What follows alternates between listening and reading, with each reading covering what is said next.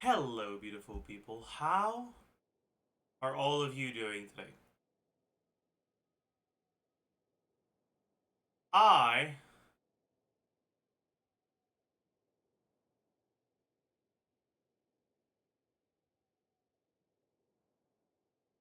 am not doing well. Chad, I made a mistake.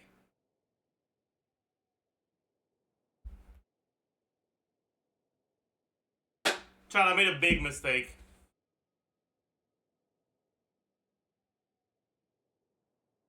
Okay? Chad, I'm gonna ask you something, okay? You're gonna wanna laugh, alright? Please don't laugh. Okay, Chad? I'm counting on you not to laugh. Alright? Do you understand?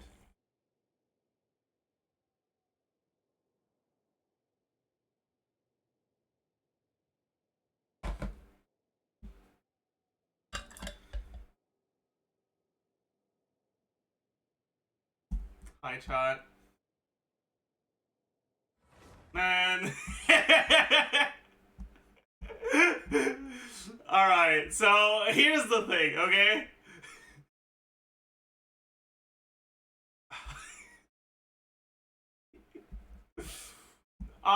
Yeah,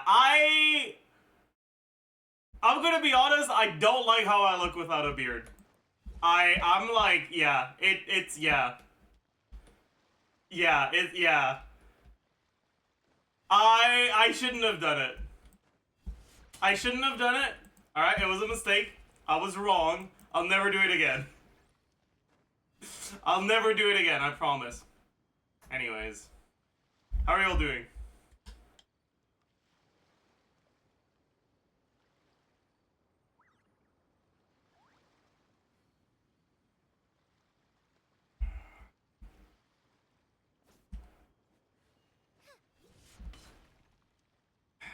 He's a baby, true. Now you look your real age, at least, true. Very true. Very true. True and real. This feels wrong. It feels wrong for me too, man. Okay? Yeah. I don't know. I don't like it. I don't like it, but it's okay.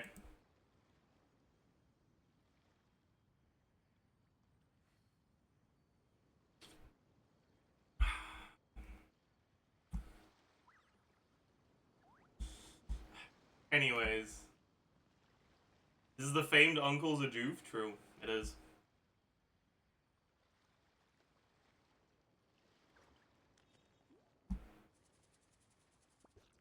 You look good, though. Paid chatter. Thank you.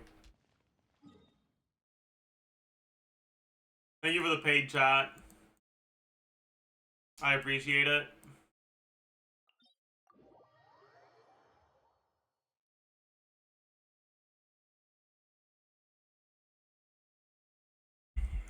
It's weird being able to actually, like, see my face. There's so many expressions I can do with my mouth and my, like, the rest of my face now that didn't show before because of the beard. Crazy. Whenever you rub your chin, do you feel weird? Eh, not really.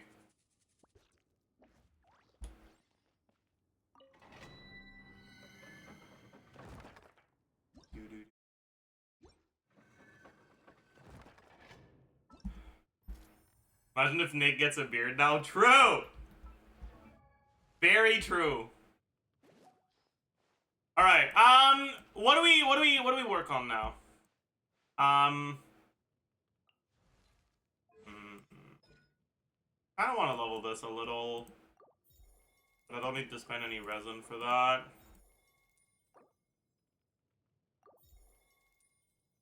Yeah.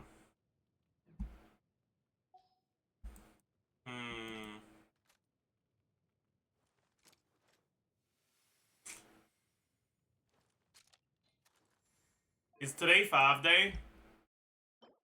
Or I guess every day is 5 day, right? I think I will do this, yeah. The weight loss is even more noticeable without the beard. Hog. I'm gonna keep losing weight, chat. I'm gonna diet until I have a six-pack, okay? You're all gonna be like, oh my god, Zajef. You're so hot. You look like you look like you're a character from Love and Deep Space. Wow.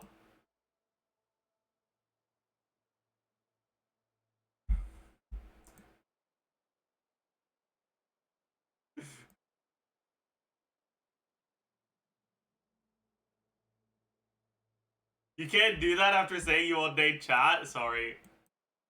Sorry. I'm not sorry, chat.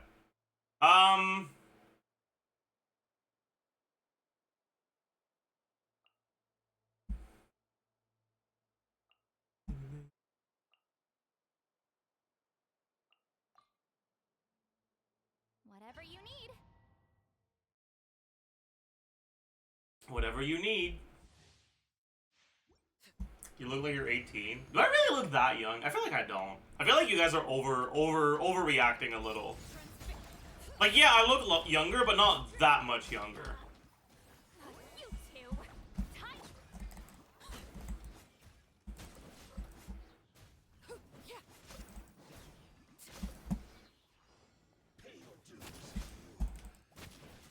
two.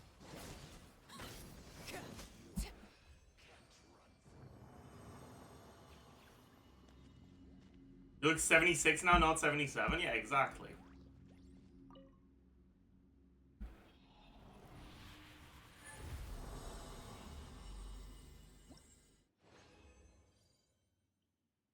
Three purples. That's crazy.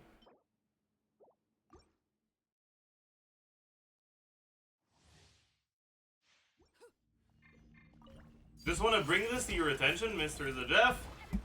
Lament is an anagram of manlet. That's actually crazy.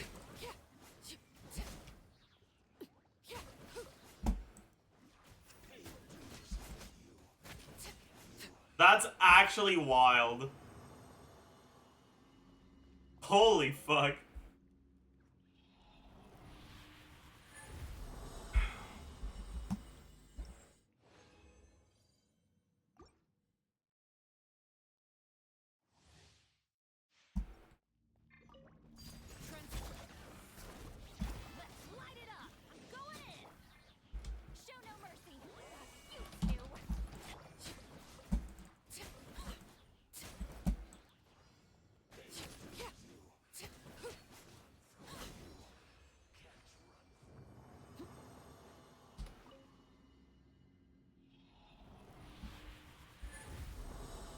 Well, that was bald, Jeff. What if I go bald and shave my beard at the same time?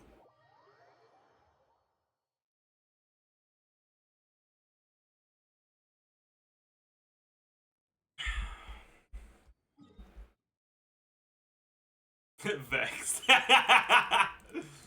Actually vexed. Actually vexed. Why would you remove the beard buff? I mean, it's fine. It'll grow back in like a month and a half. I've confirmed that I don't like the look with a shave. So now I can just accept that and never shave again.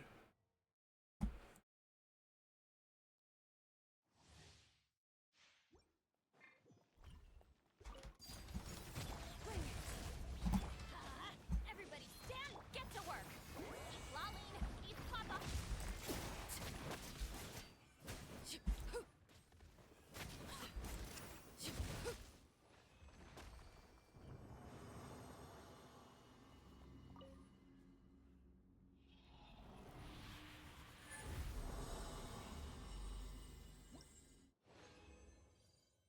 Wow. It always feels so awkward when you leave it alone for a long time and get a shave into babyface. Yeah. It only looks good on people with a thin jawline. Yeah. Agreed.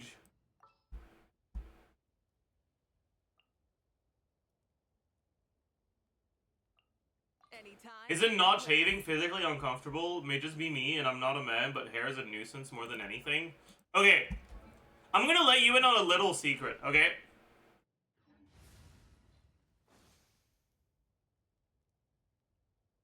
People that have genes that aren't, like, fast hair growth genes can comfortably pull off a clean shave. But, like,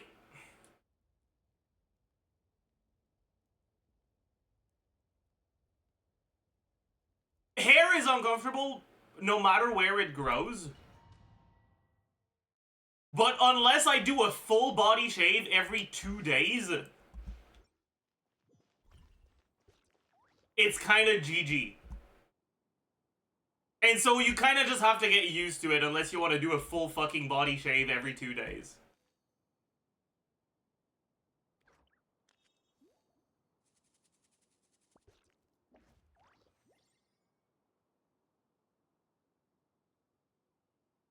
Like, I shave every once in a while. Like, on like, my body in general. When the hair gets, like, too long. But, like, I've had chest hair this long before. Like, it's bad, dude. It's real bad. Let's light it up. Teamwork is show no mercy. You two.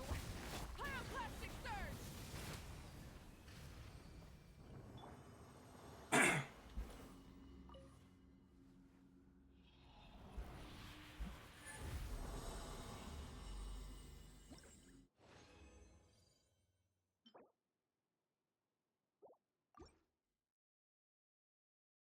But yeah, so is it uncomfortable? I mean, it can be, but I'm used to it. Alright. Exercise redeem.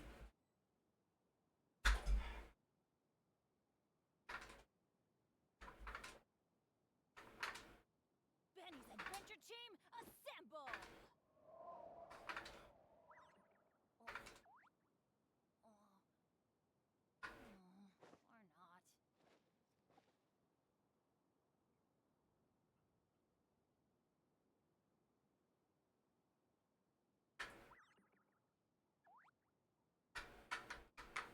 No one's joined me on an adventure in ages. Come on, let's go.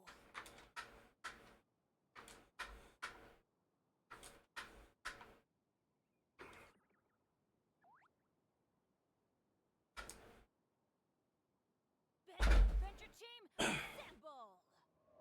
Huh. Or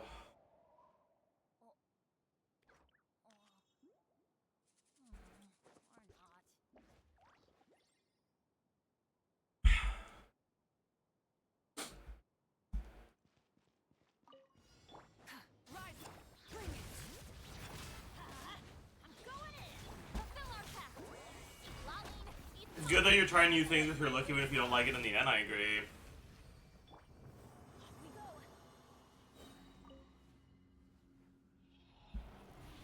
go. Like, I regret shaving, but I'm glad I know what I look like without a beard now.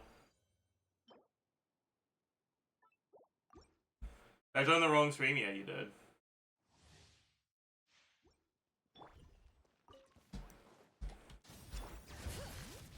Let's light it up. Teamwork is get to work. Suffer the wrath from the sky.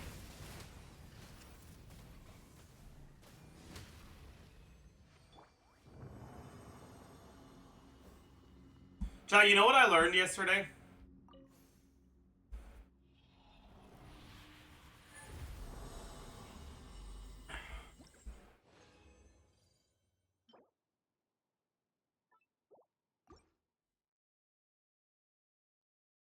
Yesterday I learned that Love in Deep Space is not available on PC. It's a mobile-only thing. Everybody stand. You two. Time. Pyroclastic surge. Off we go. You can't even use emulator, really? There are emulators? I mean... Did you get it on mobile? I don't think my phone is new enough to get it. I could check right now.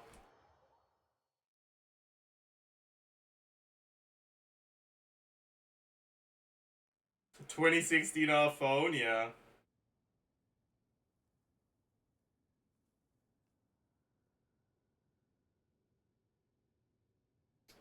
How big is it? I'm talking about the the file size of the game. Not that. Stop it.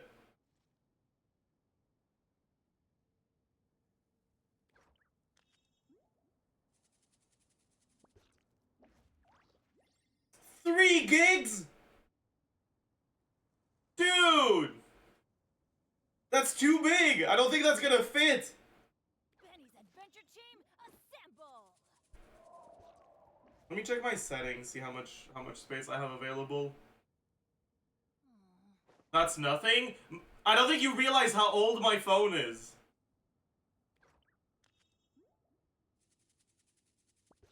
Let me check my storage.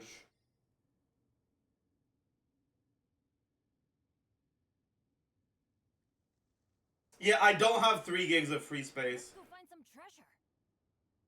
I have 1.1 gig of free space.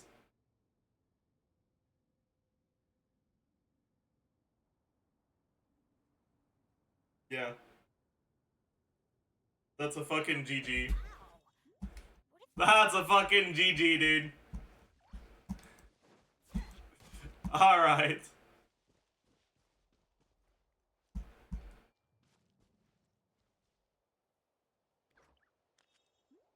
Use BlueStack to emulate. I don't care enough about it to download an emulator. Like, I am actually kind of curious,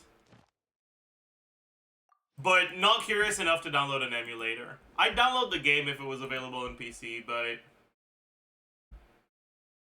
You saw the phone that Genshin gave you? No, they didn't fucking give it to me. They lent it to me.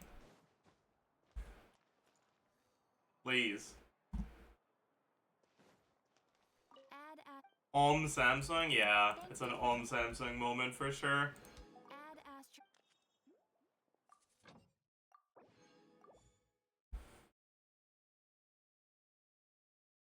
Anyways, chat. It's time for the best part of the stream. We stare. We pound. We...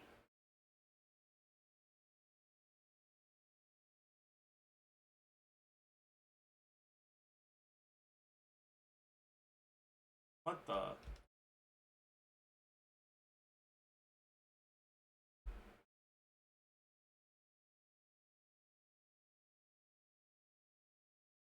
We pedal. Hog bike.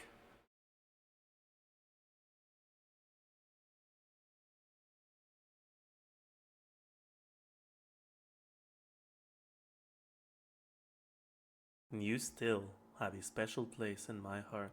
We pedal, Pog Bike.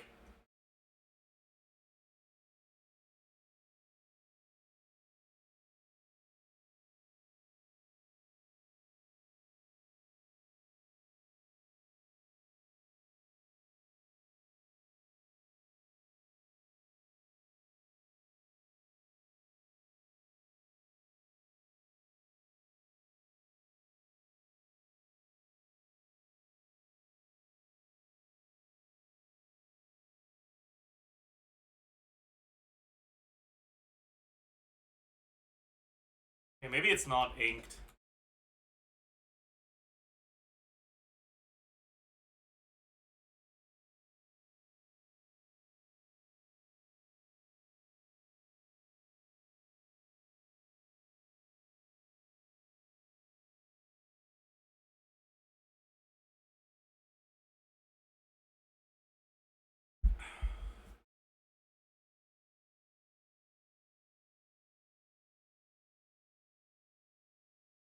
Okay, maybe it's not Monet.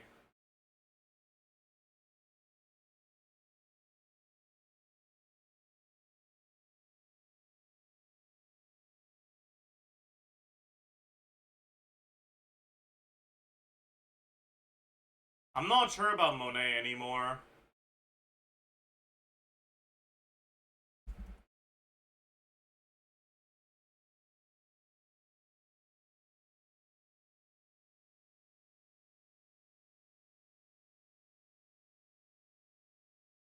Dude, what in the fuck?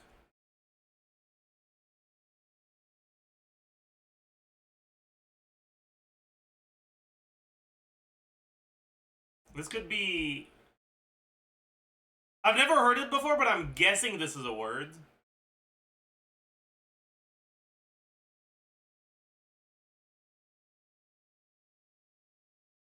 In ink, perhaps? Is the nets a thing? It is. Huh. Huh. Interesting. Let's do the Genshin Redact.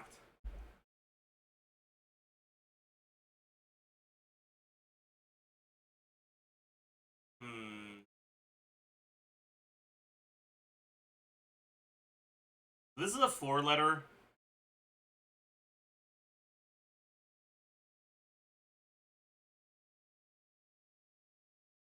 Huh.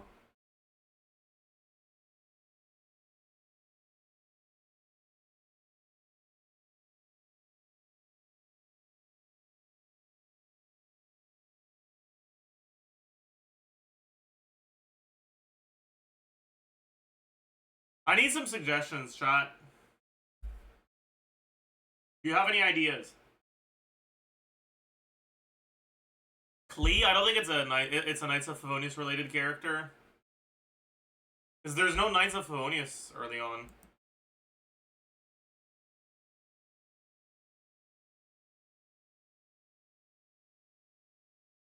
Sayu? Maybe?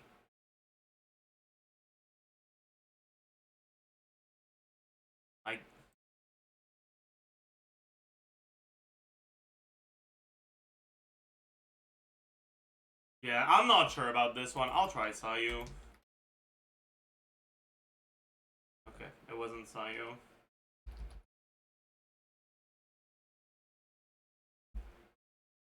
Hey, I think it is a Monsai character.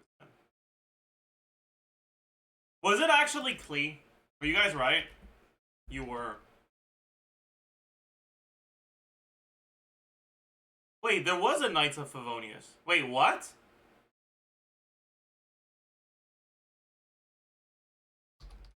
I didn't... How did I not notice it? I'm an idiot, dude. Wow. You guys were right. What the fuck? Chat is smarter than me. Holy fuck. We balls. Sword user, released long after. We all hype them. Sword user, released not long before. Wait, it's not Nilo. It's not Sumeru.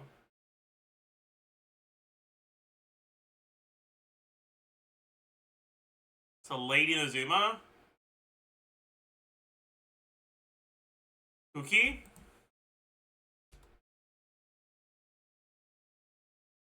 Before Kuki. Ayato? Yeah.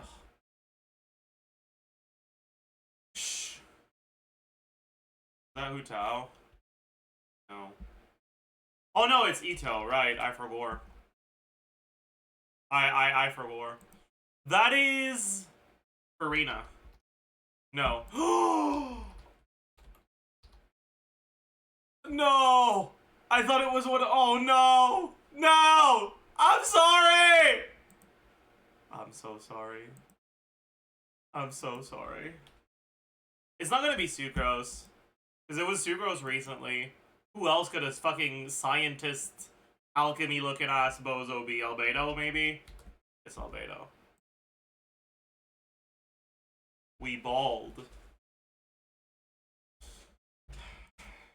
We ratio. Same patch as ratio. Who the fuck was same patch as ratio?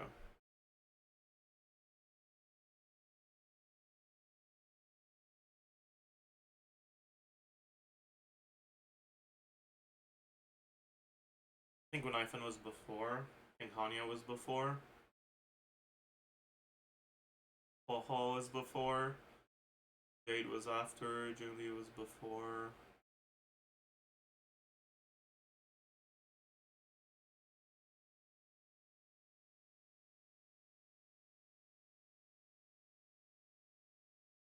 Yeah. Please, please, please, please. And looks like victory. Please, please, please, please, please. Looks like victory! Ooh.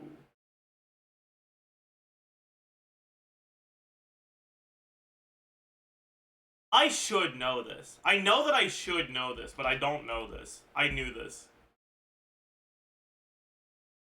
Stonks.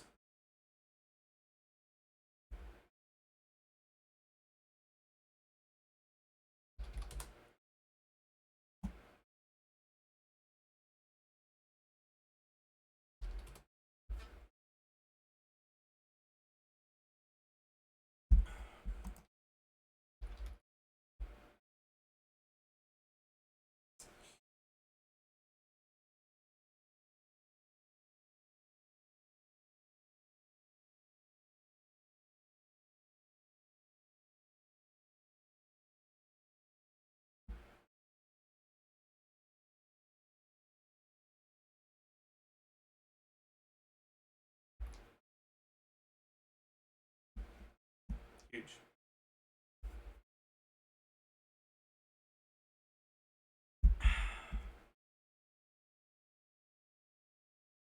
Shriek was in danger? Shriek was never in danger.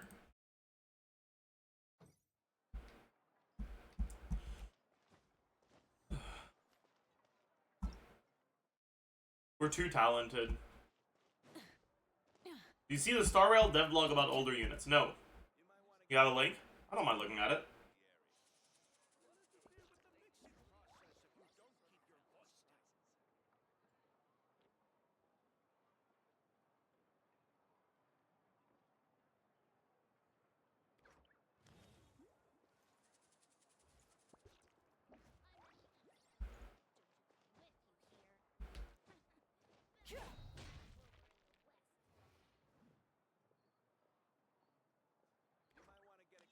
Developer Radio 3.5 Amphoreus Special Edition.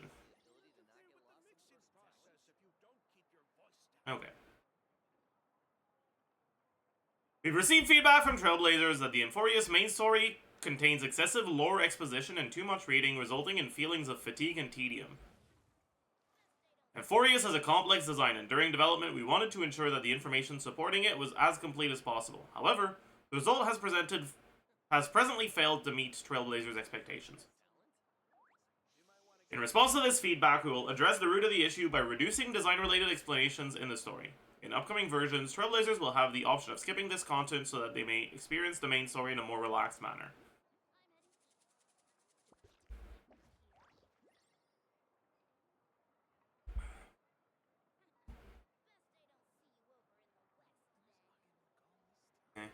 Okay. Mission puzzle solving issue. Okay, bro, ain't no way. Sure. I haven't done any of the puzzles, so I don't fucking know. I don't or care. Anyways. Wait. Is that it?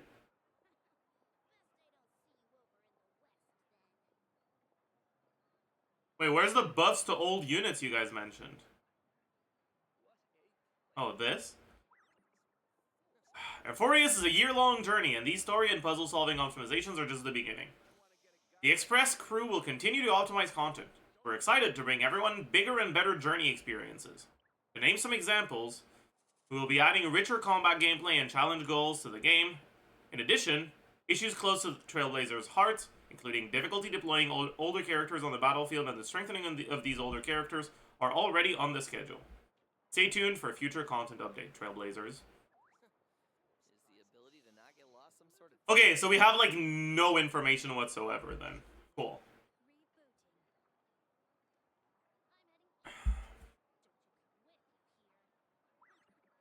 I mean, there's a lot of ways they could go about it.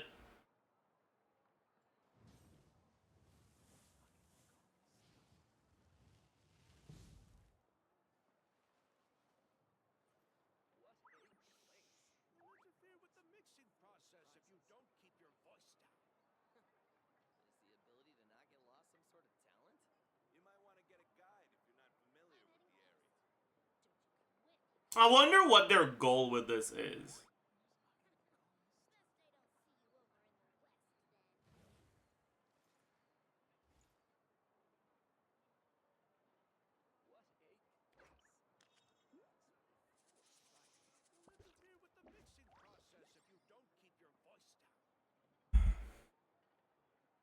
Reruns aren't selling enough? Oh no, that's definitely not their goal. They don't care about selling older characters. They don't need to.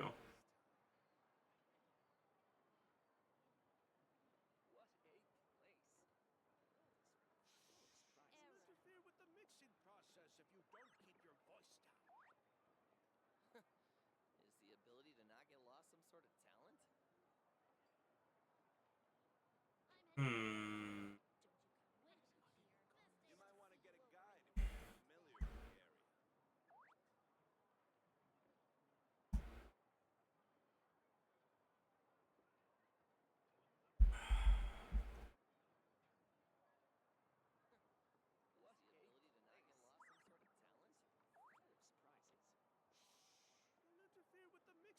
Hmm. Oh my god. I got jump scared by Agemo. Holy.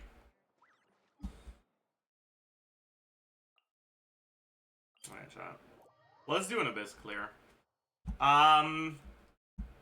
Which we play?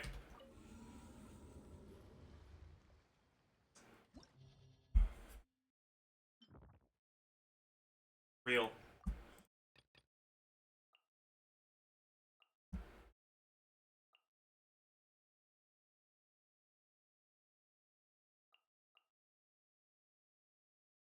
Again. Yeah. Good one. You haven't played Linny this Abyss? I wonder why. Yeah, no, I'm good.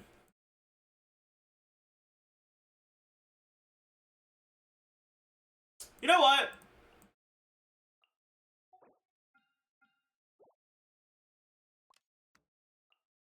Let's do this.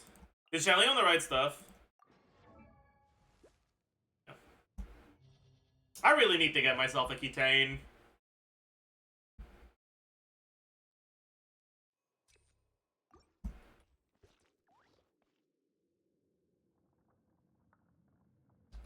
Enhanced animal model. Oh, reveal. Brain cutter. No, my. Stand clear. Animal test 6308. Absorption test. You're toast. As you wish.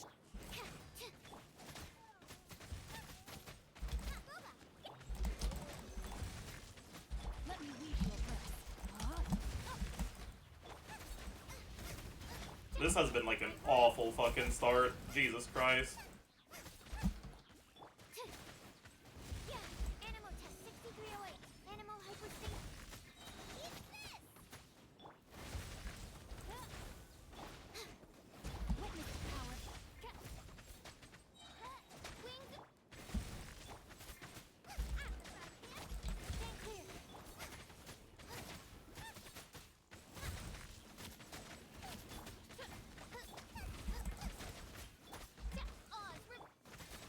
Nice and absorption test. Rain outlines your fate. I really don't wanna burst shot. Midnight. The frying pan. Stand clear.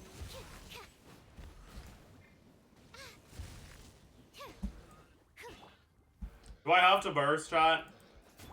I summon thee. By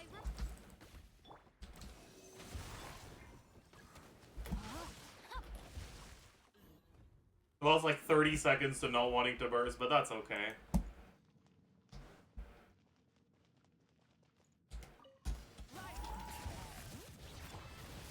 Teamwork is show no mercy. Suffer the light of the blazing sun.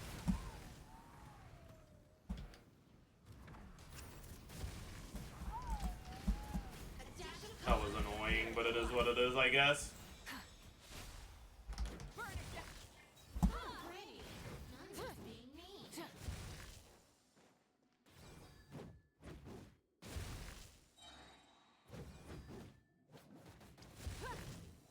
not using Bennett? Let's light it up. That's annoying. Bring it. Going in. Let's light it up. Eat Lolline, eat Papa. Pyroclastic surge. Very well.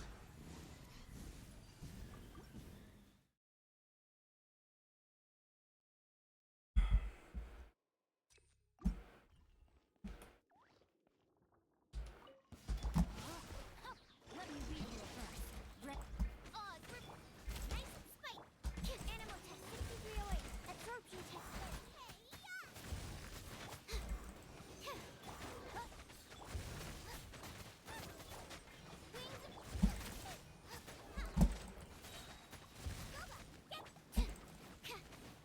Stand clear. Witness the power of Guhua. Know my soul. You're toast! My royal absorption test. Animal hypostasis emulation.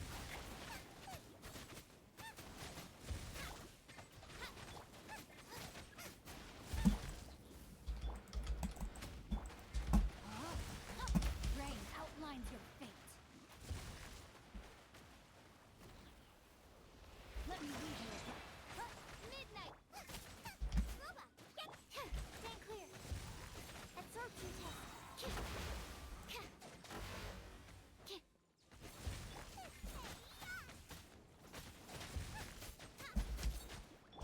Oz, repeat. Animal test 6308. Absorption. Witness the power.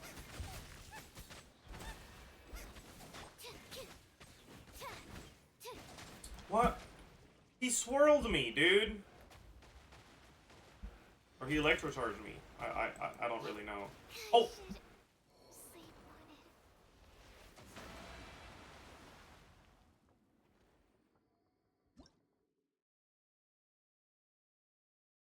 Did you guys see the attack? I didn't see the attack. There was nothing on the ground. What the fuck? Whatever.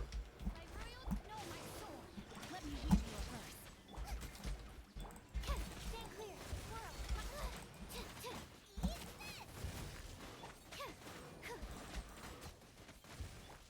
Midnight Venta.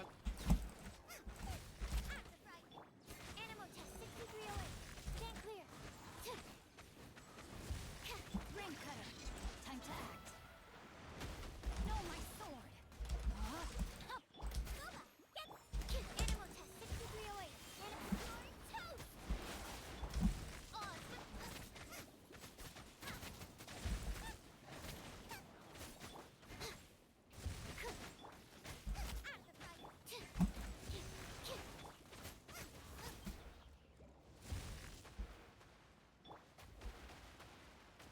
Body and mind.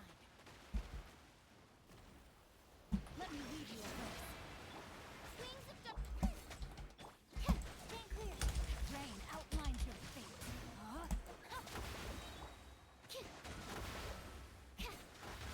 Swirl. Mark. Nice and Ring cutter.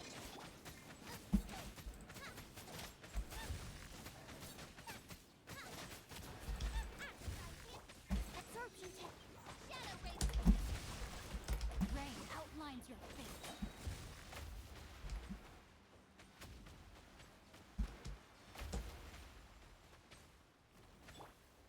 Animal hypostasis. My royal. He dodged my fucking Global hit. Oh, that's fine. That's fine.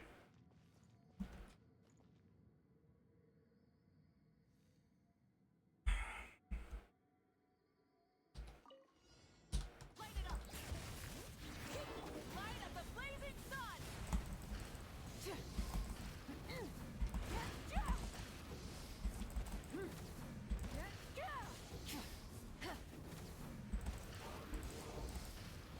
Burn it down. Bring it. Everybody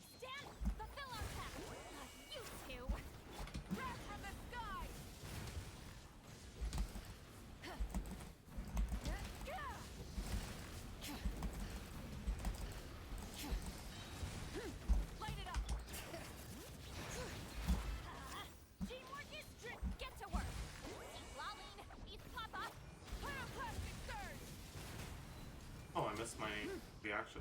Oh, that's okay. That's okay.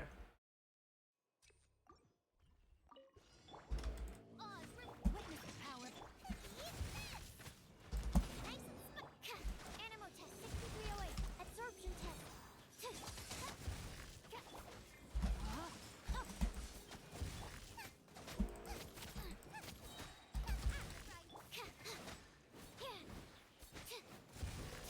Animal test 6.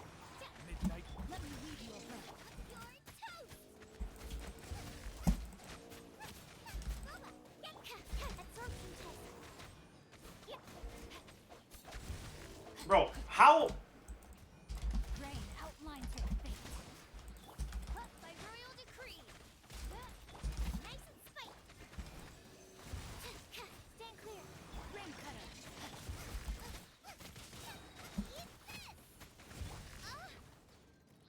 Eat this.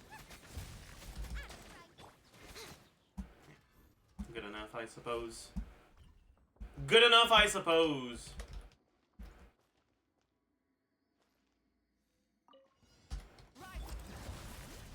Light up the blazing sun.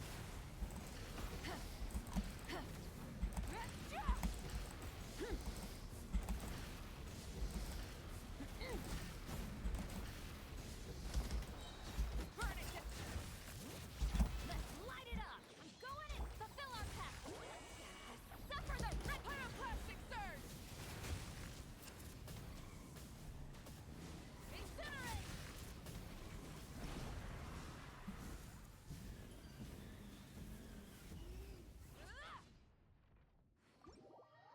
You move your mouth a lot. I didn't notice until you shaved. True. I do.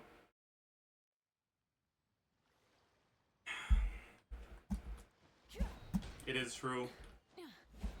It is true.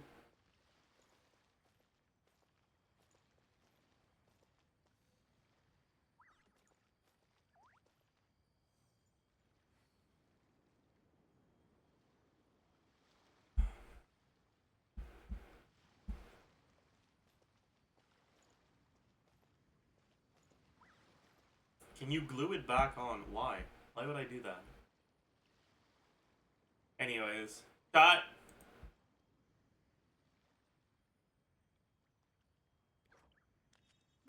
Is this cooked? Now, Oh, is that the last one? It is, right?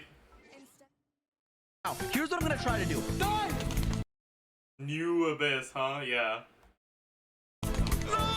Whatever, I got it. Shut up, we win. Oh, please! I hate you. I f***ing hate you. I hate you. Wait, they're gonna come. Oh my god, they actually came. This might be cooked. So, New Abyss just came out. I just finished clearing it with my normal teams. It was really annoying, really hard. There's a lot of different restrictions to use. Now I'm going to see if it's possible to do with only 4-star characters. Now, why is this going to be particularly hard? Let me explain. Obviously, these enemies have a lot of like resistances, especially the consecrated beasts, which are annoying. But second half as a Geo Bishop, electro resistant. Then there's the Papilla. There's this guy, you need a Hydro to break the Pyro Shield. There's this guy, you need Geo. There's this guy, you need a Bow. There's just a lot of shit, okay? A lot of bullshit that make 4-star characters a bit annoying to use here. But we're going to do it, or maybe not. I don't know.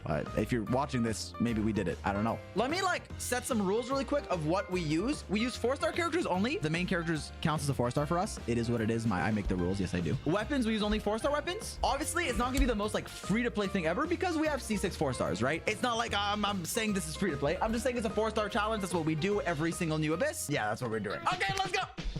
Okay, who am I playing? I'm playing Fischl. We're playing Dimsa. Dimsa should be on Favonius Sword, and she should be on 4 Deepwood. The rest doesn't really matter, okay? Okay. Where's Singcho? I'm gonna keep him on Sack. My Chevy to the levee and the bed in about. Ningguang or Kachina? Am I playing Instructor Ningguang? What the f did I decide? I'm sorry, Ningguang. You deserve better. No, I mean, maybe we go like Solar Pearl and we just do damage. Like, there's no way her entire You know, I don't damage... actually know if I want to watch things from an old Abyss. Oh, chat.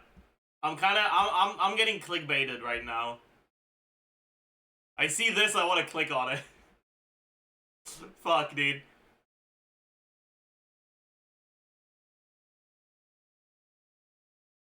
Oh no. Oh no. We got clickbaited. Today we chat. will embark on the most contentious thing Embark. Damn. you can do in the Genshin Impact space. We are doing the official 5.3 Jello Impact Power Rankings tier list. I have not only tested every single unit on this list, I have conversed at great length with other content creators, theory crafters, and meta players. So although I can guarantee that you will not agree with a lot that is on this list, it is accurate to the best of my ability given the criteria that I will lay out. If you have serious disagreements and can skip back to up your the claims, end and feel make free an to message angry me on Discord, comment. as Yes, I'm very serious that's about what making we're you guys gonna do, Genshin but I Impact wanna tier list see possible. the- Welcome to Jello Impact, where we build and test every single character to help you decide who you want to wish for and disclaimer build. The stuff Spiral at the Abyss start. is the main criteria that we will be using to judge the units. Not just the current Spiral Abyss, Okay. but the previous 6 to 9 months of Spiral Abysses that we've had, as well as the projected future trend of future Spiral Abysses, so that ideally the tier list Fair. will age relatively well, that characters won't fluctuate hugely That's a good- based that's a good on first changing criteria. content, That's and good. will I only like fluctuate that. based on actual meta shifts, not each individual Spiral Abyss. We'll be considering 5-star units at Constellation 0 with their signature weapon, or Constellation 1 with a 4-star weapon, if that is significantly better. I believe That's interesting.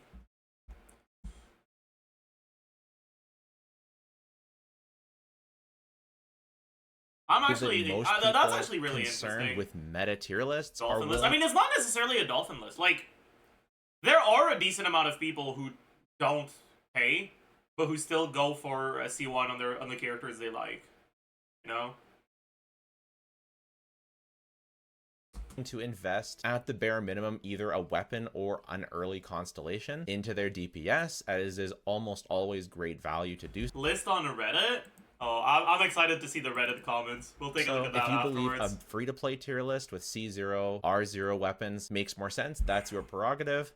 This is what I've chosen to go with. We were ranking on-fielders and off-fielders in 2 separate lists. The off-field 5 stars That's fair. will be considered C0, R0, because it's generally better to invest in a weapon or constellation for your DPS as opposed to your off-fielder. 4-star units are considered at C6, and if they're a DPS, we will consider them with a 5-star weapon to keep things fair. I do understand that for new players, or for all players with new 4 stars, that C6 is very unattainable. And so 4 stars will be marked with their constellation number in the corner to indicate that they would go down a tier or more if they did not have that specified constellation. The priorities for judgment for this tier list are That's good. threefold. Number 1, power. This is like actually a really good explanation for things.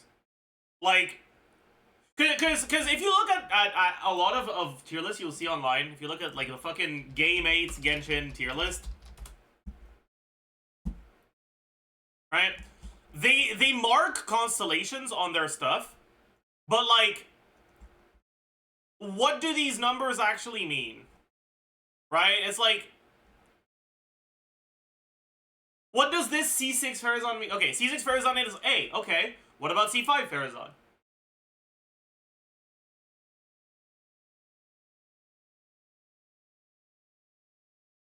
Does she go down a tier?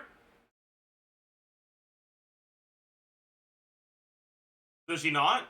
There's characters that do and characters that don't, you know? Like, Sugro's here, her C6 doesn't fucking change anything. So why is it mentioned? Like, sure, that's her power at C6, but it's also her power at C0. Anyway,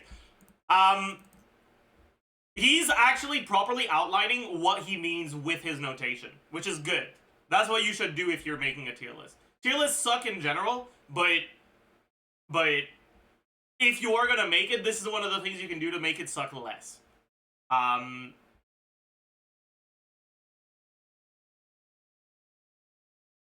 The priorities for judgment for this tier list are threefold. Number 1, power, a unit's ability to perform on and contribute to strong teams. Notice they need to be on a strong team and contribute to the strong team. Number 2, flexibility. Okay, by the way, chat, I don't know if this is a hot take, but in my opinion, if you're looking at carries at C1, the best unit in the game might be Citlali.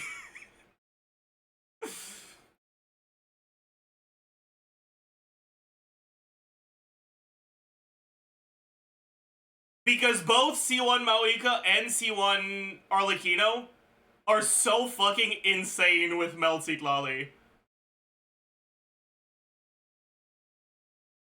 And you start reaching damage numbers that make it so that you don't need Nevilet's ease of gameplay anymore because you can mash your fucking head against the keyboard and everything will work out fine.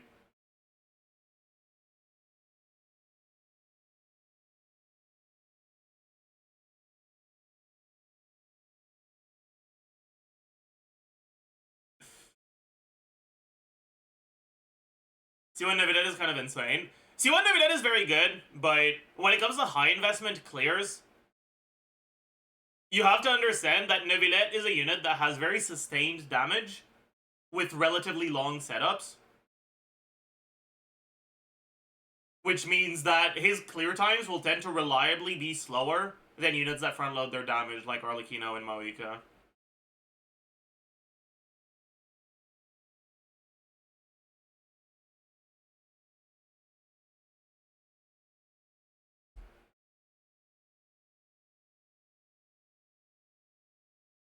This is a unit's ability to contribute to both a variety of different teams, in case you don't have just one set of units, as well as teams that can perform various checks, such as AoE, single target, multi-target, multi-wave, type checks, shield breaking, etc. 3. Comfort and ease of use. A unit's ability to perform on and contribute to teams that the majority of players can find easy enough or comfortable enough to play and get relatively consistently good results.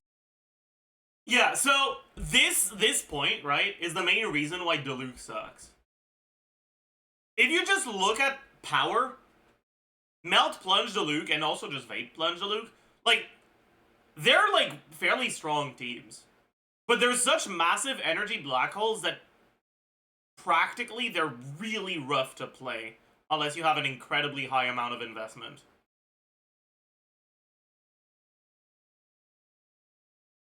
If you don't take ease of use and comfort into account at all, like whatsoever, Diluc is actually a pretty decent unit.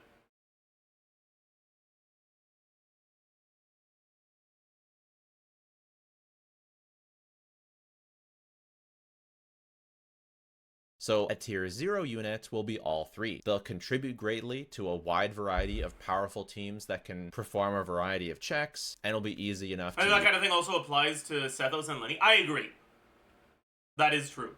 use for most players to get consistently good results. What are the energy requirements in a Diluc Plunge team? Well, you need Xianyun energy, you need Bennett energy, and you need energy on either Citlali or Farina, right?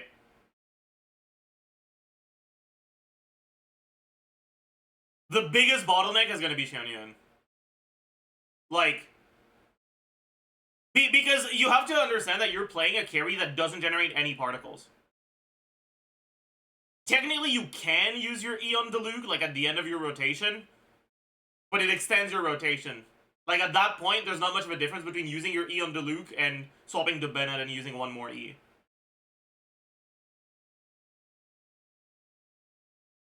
That's unironically the biggest advantage that Gumming has over Diluc, is that his plunges actually generate energy.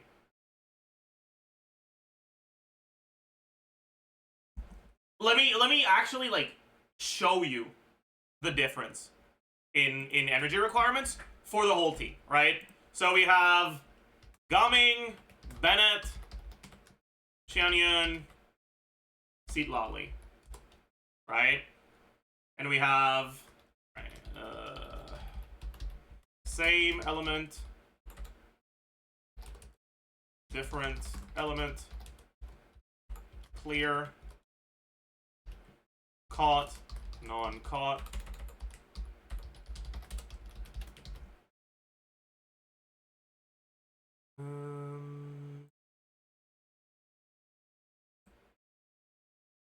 Three 1.8, 1 0.6, 2 1.2.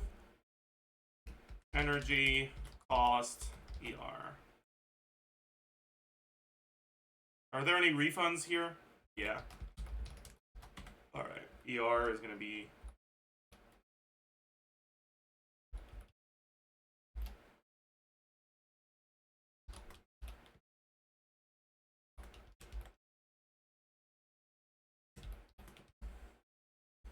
60, 60. Is Shannon 80 or 70? I forgot. Oh, they got an exercise redeem. Right.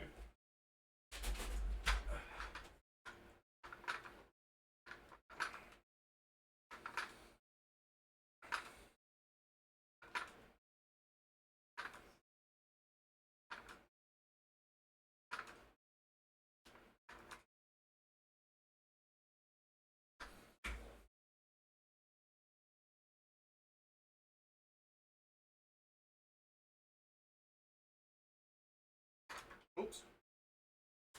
I hid my glasses.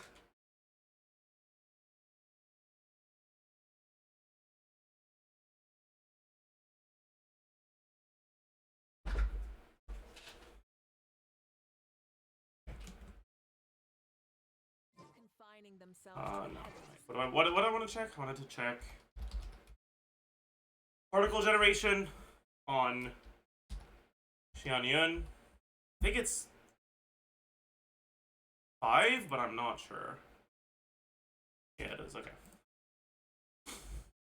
So, she catches 5. She catches 5. He catches 2.25. And he catches 8.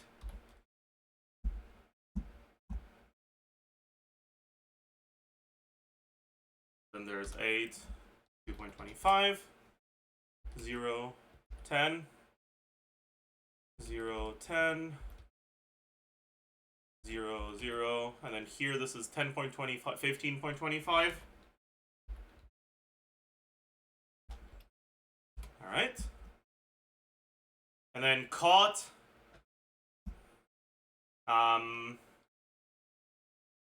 3. You have her on 5 and that's it. 2, 0, 5, 0, 5, 2, 3. Refund, Gumming gets 7 plunges, that's 14. And we only get one, no. Yeah, we only get 1. Wait, actually, for now, let's look at without 5.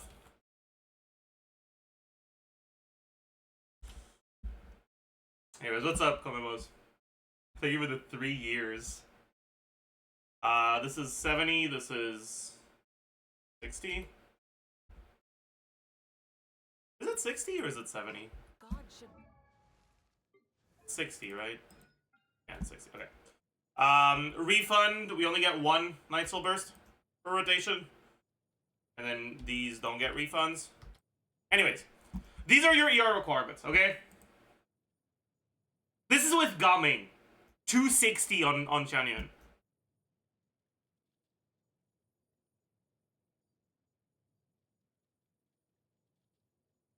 With Diluc,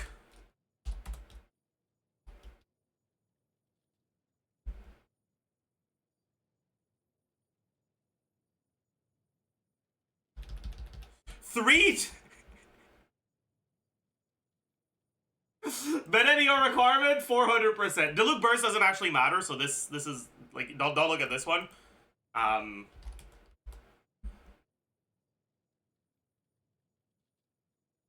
Bennett ER requirement 400. Seat Lally ER requirements with Cinder City 250. Genuine ER requirements 320.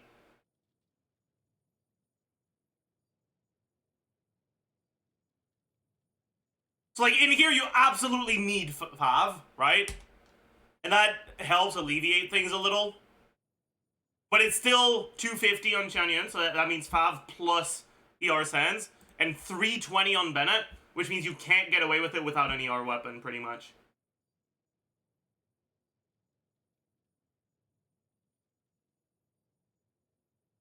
That means you have to add Diluc E-Cast, which extend your rotation and don't do any damage.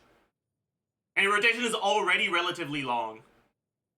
Basically, the point I'm making here is that unless you start kind of shredding the enemies real fucking quickly and getting a lot of HP particles from the enemies dying, the ER requirements in a Diluc team tend to be fucking massive.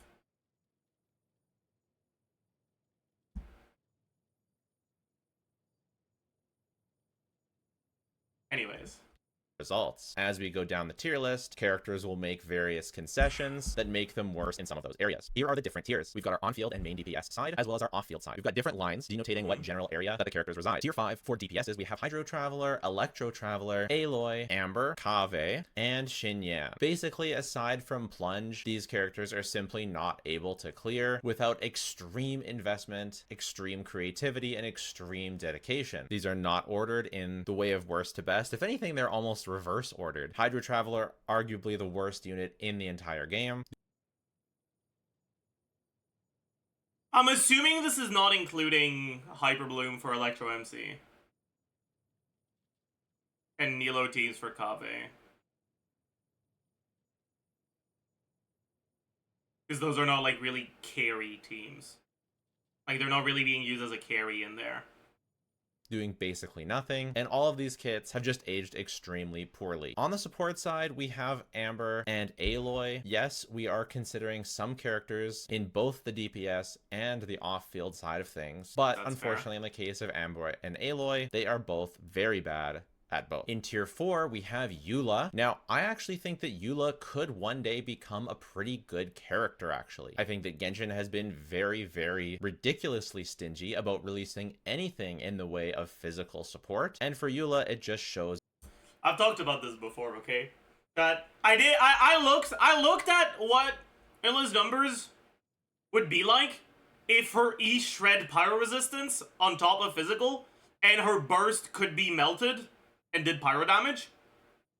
And it was still significantly behind Mawika. Okay? Like,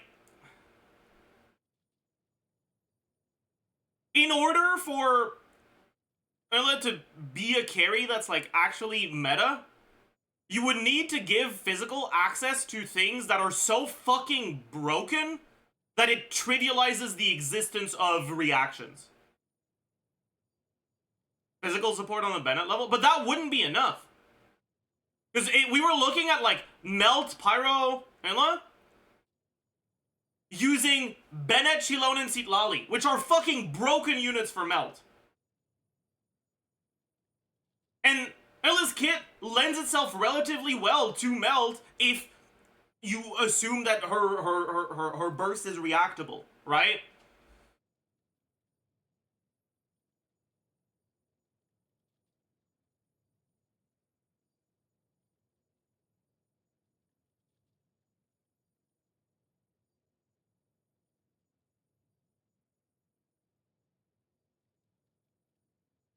Isn't it true for almost every character in the game? The point is, when it comes to Erla, right? You just have to understand that, like, there is no way they would ever release physical supports that are strong enough to make it so that you're better off using white numbers without reactions on a character that doesn't have great white numbers versus reaction numbers. Like, if you wanted to make a character that was a good physical character, their numbers need to be higher than other characters. Right? Like, they need to be by themselves higher.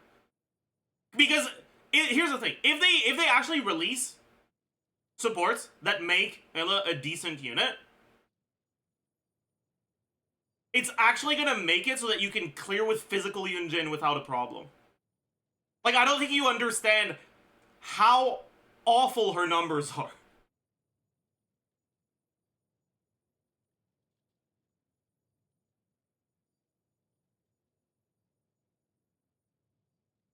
I really think that's an exaggeration. Not even really. Like,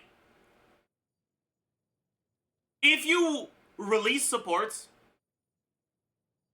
that make Illa competitive with other meta carries, it would make random physical units with Crescent Pike competitive with, like, Yoimiya.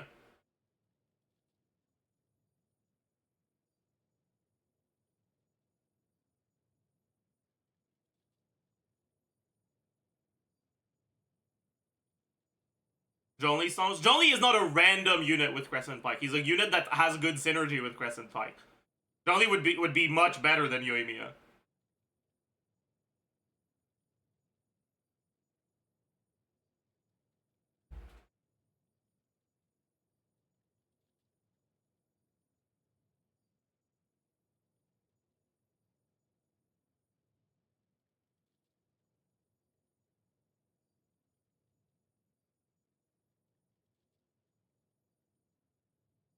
How about our endless numbers compared to Xiao and Wanderer, considering how strong of a buffer Farazan is?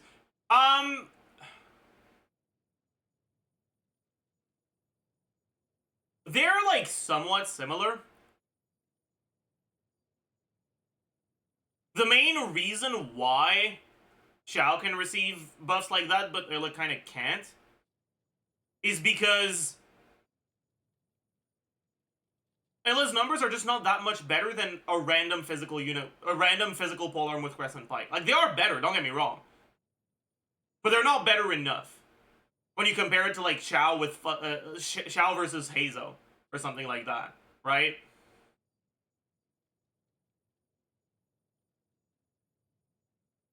Like, Farazan is a really, really, really powerful unit, and if they released the physical Farazan, Erla would be better for sure. But it wouldn't be enough. She needs more than, much more than that.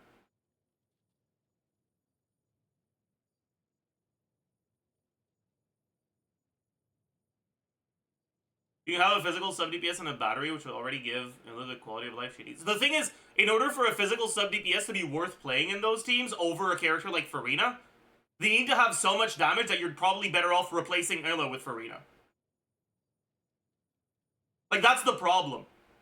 Erla just doesn't do enough damage to justify being played in those teams with other units that do damage.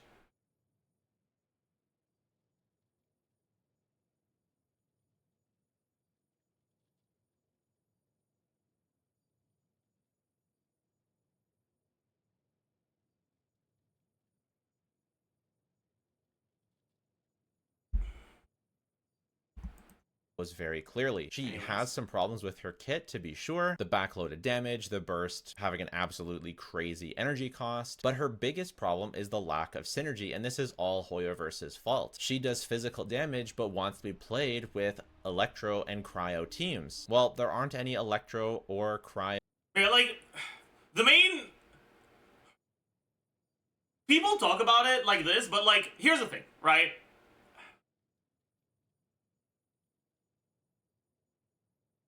People talk about Erla not having good Electro supports or whatever, but, like, what is it exactly that makes Fischl not a good Electro in Erla teams?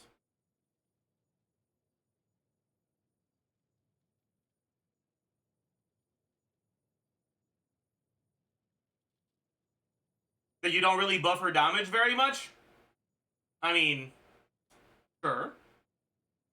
But that's the same thing in, like, Hyperloom teams where you use Fischl, and Fischl is fucking amazing there.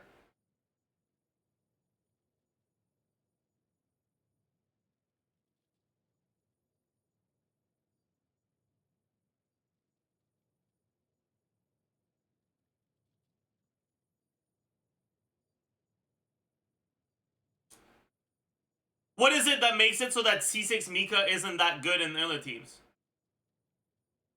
Is it that the buffs that Mika provides are small? I mean, not really. It's that reasonable buffs on a carry that doesn't do a lot of damage aren't as good as playing a character that actually does damage themselves. The problem isn't Mika, it's Erla.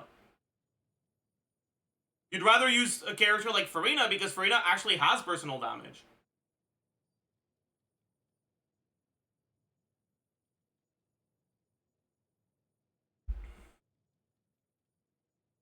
You're saying Mika is good? Mika's not amazing. He has some issues, like the fact that his buff is lower in single target is kind of annoying. And he's very Constellation reliant. Almost as much as Farazan is. In those physical teams. But he's actually pretty good in them.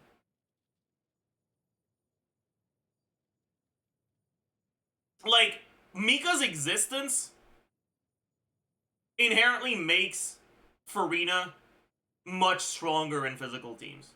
And Farina's a fairly strong unit. Right? You look at a unit like Farazan, and you look at what she provides, right? She provides a bit of, like at C6, she provides a decent amount of energy. Res Shred, crit buff, a little bit of damage percent, technically a little bit of motion value, but that doesn't really matter. right? So it's mainly these 4 things, right? Energy, res debuff, damage percent, and there was another thing. What was it? I forgot. Crit. Mika trades the shred, and that's kind of it, because his energy's not that bad either. Mika trades that shred for attack speed and healing. Yeah, sorry about that. For attack speed and healing. Healing is amazing because it enables Farina properly, which is great. Attack speed isn't that good on Ella, but it's also not bad. The actual amount of things that Mika provides is really not that much less than Farazan. He's not as good as Farazan, but he's much better than Goro.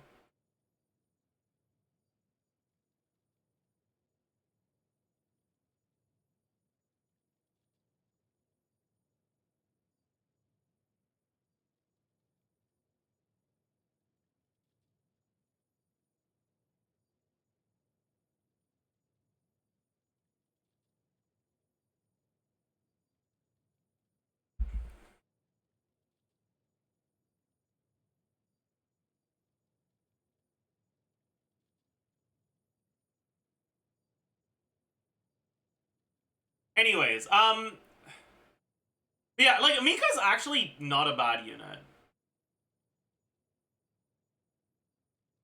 But what physical needs isn't better supports, it's better carries. I'll die on this hill, dude. Like, physical has good tools, it just doesn't have a good carry yet.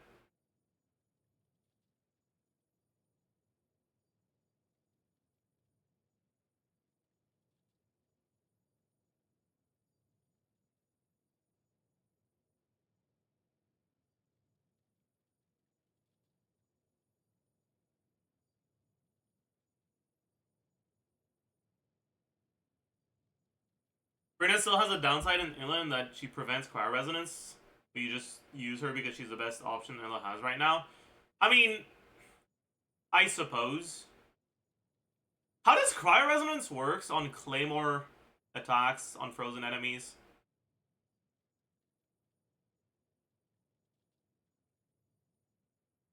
Do you get the crit rate? Or not? I feel like you probably don't. But I haven't double checked.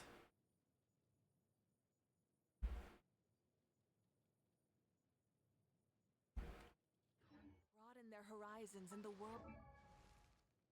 Hawk. Well, you do need a Crowra, but Frozen Aura also work. I just don't know if the crit is calculated before the shadow or after it.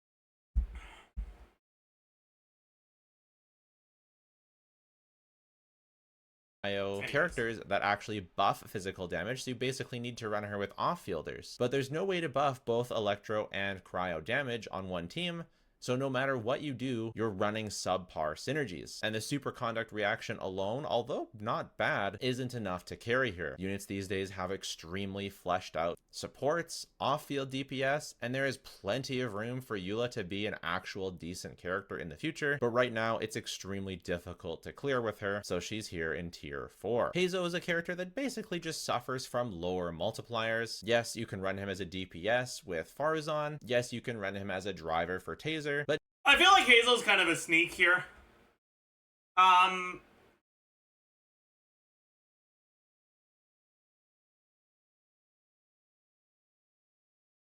I think Hazel's a bit better than people give him credit for. The main thing is that no one has Hazel constellations. So people who play Hazel don't experience him at C6. He's a character who's very reliant on Farazan C6 to be good as a carry. But I do think he is fine as a carry. Like, I'd have him in tier 3 probably. But then you mentioned the C6, and without constellations, he's probably here, yeah. But he does have flexibility, and he's fairly easy to play, which is nice.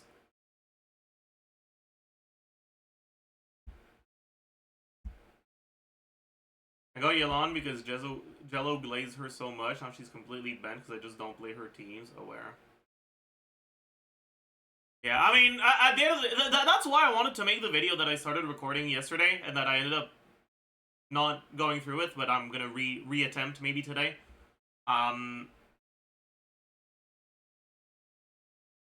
Support units are a lot more valuable for accounts than carries because you only need 2 carries, whereas you need 6 supports. But an amazing support that doesn't work with the 2 carries you play is completely worthless for you.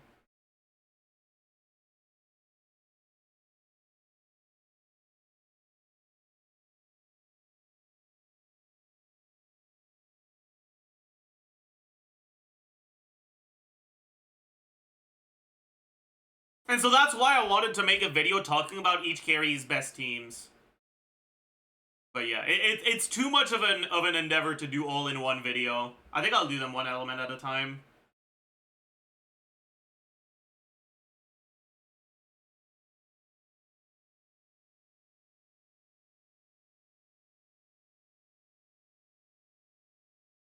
Did he spend time explaining Alloy? I don't think anyone needs Alloy explained, I'm gonna be honest. I can explain why Alloy is here if you want, though.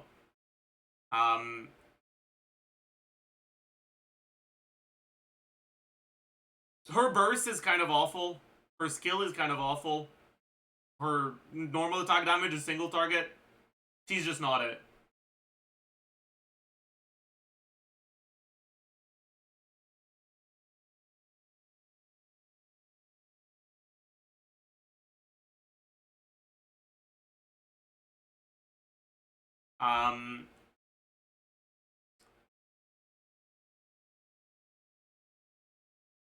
Because she generates a lot of particles with her skill, you can get value from her in some teams, but you won't be getting value out of her because she's a good unit. You'll just be making the best out of the only part of her kit that isn't awful. And she's still not the best at it. Right, she used to be the only character that generated 5 particles with her skill. But now Citlali also generates 5 particles with her skill. And, you know, she's a little bit better as well.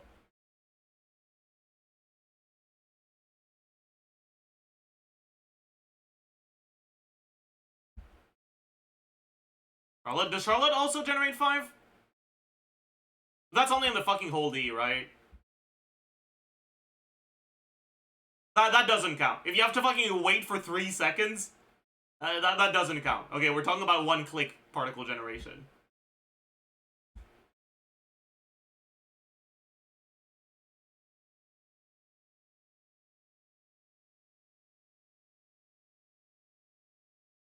I wonder how much better Charlotte would be if they didn't nerf short hold in the beta.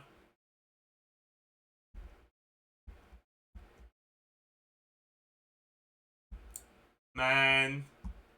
It's actually so sad. She got gimped, man. She got so gimped.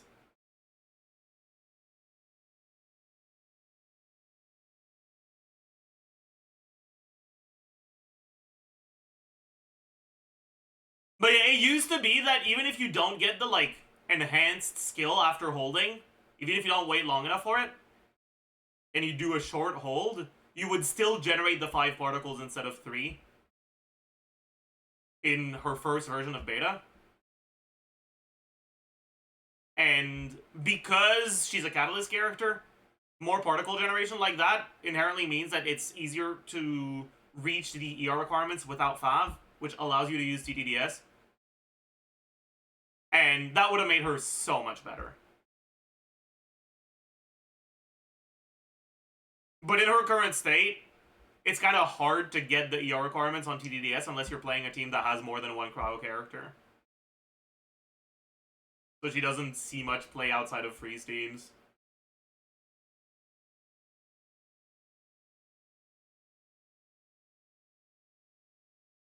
Oh, actually, chat, you want to know something that I like kind of just realized? Human Glorp Glorp is not going to be a good unit, but she's actually going to be really nice for Imaginary Theater. Like, she's going to be able to solo carry a theater floor really easily.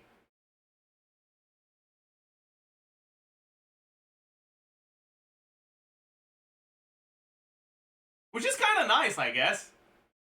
Like, not worth going out of your way to get, but nice to lose your 50-50 to, you know?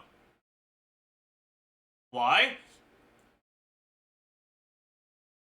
Because she's a swirl-focused unit. She's a transformative reaction-focused unit that has okay-ish numbers, which means that in content that is relatively easy to do, but forces your team building to be ass, like IT, you can just use her with literally any other combination of units, and just from her swirls, you'll be able to clear the chambers, as long as it's AoE chambers.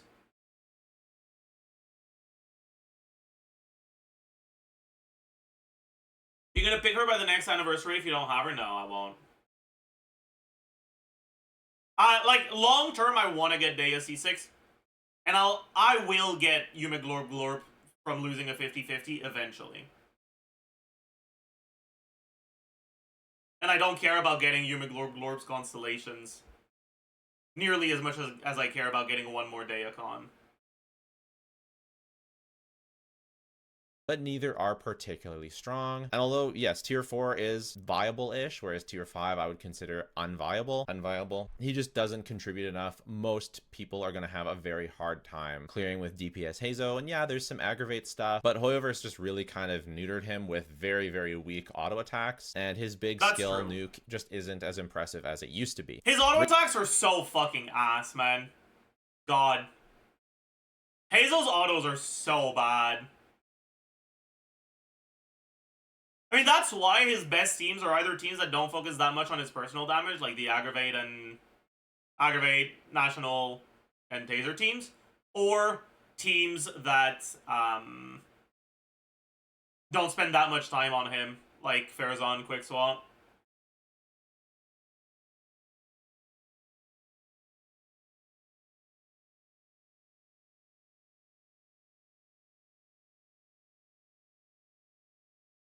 Razor is here mostly because you can use him as Burgeon / Hyperbloom Razor, and it is something that you can still do. However, the reaction isn't quite enough to carry him into the higher tiers. It's still like a viable-ish thing you can do. I would call tier 4 viable-ish. Back in Sumeru, this was actually quite viable. Enemies were pretty close together, and Burgeon's AoE was very relevant, and the DPS checks and the overall... That's fair, honestly. With the aforementioned criteria of, like, the past 6 to 9 months of Abyss and Abyss for the foreseeable future, Thundering Fury is a lot worse than it used to be because the content we're fighting tends to be either one boss or enemies that spawn far away from each other. Thundering Fury is great against, like, multiple heavy enemies. Like, actually amazing against multiple heavy enemies. Like, actually really fucking good. Like, competitive with really strong teams. Maybe not competitive with, like, Maoika stuff, but competitive with Nevilette stuff, yeah. Like, in Triple Kenki, you can get clears of similar length with Thundering Fury than as you do on, like, other good AoE teams. But in pretty much every other type of content, it's significantly weaker.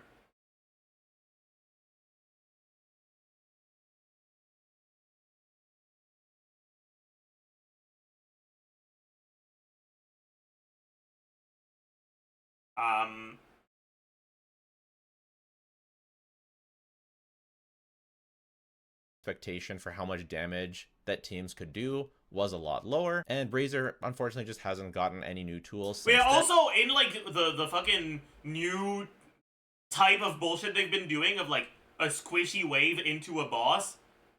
Thundering Fury kind of feels like ass because it's a lot better with Nahida than with the other Dendros, but Nahida and multi-wave aware. So although he's still viable-ish, not as high, I think tier 4 is the right place. Ningguang teams have made it out of the basement with Shalonen. Granted, she is Omega carried by usually going to be using Farina, Yelan, Shalonen, and the team feels not bad. You can also swap Yelan for Bennett, and she does not bad damage, Yeah, but that's of course it is the other teams that are carrying her. She just doesn't contribute all that much to that team, but I'm happy. Honestly, I think tier 4 is a win. I'm happy to see her out of tier 5, which is where she would have been before Shalonen. The final character in this tier is Fremine. Very similar to Eula, there's just not much going for physical right now. He does have a bit more consistency than Eula, but he also needs to trigger Shatter to activate his full kit, so there goes the consistency right there. You can't trigger Shatter versus bosses. Overall, I can definitely see Fremine going up in the future with more physical support. I think Fremine and Eula have the most potential in this tier to go up in the future. On the off-field side, starting with Dendro Traveler. And no, I don't have anything wrong with Lumine, but I took these screenshots from my actual account, and of course I chose Aether, so all of the screenshots. Starting, have them with Dendro actual account, and Okay. Listen, buddy, okay? I'm all for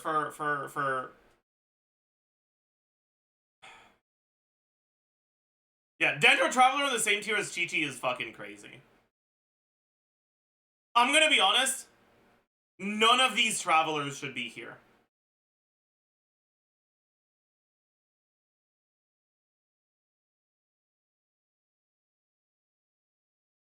Geo Traveler is not bad in Navia teams. Animo Traveler is still underrated to this day, and Dendro Traveler is fine.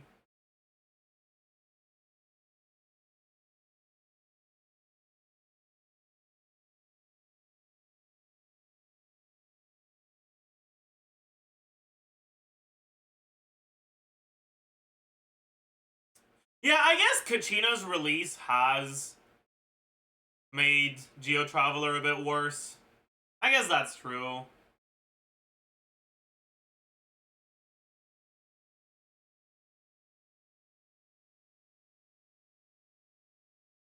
Fair. Maybe Geo Traveler could be here.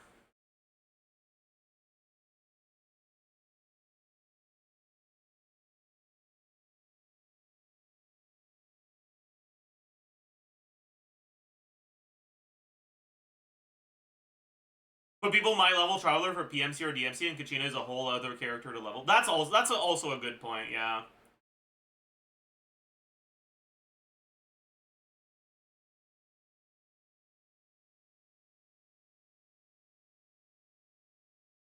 Lanyan and Sucrose for Animo MC with that argument. The difference is that Lanyan and Sucrose are not guaranteed units, whereas Kachina is.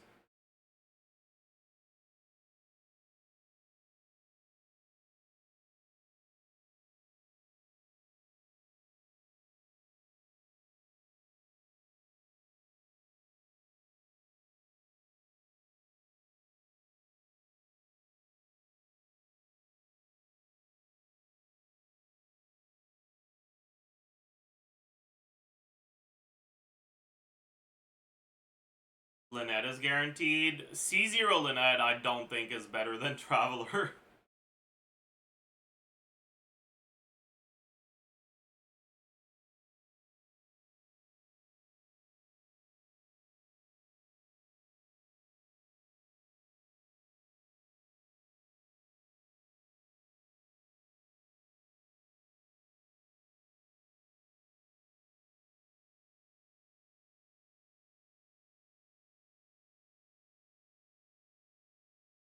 But anyways, I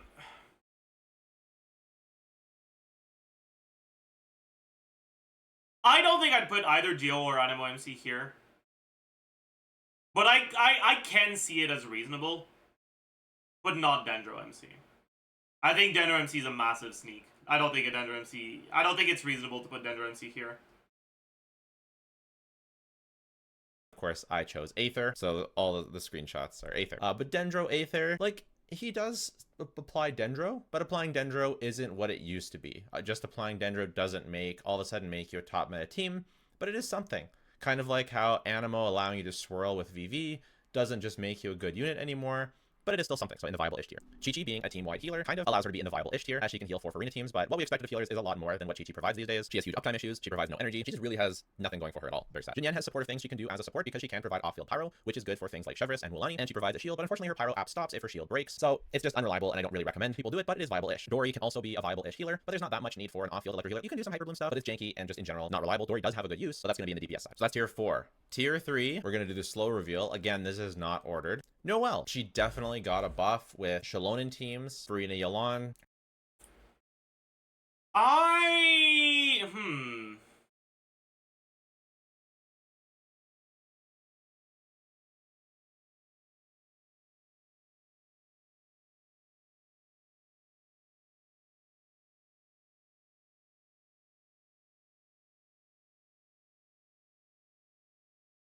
I think Noelle is a difficult unit to rank. Because her numbers are kind of bad, but she consolidates a lot of the things you want in Farina teams if you use her as a carry. So, like, I could honestly see a reasonable argument for Noelle tier 4 or for Noelle tier 2.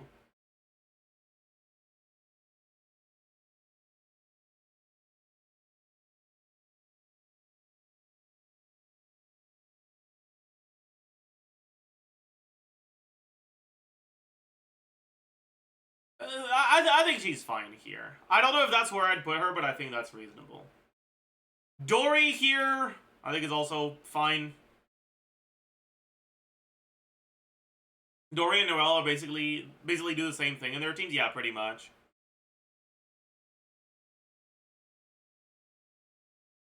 Yun Fei. I guess Yun Fei's fine here. I think I'd personally put her lower just because pyro carries are more competitive. There's too many good pyro carries for a mid pyro carry to really ever be worth leveling in my eyes. But she's not actually bad, you know?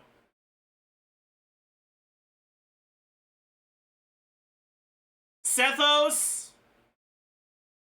Honestly, I would put him there, yeah. Like, Sethos, in terms of just power, is good. But both his versatility and his comfort are fucking awful.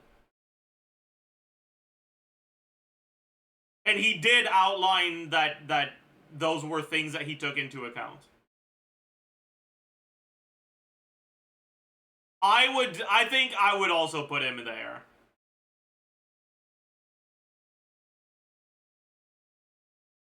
How the fuck is Sethos below Dory? I'd rather play a Dory carry team than a Sethos team.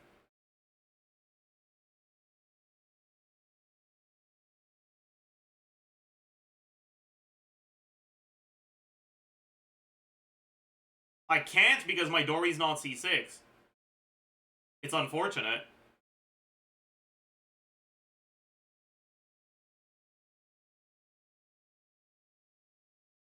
But it is what it is.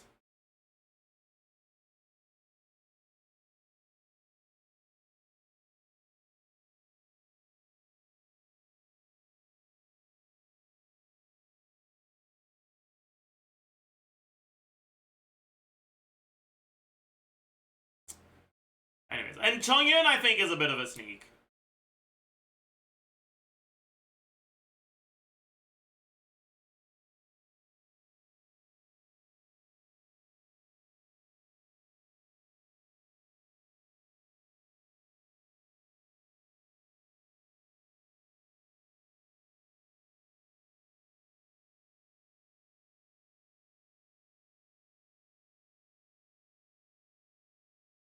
but generally speaking, it is more of the good team carrying her. And I would say all of tier 3, to make Jonathan there is happy, a pretty true. decent gap between tier 3 and tier 4 and 5. You know what? All right, so I've added little things. We've got the Madman line. If you're going to use these characters, you're a Madman, even if you're a woman. Viable-ish if you work hard line. I think that's pretty self-explanatory. And then this is the carried but viable line. Units below this line are considered carried by their teammates to clear more than they are contributing to the team themselves. But it's important to note, still viable. Dory.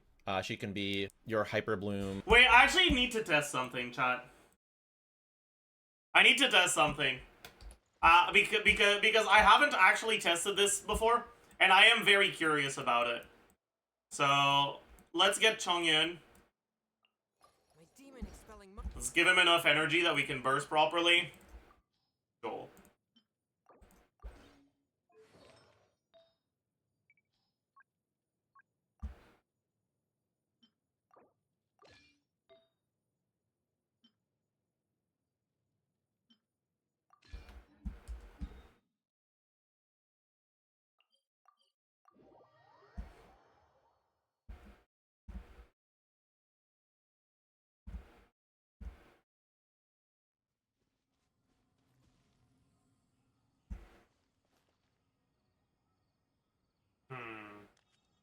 How exactly would you want to set this up?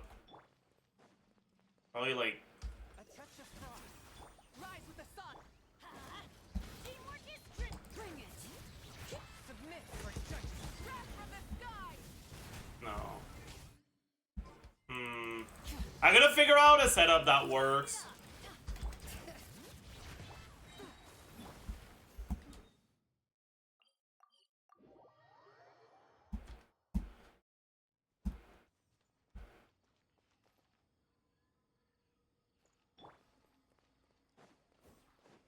Swift and merciful. Everybody stand back. Light it up. From whence you came. Light of the blazing sun. Oh, he moved out of it. Bring it.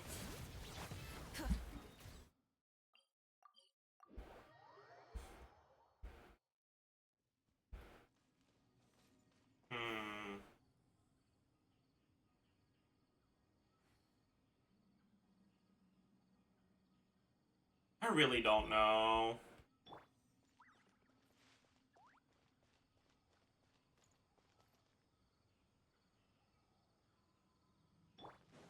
A touch of frost. Burn it down. Teamwork is dreamwork. Submit for judgment. Pyroclastic surge. Okay, we definitely don't want to wait. Incinerate. I wanted to see if it could ever be worth waiting for the E to hit, but the rest of the setup is too fast. So we'd have to wait too long.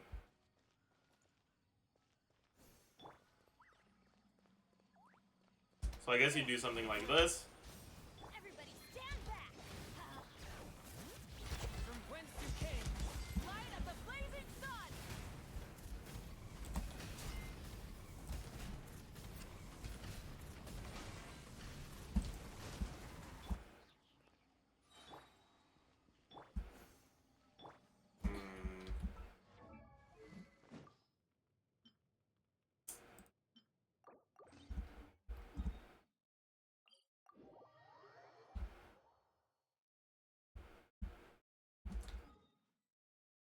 Because you could do shorter rotations with this.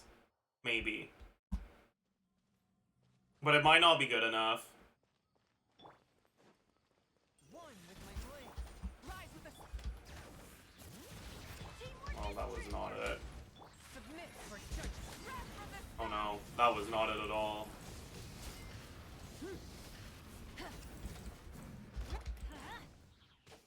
bring it.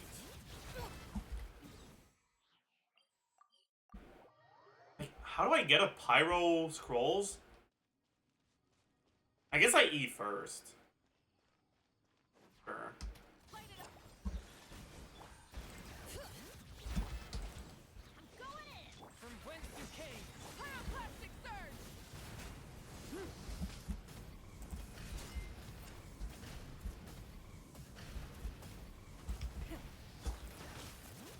A touch of frost. Everybody stand. Spirit blade. Wrath from the sky. Kind kind of fucked that up, but we can get slightly shorter rotations with this. I guess it's not that bad.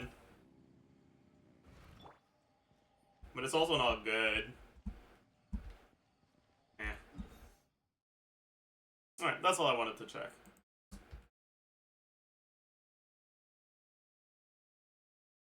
Quick bloom kind of character or an aggravate driver, and Dory is actually viable in that. Those teams aren't as good as they used to be, but still totally doable. Yanfei can actually get some pretty solid clears. I like using Yanfei. She's sort of easier to use. Yoimiya actually has some AoE, has a built-in shield, not quite as high single target damage, got a nice buff from Novalet's weapon, traded viable. Sethos is a weird one. His sheets are some of the highest, well, maybe not the highest anymore, but his sheets, theory crafting wise, are technically very, very high, very, very impressive. And yes, mine is not fully ascended, but I tested them extensively when I had access to the creator server, and that was level 90 with Crown Talents. But he's very tricky to play. He's very weird to play. I don't see very many people actually using Sethos and getting good clears. I think it's technically possible, but for most players, which again is part of our criteria, they're not going to be getting great clears with Sethos. And he's got very weird walk cancel combos. Reasonable and things that most people aren't going to be doing. So I'm sure there's some crazy people that can put Sethos higher on the tier list, but for most players, this is where he's going to go. He feels about as good as the other aggravate carries like Kaching and Dory. Chongyun has some reasonably good melt stuff, especially with Shalonen. He got some improvements, but as with most cryos, falls a bit short of really pushing the higher limits. Kaching has some really nice AoE from her burst. She's very quick swappy, reasonably comfortable. Sethos, and he's got very weird walk those and getting good clears. I think it's technically possible, but for most players, which again is part of our criteria, they're not going to be getting great clears with Sethos. And he's got very weird walk, cancel combos, and it's just things that most people aren't going to be doing. So I'm sure there's some crazy people that can put Sethos higher on the tier list, but for most players, this is where he's going to go. He feels about as good as the other aggravate carries like Kaching and Dory. Chongyun has some reasonably good melt stuff, especially with Shalonen. He got some improvements, but as with most cryos, falls a bit short of really pushing the higher limits. Kaching has some really nice AoE from. I mean, I don't know, man. I think that's a little bit of cope for Chongyun. From her burst, she's very quick swappy, reasonably comfy, and is a pretty good aggravate carry. Aggravate isn't great right now. It hasn't received any new tools for a very long time. Shalonen does help, but aggravate was also best in AoE and groupable AoE with Kazuha, and that was one of Kaching's best things. So until we get that sort of groupable AoE that Kaching was really, really good in, or we get some dedicated aggravate buffers, which I think could happen, she's gonna stay here. But I really think that Kaching, Sethos, Dory, I think that aggravate could get a really big buff in the future with some sort of dedicated aggravate character. So I definitely see future stonks for Kaching, Sethos, and Dory, but for now she's going to be in tier 3. Tighnari, similar to Sethos, has some very, very high theoretical damage. Tighnari Yami team is very, very impressive. Is a bit difficult to play for most players, and he has literally no AoE, which definitely holds him back. Like, I think Chongyun is a massive sneak.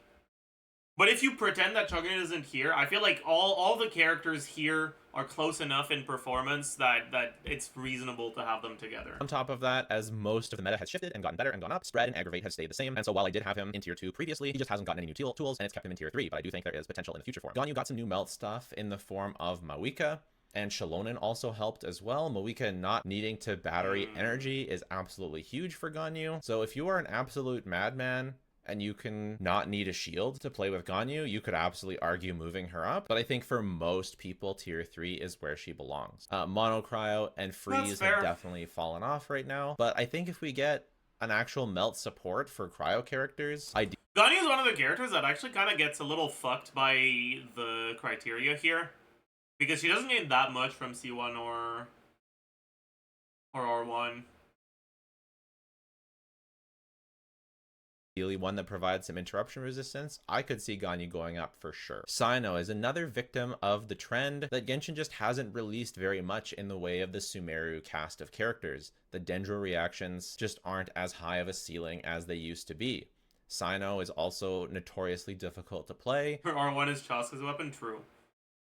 Yeah, I guess that did help, right? Did it? No, it didn't. I don't know. Whatever. Either having ER issues if used with Baiju, or survivability issues if used with Kuki. Obviously, Farina and Nahida are good for him, but Nahida not allowing multi-wave. Overall, Sino's damage just not being quite where it needs to be a higher character. Still viable, but not higher than tier 3. I'm often called a fake Yoimiya simp because I'm in love with Yoimiya, almost literally. No, but she has one of my favorite designs and my favorite personality in the entire game. I love, love, love Yoimiya. But her kit is bad, guys. She doesn't have any AoE at all. Her damage is just not that high. And yes, she did get a buff with Citlali. I really did consider putting her in tier. Did she really get that much of a buff, though? I'm actually curious for the Yoimiya players in chat. Do you actually play her with Citlali? Because I did a bit of testing, but unless you're playing double cryo, it's not enough to, like, melt more than, like, 1.5 normal attack string. And Yoimiya already doesn't gain as much from reactions as other reaction carries.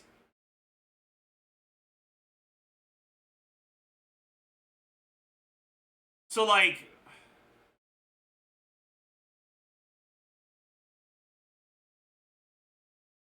personally, I still lean a lot more towards Overload Yoimiya over the other Yoimiya archetypes.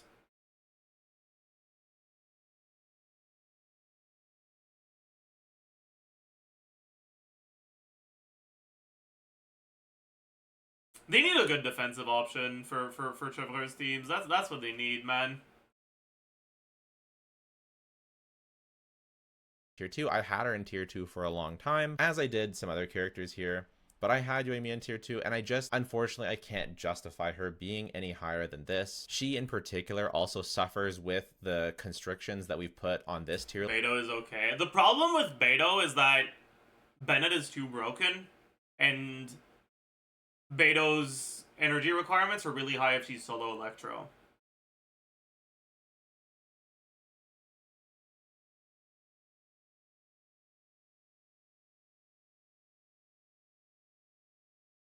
List where we're considering either their signature weapon or their Constellation 1, and her weapon just isn't that great for her. Her Constellation 1 isn't very good for her, so that even further holds her down. But in abysses such as the one we're currently in, where it's mostly single target, she can clear, but as soon as we add any semblance of AoE, then she really struggles. Ito, another Inazuma character sort of left behind. Different from Yoimiya, he really needs his weapon, and he really wants high investment stuff. If you go expensive,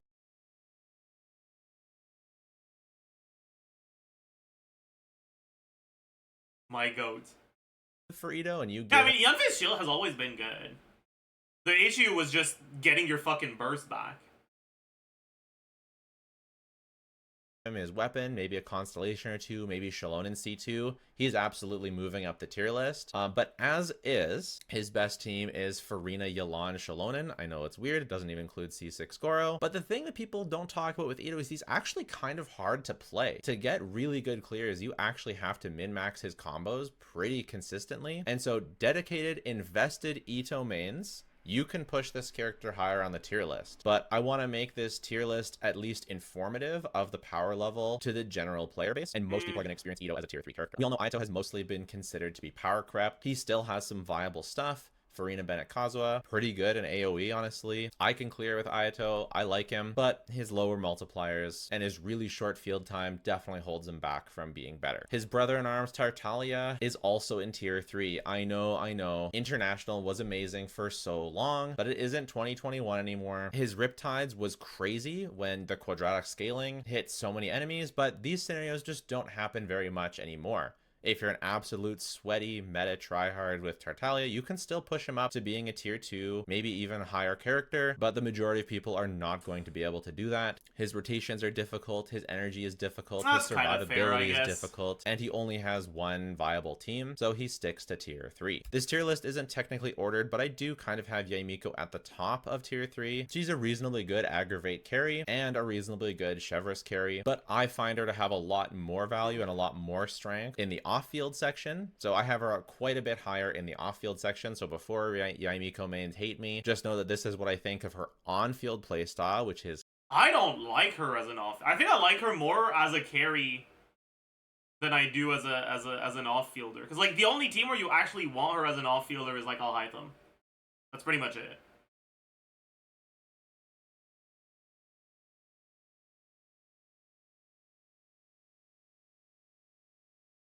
And like she's fine in there. Sure, Tifnati as well, but Tifnati's just Alhaitham light, so who cares? And like, sure, she's fine in those teams, but am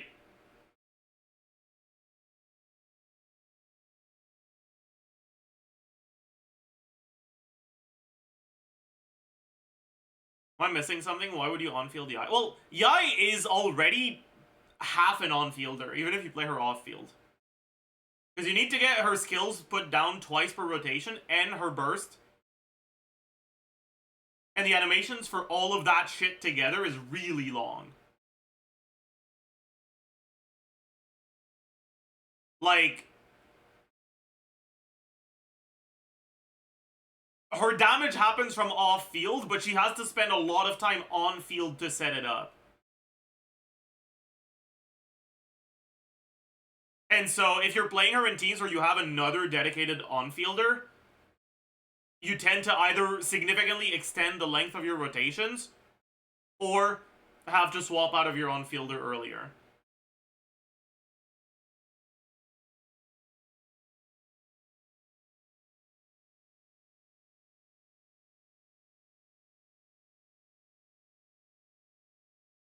It's not that she's really an on-fielder, it's that she's kind of stuck in between.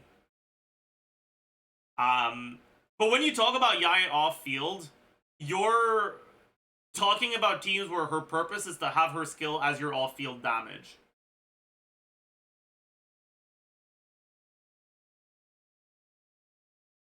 With a different character being your dedicated on-fielder. If you don't have a dedicated on-fielder, to me that's kind of like Yai on-field. Because she's going to be the character that spends the most time on-field, if you don't have a dedicated on-fielder.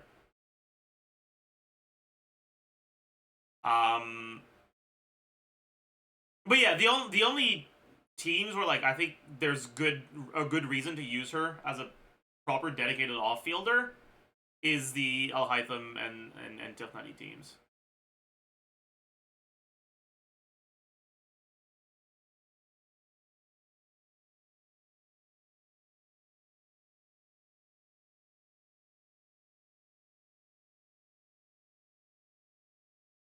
And the only reason why she's good in those teams is because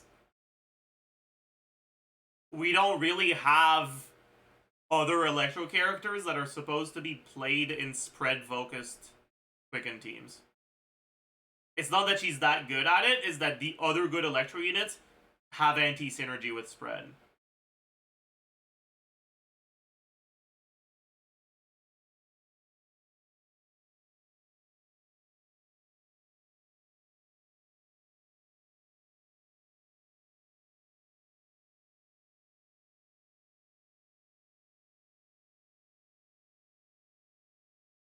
Anyways.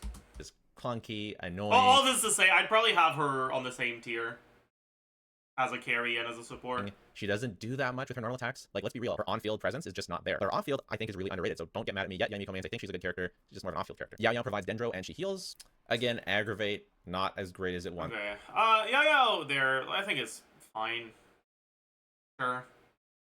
Was, and that's the main use for her. Nilu, not as great as she once was, but still reasonably fine. Candace, I don't have her constellation labeled here because if you have her at C6, she's great for Arlecchino. If you have her at C0, she's good for Mualani. Candace is a pretty fun character, and I think it's great that she's...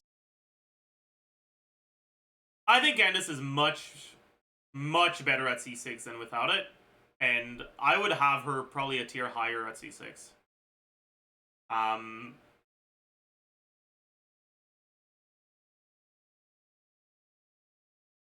Her C6 does not ruin Mualani teams. It can ruin them if you're not using Xianling.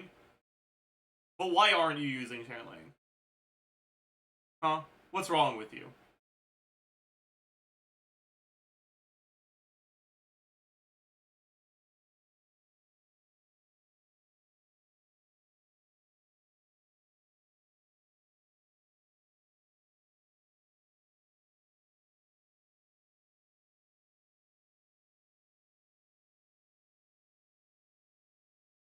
Anyways,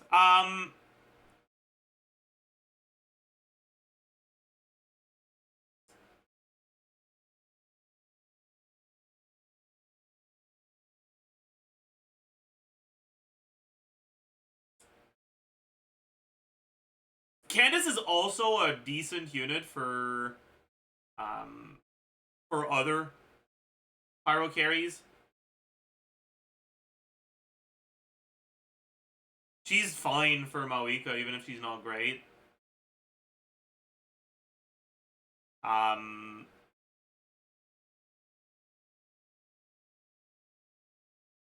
She's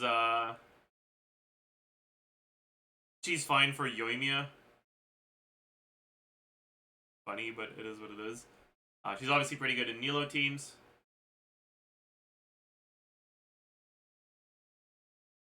Candace is I think a lot better than people make her out to be.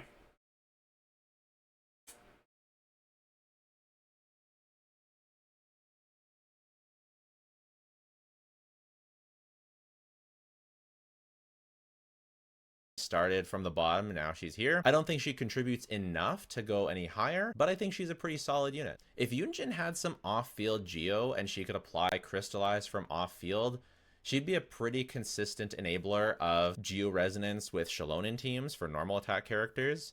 As is, it's a bit clunky and a bit annoying, but it's still not bad. It's a lot better than I think Yunjin was before. I don't mind her with Arlecchino. I don't mind her with Mualani even. I don't mind her with Clorand with Shalonen. Like, Yunjin's actually a decently viable support. Sayu, I guess. I don't think I'd have her here on the same tier as Candace and Yao Yao, but I don't know. I guess you gotta draw the line somewhere, and she definitely is better than Chi Chi and Xinyan. So like, sure, I guess. kind of like Budget Jean, good VV healer for Farina. You can do some on-field stuff, pretty fine. Barbara applies Hydro, healing, kind of Farina driver kind of stuff, Nilu kind of stuff, but overall, not that crazy. Kind of want to do... Actually, does Barbara go down? Whatever. I don't know. Barbara might go down. Lisa has some pretty nifty supportive potential. Her burst defense shred, electro application. She can be used on some Novelette teams. She can do aggravate driver stuff. Lisa. Beto provides some defensive utility, some off-field damage. The thing that holds her back from being higher is number one, her huge energy needs. And number two, her damage is only good when there's 2 to 3 targets. If you only have one enemy, it's kind of really bad, and if you have more than 4 enemies, it's kind of really bad. So this is where Beto goes. Okay. I've talked about this before, okay? Beto is not bad when there's more than 2 enemies, chat. When there's a lot of enemies, most of the characters that have AoE aren't hitting all of the enemies at the same time. There's only a few that do.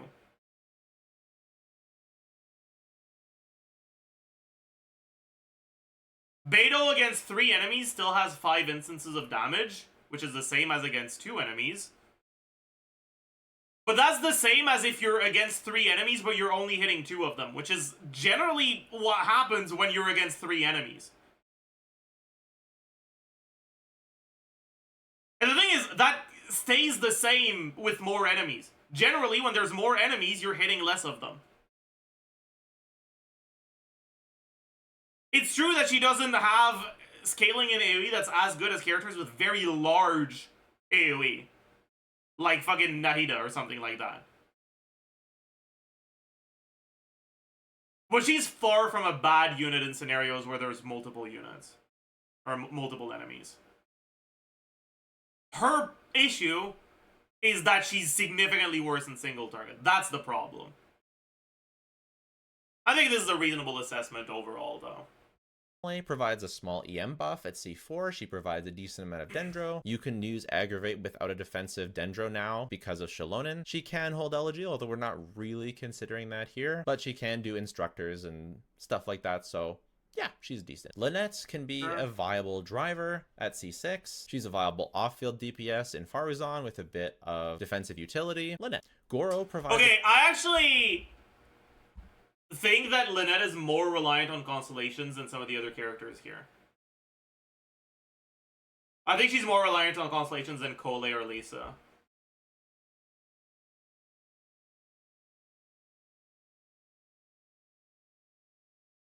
C0 Lynette is just not all that good. A pretty solid buff, but it's not enough to even beat Ito's or Noelle's best in slot team anymore. So for that reason, I can't really put him any higher. If we get some better Geo characters, I could see him moving up. Layla provides a shield, some cryo application, some off-field damage, a little bit of buffing. Not a bad character, but not that impactful either. Mika provides some healing, attack speed. Unfortunately, Physical's just in a bad spot. He's got some other stuff with Farina teams and healing, like Wanderer and different stuff you can do. I could definitely see him getting better in the future. Mika on a higher tier than Ellen Femine, 100%. Agreed. Definitely. future when we get more physical characters, but for now Mika's right here. How the mighty have fallen. The absolute most broken character on Genshin Impact release is now tier 3. That's crazy. His grouping is basically totally unnecessary for the past multiple years of the Abyss, and only providing a small energy refund and Viridescent just isn't enough to be any higher than this. Finally, Siege Wing. Yeah. Venti is an 07 for sure. But yeah, exactly, Lud. Like, Venti is a character that has a power level that is incredibly reliant on the content. And in content where he's good, he's the best unit in the game. Still.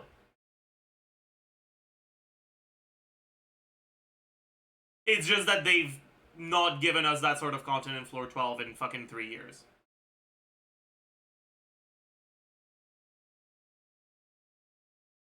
So I think this is reasonable with the set criteria of Abyss for the past 6 to 9 months and foreseeable future.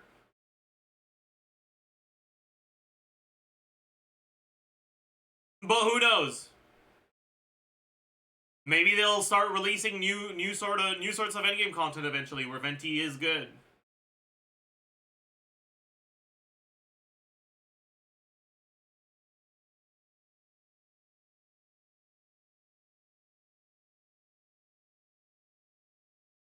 Venti is kind of goated for IT though. That's true.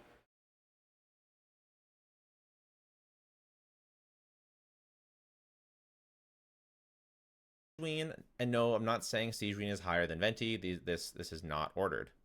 Siege Wing's best as sort of an off-field buffer of Farina. I've seen some Siege Wing Klee things. I tried it out myself, couldn't really get it to work, but she's also got her mono hydro stuff, which definitely fell off after Shalonen. The standard for healers is just much higher, so this is where Siege Wing goes. In my eyes, like, I understand why she's here. It's just that Jello seemingly values enabling Farina very highly. I don't. I'd have Chi-Chi and Sijuin both 1 tier lower. Goes. All right, this is what the tier list looks like so far. We finished up with our Madman line, our Viable-ish if you work hard line, our Carry but Viable line. Now we're going into like true mid. It doesn't even have a label because Med is talking about above and Carry but Viable is talking about below, so I would call this like true mid. We'll switch it up and we'll start with the supports this time. Kachina provides scroll, which is good. Provides some Geo. Kachina being there is for fine, Navia, for Nouvelette, and it's like an alright core with Chiori. Kachina's pretty good. Kaya can solo melt enable Arlecchino at C6. He can also be a secondary melt enabler with Sealali teams. He can be a melt enabler for Moika. Charlotte, a healer for Farina teams.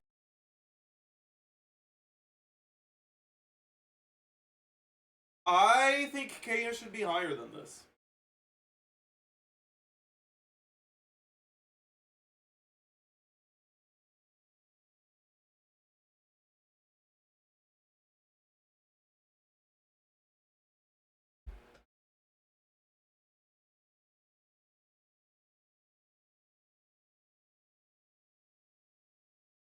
Why?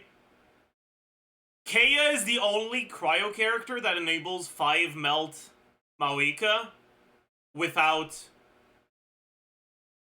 or over 30 ping.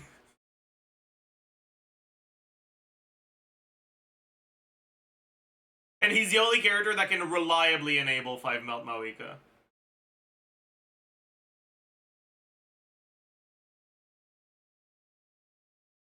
As it turns out, getting 1 more melt is kind of a big deal in Maoika teams.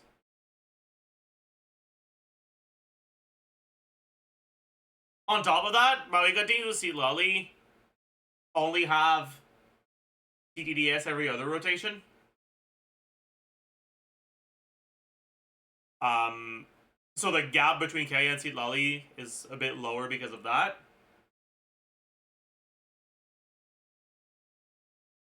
Overall, Kaya's just alright in those teams. Like, he's the second best melt option.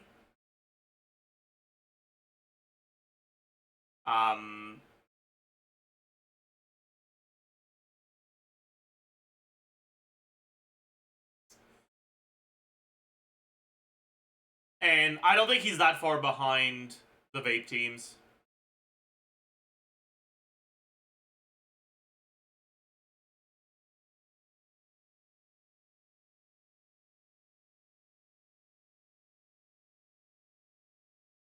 He is reliant on his C6, and he's a character you can only get on the standard banner in the shop, so a lot of people won't have it. But if you're gonna set up your tier list with a format of like, I will mention if a character is reliant on a constellation, and if they are, you can assume that if they don't have it, they'll be lower than that. And you have C6K like this, I'd have him higher for sure. Yeah, and then he's also a good enabler for Arlecchino melt teams.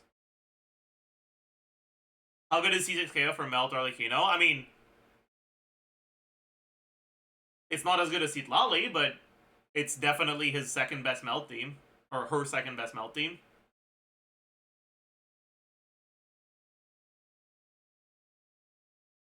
And I generally play that over Vape Arlecchino, yeah.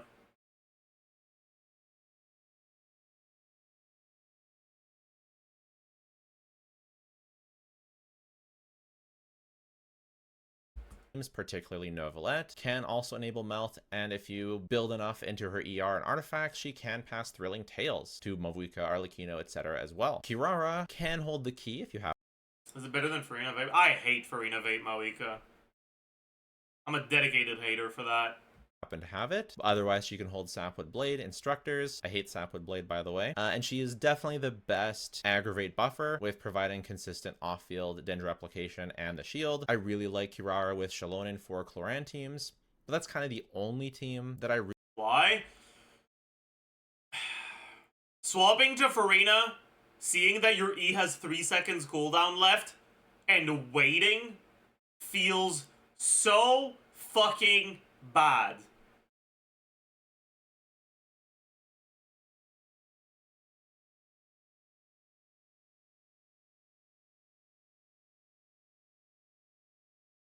really like with Kirara, so she stays right here. Rosaria basically use Sack Farina, true. The same thing as Kaya. You get a little crit rate buff, but you're more constrained to circle impact. Kujo Sara, pretty locked to Raiden and Clorand, and also don't. Can someone explain why extending rotations is considered a bad thing? Well,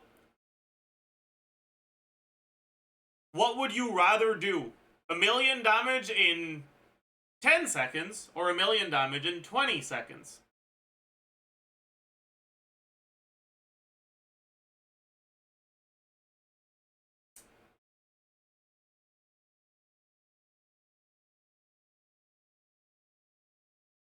Isn't really the best in slot with them either, but she's still a great buffer for them, so she goes. Right. Sarah! God, I can't believe I'm about to say this, but Sarah might actually deserve to be higher as well.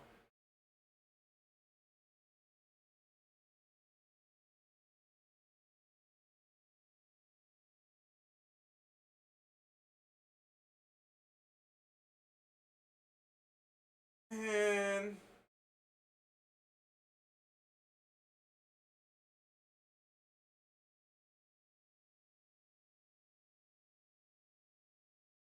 Man.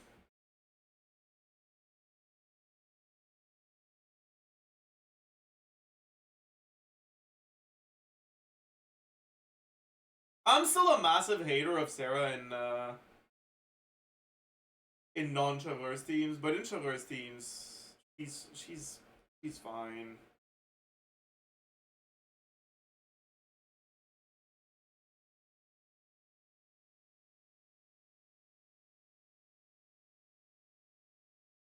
She's fine.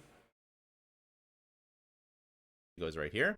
Raiden as an off-fielder goes right here. I know people like to do Hyper Bloom with Raiden. I know you can use her as like an off-field electro applier for Novelette or for Overload Arlecchino. You can use Tenacity with that. There's some stuff you can do. It's totally sacrilegious, but it's all right. Komi, good for Nilu.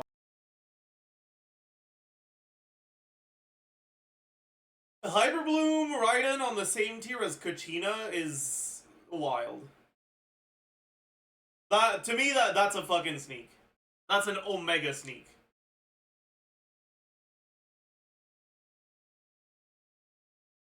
Like, I can understand her not being that high because of the strong alternatives to Hyperbloom we keep getting. But, like, still. She's not Kachina. Like, come on. Mono Hydro, I have her in the same spot on field and off field. Line's kind of blurred with Kokomi. Also got Burgeon stuff, I guess, but mostly it's Mono Hydro. She's also got Freeze for off field. Not that Freeze is particularly high, but I think for the variety of stuff that she's got going on, Kokomi goes here. Dea, despite the hate, is still a reasonably good support. Good for on-field Novelette. Chlorant Overload. One of her best uses is for Kinich, holding Deepwood, providing off-field interruption resistance, a variety of supportive artifact sets, and off-field power application. Dea is pretty solid, actually. A big fall from great. Like, Dea shouldn't be in the same tier as Raiden and Kea. But that's not because Dea's too high, it's because Raiden and Kea are too low. I think Dea's fine here. This is Baiju. I used to use Baiju all the time. I just don't anymore. But he's still solid. He still gives a lot of healing. Fine. I love his refreshing shield. It's great for interruption resistance. He can still be a Hyper Bloom driver, although he's not ideal since you have to be such close range. And of course, he's arguably the premier overall off-field aggravate guy. Kokomi looks kind of low. That's fair. I personally don't like Kokomi that much. Just because she's a sort of unit that is really not that necessary in her teams, and she's also not doing that much by herself. You're just sitting there like, I guess. Like, although this is as a support, actually. Yeah, no, as a support, she should definitely be lower than this.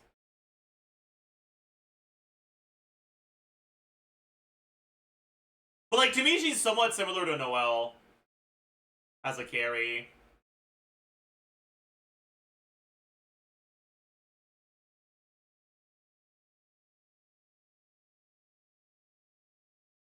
Where, like, she has good teams, and she is good in those teams. But so much of the power of those teams is just because she has great synergy, not because she has great power. And she's so replaceable in those teams.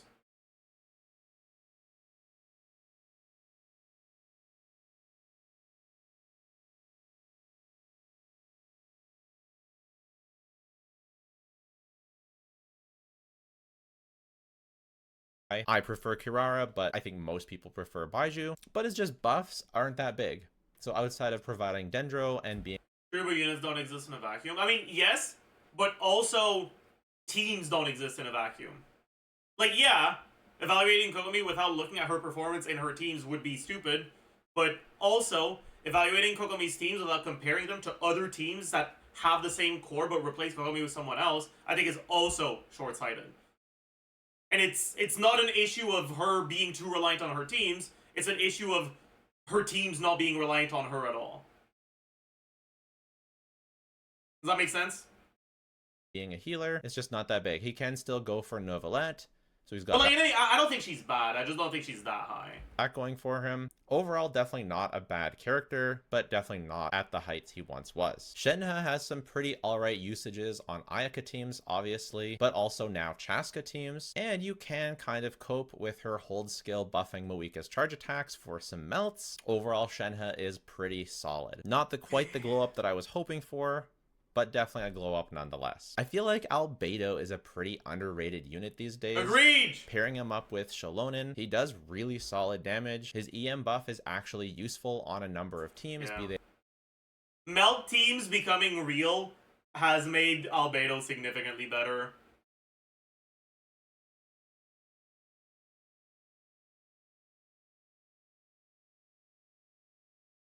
He's still not great, but he's a lot better than he used to be. Why?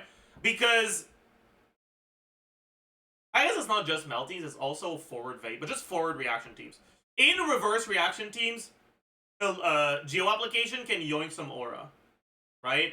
Because usually if you have Hydro up on an enemy and you hit them with Pyro, you can trigger 2 vapes before you lose the Hydro. But if you trigger a Crystallize, that yoinks one of your 2 possible vapes, right?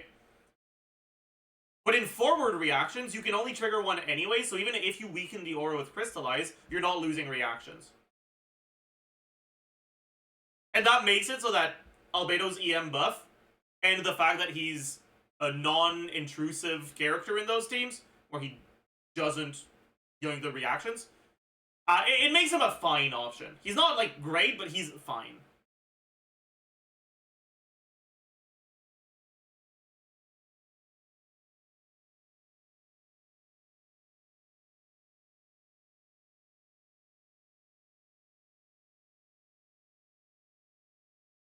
De Mualani or Arlecchino teams, and I just think he's a pretty solid off-fielder. He still does have the huge issue of his summons getting destroyed, and of course there's usually better things you can do, but he's still pretty solid. Nilou is definitely not the powerhouse she once was. Not only is AoE very limited in the Abyss for the last long time, or at least the types of AoE that Nilou is good for, she hasn't gotten any new characters that directly synergize with her kit. She sort of wants, well, there's a lot of stuff that could happen that could really buff her teams, but she hasn't gotten it. She basically carries the teams into building weird stats on their back, and they don't have like any inherent synergy. She has a hard time building teams that can deal with elemental shields, a lot of them. This Abyss is a great example. And overall, there's just too many times where Nilou teams don't feel good, as she is kind of more treated like a DPS in the way that you invest and build around her teams. I have given her her weapon, whereas most of the other supports are using a 4-star weapon. If you don't have her weapon, she probably falls down another tier, as her weapon can enable a lot more EM. This one I'm not sure about,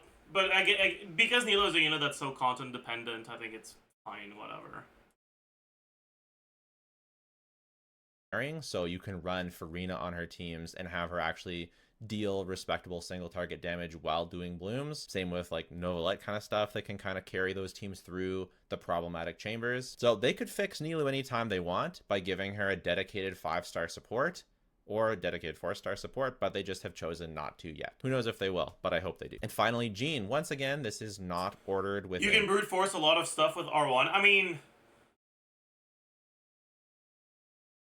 you can brute force with a lot of these characters with R1 or C1.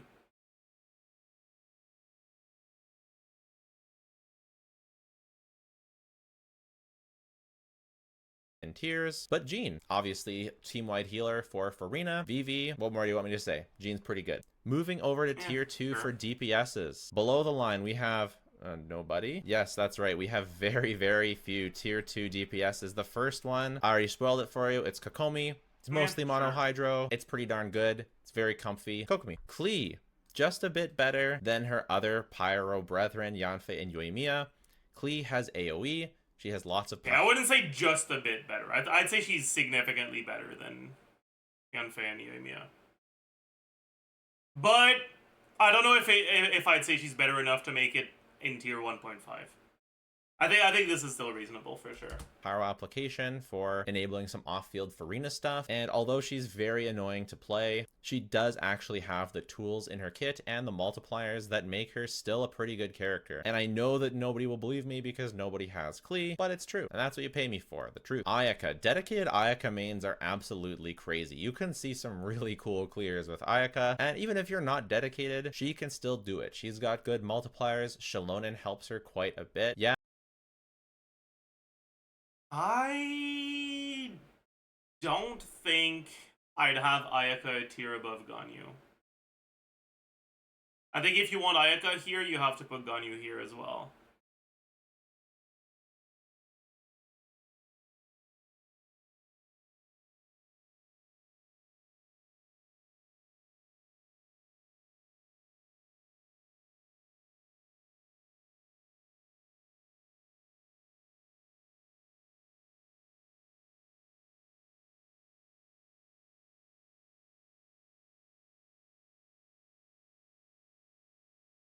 I'd actually have Ganyu slightly above Ayaka, I think, nowadays.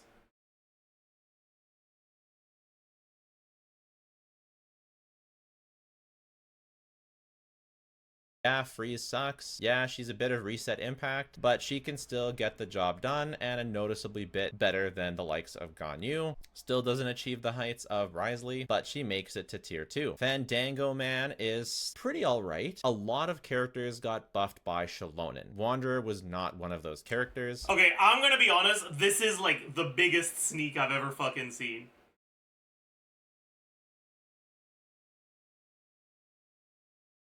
Wanderer above Yai, Child, Ito, Ganyu, Technari, Noel. Ain't no fucking way, dude. What a sneak. He hasn't gotten a buff in a while, and so he's kind of chilling here, kind of being carried by Faruzan. He's got some pretty good AoE, some pretty good multi-wave, pretty good versatility considering you can run shield or no shield, pretty good multipliers. Wanderer. And Zhao. I do think Zhao, I'm not ordering these, but I do think Zhao is the best in this tier. Zhao is another character that if you pay, you can win more. If you get Shan Yun signature weapon, if you get Shan Yun Constellation 2, and that's on top of already having Zhao's signature weapon and Faruzan C6, you can see Zhao stonks start to rise, and I've seen some pretty nutty clears. Alright, to be fair, okay, I think that a character like Xiao, you shouldn't be considering him C1 or R1.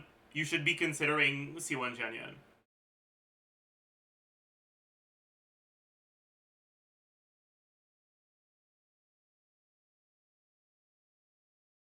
Or C1 Farina.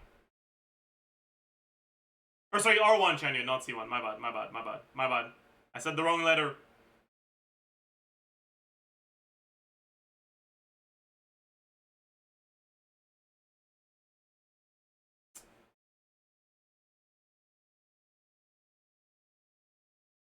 God, the Alphabet Mafia is gonna come after me. Oh no! I said the wrong letter! Ah!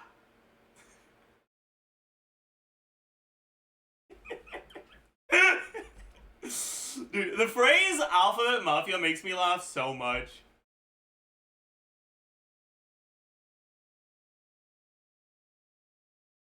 When you get a higher constellation Shan Yun, but because we're just considering a little bit of vertical investment, he needs to stay at tier 2. It's only if you include more vertical investment that he can move up, in my opinion. So this is the tier list at this point. Tier 2, 3, 4, and 5. Now we're moving on to tier 1.5.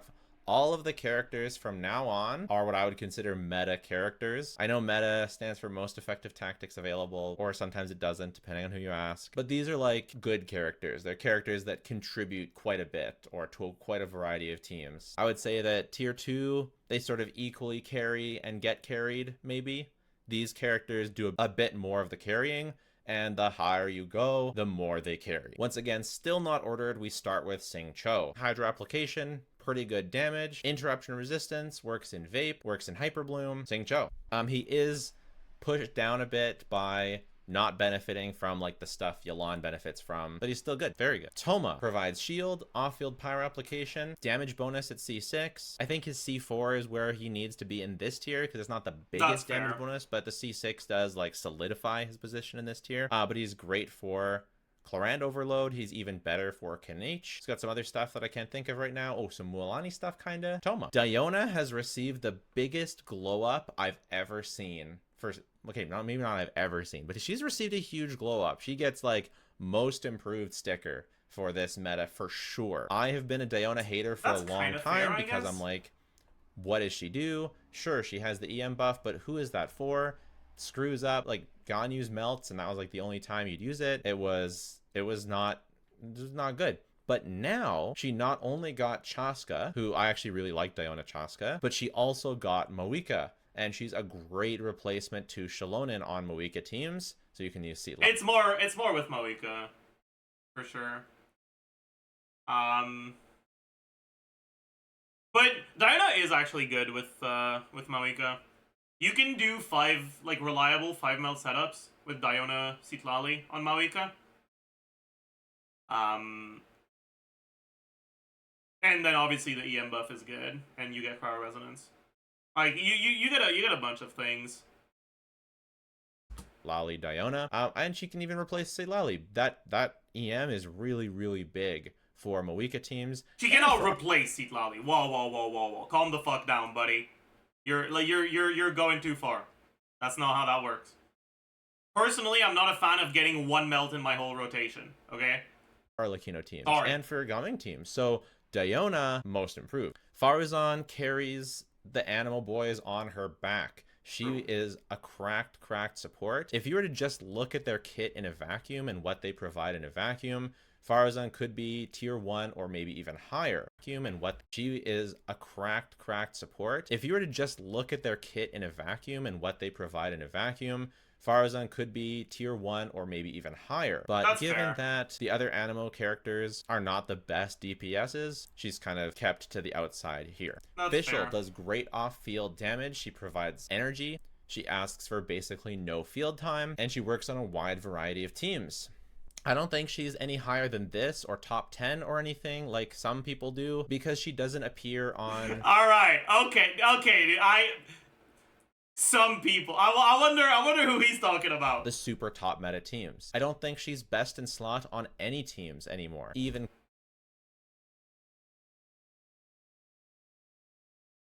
Clorand would prefer Ororon.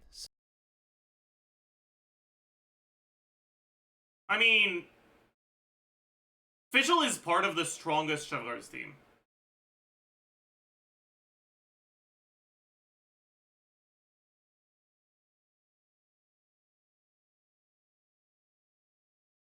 The strongest Shovelers team is Arlecchino, Bennett, Fischl, Shovelers.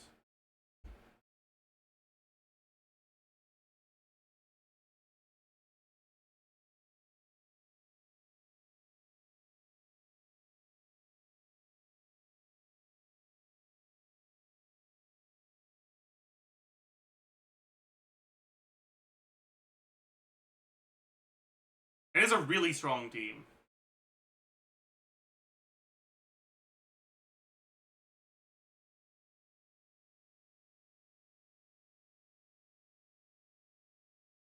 It's not Arlecchino's best team. I mean, that's fair, sure. But like... 28, 48. Whose best team uses Yelan?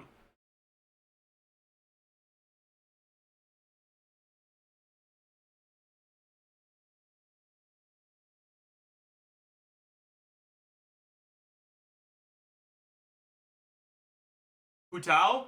Okay, but Hu Tao's best team is worse than Arlecchino Shovelers.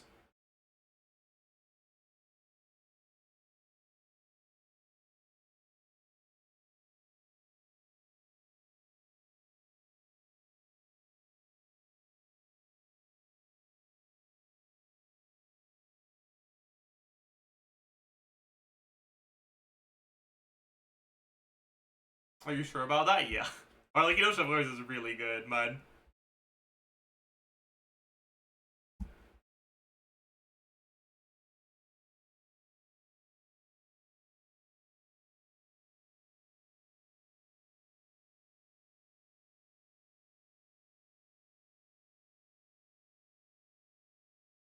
I mean, I don't know, man. I can understand not putting Fischl top 10, right? Like, that's not what I'm saying. But I think the way of saying it here, right? I don't think she's best in slot do because she doesn't appear on the super top meta teams. Like, the implication that Arlecchino Shovelers is not a top meta team is fucking wild to me. Like, sure, it's not quite as good as Arlecchino Melt with Citlali, but like,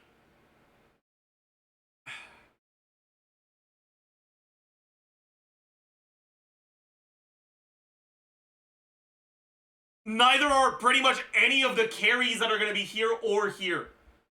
And most of the supports that are going to be here as well. Like,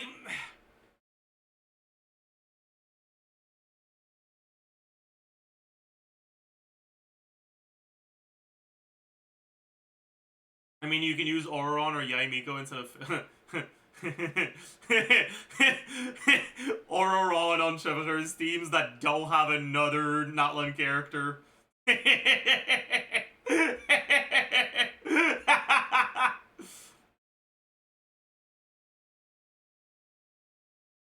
Yai and Arlecchino teams. Yeah. Not really. Like, can you technically use them? Yes. Is it good? No.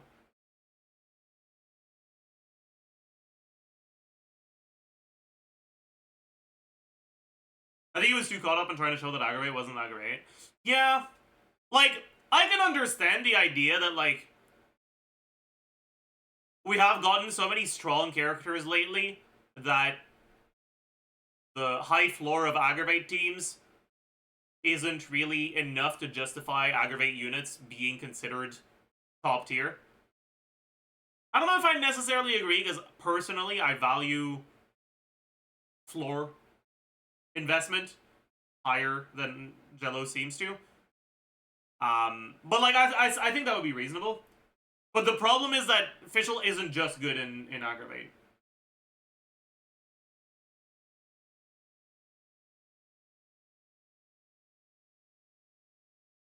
She's also great in Chivalrous teams.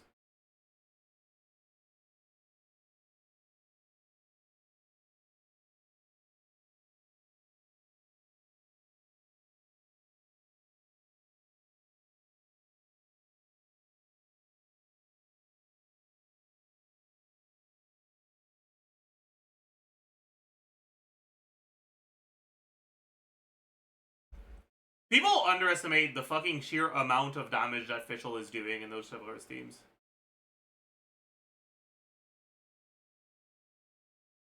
Like, let me pull up the fucking sim so we can look at the damage distribution. Arlecchino, Fischl, Bennett, Chivalrous.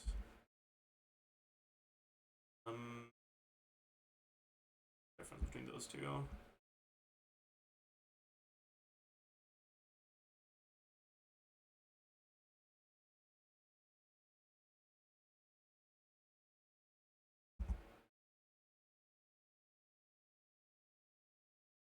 Alright, so here Fischl is doing about 25k DPS by herself. It's about a fourth of the team's damage, but that's over a long fight. And Arlecchino is a character whose damage scales up with longer fights, which means that in realistic scenarios, it's going to be closer to like 30, upwards of about a third of the team DPS. And that's without counting the fact that Fischl is also going to be the character that helps you trigger the largest amount of overloads, because her app is so good.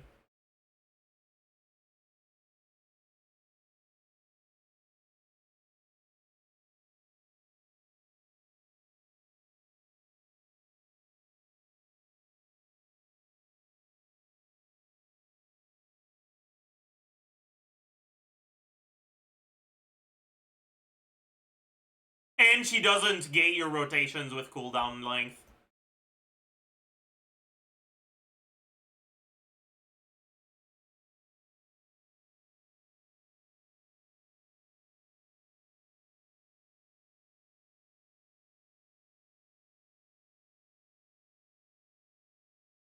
Try fully M Fischl. Fully M Fischl wouldn't be good in this team, because Fischl is aura, not trigger.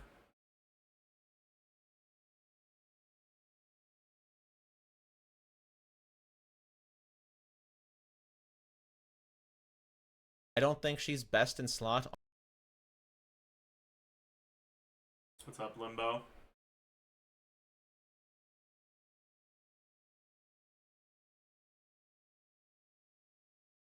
On any teams anymore. Even Clorand would prefer Ororon. So yeah, Fischl, still a great character, really good character, and she belongs in tier 1.5.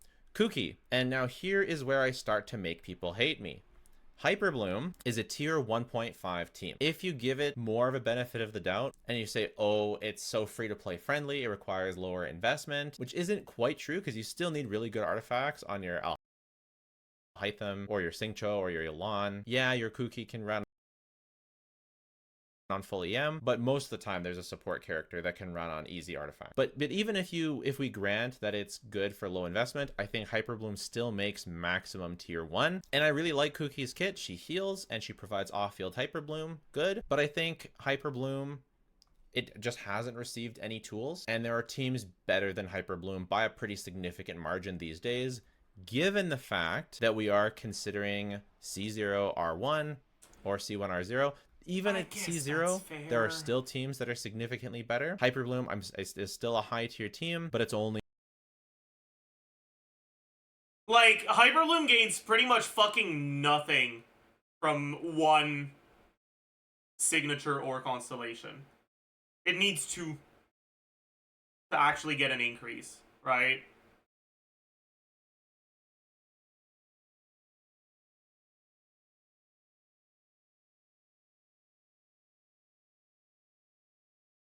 Alhaitham Sig. I mean, you can get Alhaitham Sig and it's still gonna be worse than double Hydro Hyperbloom, so it's not like you fucking gained anything, buddy.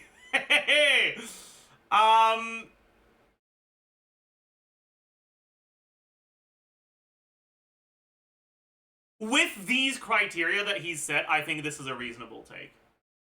I would not make a tier list with these criteria, but with what he said, I think this is reasonable. Like, I mean, the part where he doubted the power of low investment Hyperbloom, I think, is unreasonable and stupid. Okay, but the overall conclusion of it being in 1.5, I think, is fine. Because, like, Hyperbloom doesn't gain anything from an R1 or a C1. And when he was laying out the criteria he was looking at, he did say that the most important thing was power, then versatility, then comfort. Right? Comfort being the lowest of the three. The biggest upside of Hyperbloom is the comfort.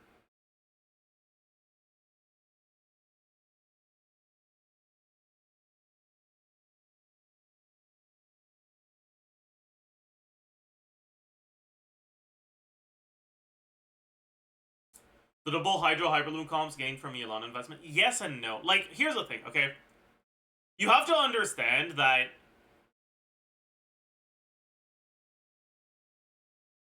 when you're talking about low investment stuff, you're not looking at characters with literally nothing on them.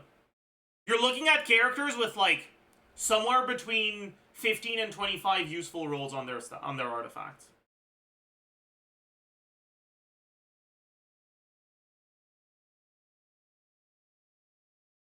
In Hyperbloom teams, you'll get like 80% of the damage that you'd get with 20 substat rolls on all your characters versus 30 substat rolls on all your characters.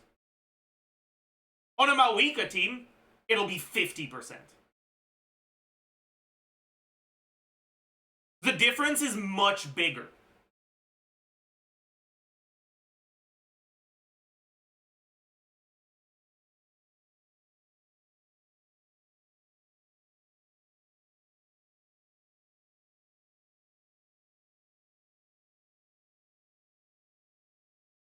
This is another tier list video. What's up, JB? Yes, it is.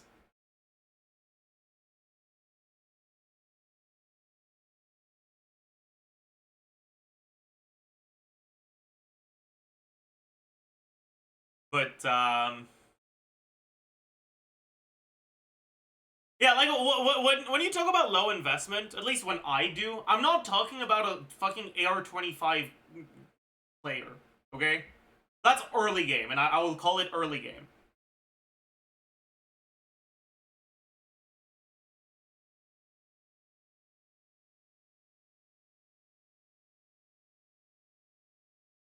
To me, low investment is like post AR-45, between reaching AR-45 and getting your first 36 star. That's the low investment. Low investment doesn't mean you don't have stats on your artifacts. It just means that your stats on your artifacts aren't that great yet. But, like, your Elon is still doing damage in those Hyperbloom teams, even if for artifacts aren't that great yet. And the difference in damage between your Yelan now versus when she's properly built is going to be similar as other units, but the difference in damage from your Kuki is going to be much, much, much smaller, which means that your overall team DPS will be a lot closer to what it will be once you have properly built characters. Like, teams being good at low investment doesn't mean their damage doesn't scale with investment at all. It just means they get a higher portion of it earlier. And Hyperbloom teams definitely do.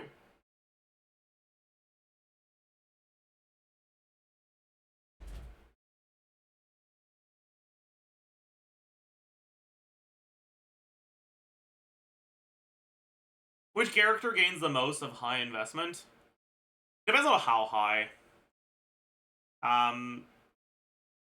But generally you want characters that scale off of reactions. Multiplicative reactions. Because otherwise you can only gain damage from crit the stat you scale with, right? Which means that at best an artifact will have crit rate, crit damage if it's an attack scaler, attack percent, and then the last roll is going to be flat attack, which is kind of not great. And then on top of that, if you get a Sans, well, you can't even get attack percent as a substat anymore. So you only have up to 2 actually good stats. A proper high investment build of a character that scales with multiplicative reactions effectively has 5 more substats. Probably more than 5, actually. Because they have access to EM as a stat that increases their damage. Which means that the artifacts they start with can have 1 more useful stat, but also, if you roll into that stat, it's a good stat instead of rolling into defense. So realistically, you can probably expect something more like 7 more stats. Which is an insane difference. Like, 7 stats is a lot. And that just means they scale a lot better with high investment.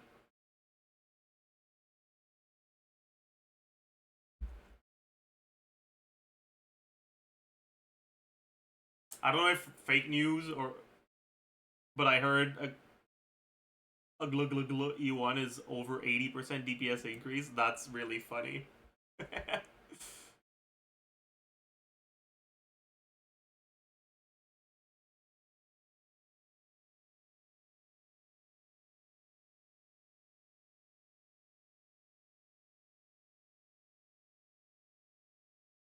Only a tier 1.5, maybe tier 1 if you're really generous type of team. I think this is where she belongs. Chiori. I used to be really mad about Chiori's kit and how she basically needs her C1 to be good.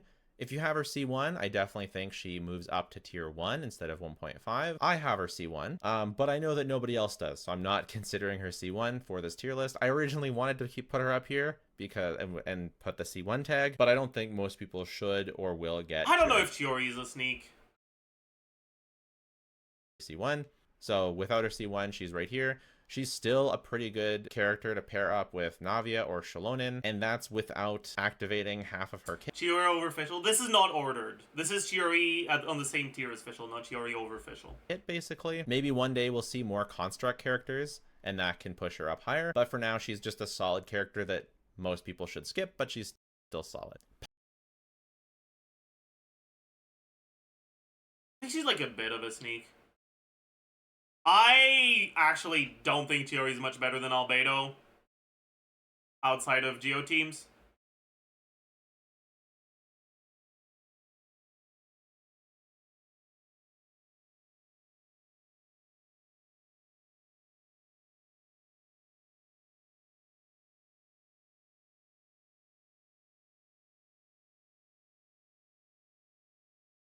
It's just... I mean, it's a consequence of Melt being much better than it used to be. And Albedo has better synergy with Melt teams than Chiori does.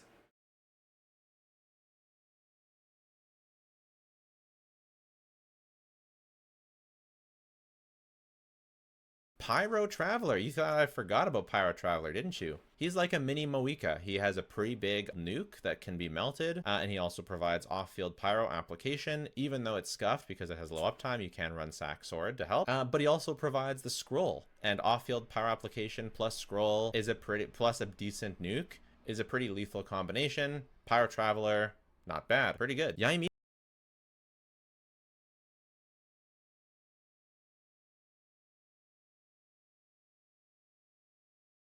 That's a bit of a sneak. That's a bit of a sneak. I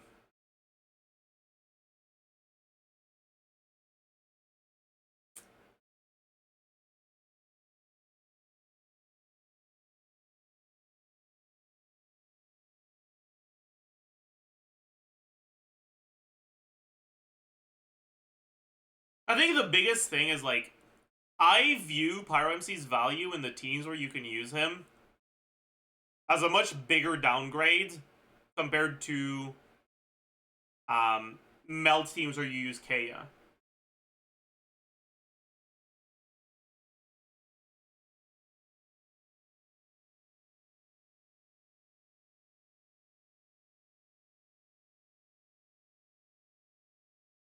Pyro MC should not be above Kaya. I would put Kaya above Pyro MC. Like, I would switch Kaya and Pyro MC here. But if you really love Kanich, I think this is fine.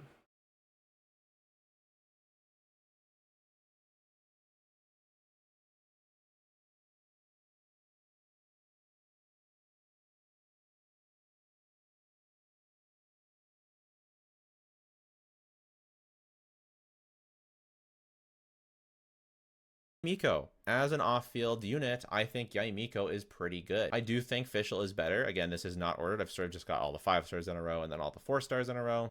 But often, Yaimiko won't be worse than Fischl. Often, they'll be fairly similar. And if you do have some AoE, if you do have some multi-wave, and if you can spare the field time... In what team? Like actually, in what team?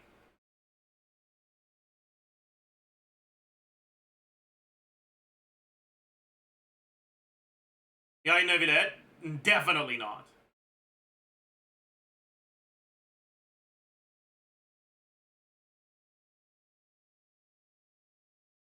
It's pretty much only a Hytham and Tefnari.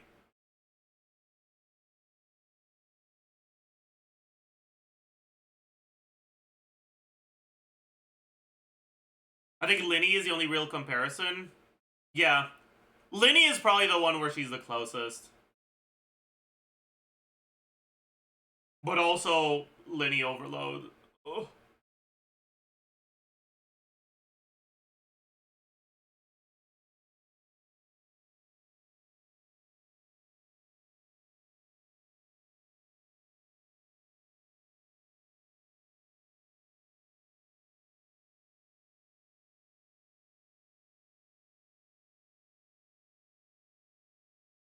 Yaya has better synergy with Raiden and Overload? No, she doesn't.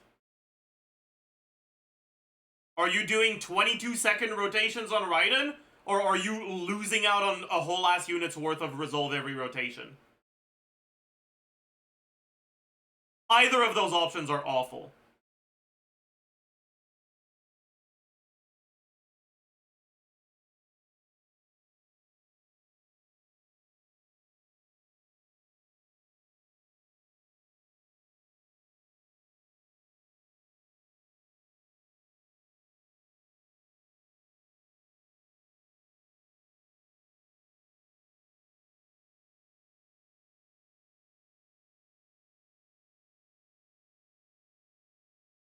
Sometimes Yaimiko is better than Fischl. So overall, I think she belongs in the same tier as Fischl anyways. And I think she's pretty good. Mona is another character who has had a massive glow up. And I didn't list this down below, but I am absolutely considering C1 for standard banner characters because I think it's very reasonable to think that you'll lose 150-50 to Mona and that you can get her C1 from the standard banner selector that we have every year, or you can play for 2 years and get her C1 guaranteed that way. Mona's C1 really helps her vaporize stuff. She's great with Arlecchino. She's great with Mualani. She can be used with so many other teams as well. She can run instructors, she can run tenacity, she help, or you can get her C1 from the standard banner selector that we have every year, or you can play for 2 years and get her C1 guaranteed that way. Mona's C1 really helps her vaporize stuff. She's great with Arlecchino.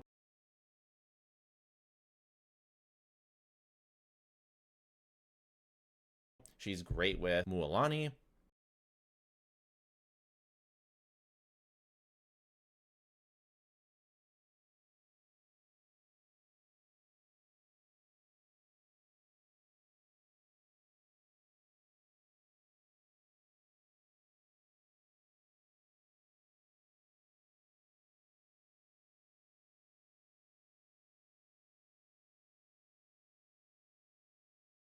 I think he meant Candace. Yeah, she's 2 whole ass tiers higher than Candace. When she's outright worse than Candace in both of those teams. She can be used with so many other teams as well. She can run instructors, she can run tenacity. I don't know if you actually do that because, well, you can run with Arlecchino, but she can hold Thrilling Tales, and the Omen buff is just really big, and some teams don't want to use Farina because they don't want the Hydro application or they don't synergize with the healing. So Mona, pretty good character actually. Yeah, I think the Mona is probably the biggest sneak so far. This one I don't think is reasonable in any way, shape, or form. I think this one is very cope. Shen Yun carries the plunge meta, of course, which isn't like crazy strong, but it is tier 1.5 strong. And she can also be a healer in a pinch for Farina, but mostly she carries the plunge meta. I think the biggest thing that prevents Shen Yun from being all that great is that the teams where she is good are also teams that don't need her that much, right? Like, Plunge de Luke has a lot of issues. The only melt plunge team that's like actually good is Gumming. And honestly, same for Vapon, like realistically. Gumming's the only real plunge carry for like reactions. And Gumming doesn't need Xianyun to plunge. Which means that while Xianyun is good because the damage she gives is still really good, she's not necessary to enable plunge, and other characters can also be played. Shilonen can be played, Double Cryo can be played. You have a bunch of options.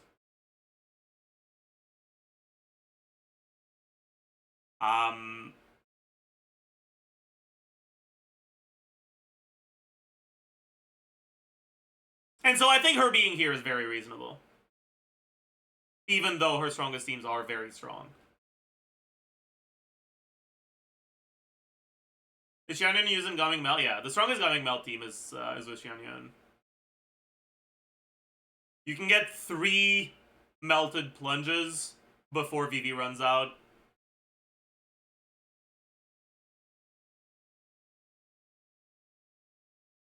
Plus your burst.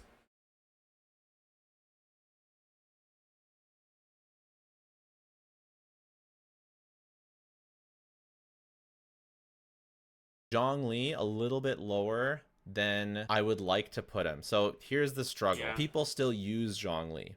People still like Zhongli. I think Lanyan is a better character because she can hold Thrilling Tales. This is a meta tier list, but Zhongli is very comfy. I could... Lanyan is too good. That's the problem. Zhongli's fucking gone, dude. Like, he's still good, don't get me wrong, but like, Lanyan is better.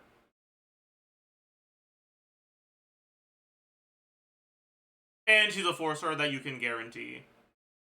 People still use Zhongli. It's very tough. I don't really find myself ever using Zhongli. I don't prefer him in Neuvillette anymore. I don't... Honestly, the only time I really use Zhongli anymore is when I want to showcase a combo on a character and I don't actually want to deal damage. I just want to show how the combo is without having to bother dodging. Because his shield lasts for longer than other shielders. And that's it. prefer him in Arlecchino anymore. I don't prefer him with Linny anymore. I don't prefer him with anyone, really. His pillar is very unreliable. He's the best at breaking geoshields. That is true. That is true. That's probably his biggest actual meta relevance nowadays. Sometimes it summons under the enemy so that you can't get your tenacity buff consistently. Using Archaic Petra with him is very annoying. It's okay in Novelette teams, but it can still be very annoying to run after it. He still is very comfy. I rated him very highly in my casual friendly tier list, but I think for a meta tier list, I think tier 1.5 is where he needs to go. I do appreciate though that his shield is very comfy and that's what keeps him in 1.5. He's not on any top teams, but he's still a pretty solid character. I'm actually going to be canceled for this. I'm going to have Reddit threads about me for this. I thought about putting Nahida. Look, I thought about putting Nahida in tier 1 just because I know the internet will be very unhappy with this. But Hyperbloom is a tier 1.5 team. It's if you assume low investment, again, this, you know, if we were to go C0, R0, then I think I would put Nahida in tier 1 because the Dendro teams don't really benefit all that much from 5-star weapons or from constellations unless you get Nahida C2. If we're doing Nahida C2, you can absolutely move her up. For sure. Hyperbloom is still a good team, but it isn't a top meta team. It isn't a super high meta team. It is a solidly meta team. And I do think she is at the top of tier 1.5, even though this is not ordered. So if we look at usage rates, Nahida's most used team is actually a Cloran team. Wow. And this is... But usage rate is fake for things like this. The reason why her highest usage rate team is a Cloran team is because no one has fucking Cloran.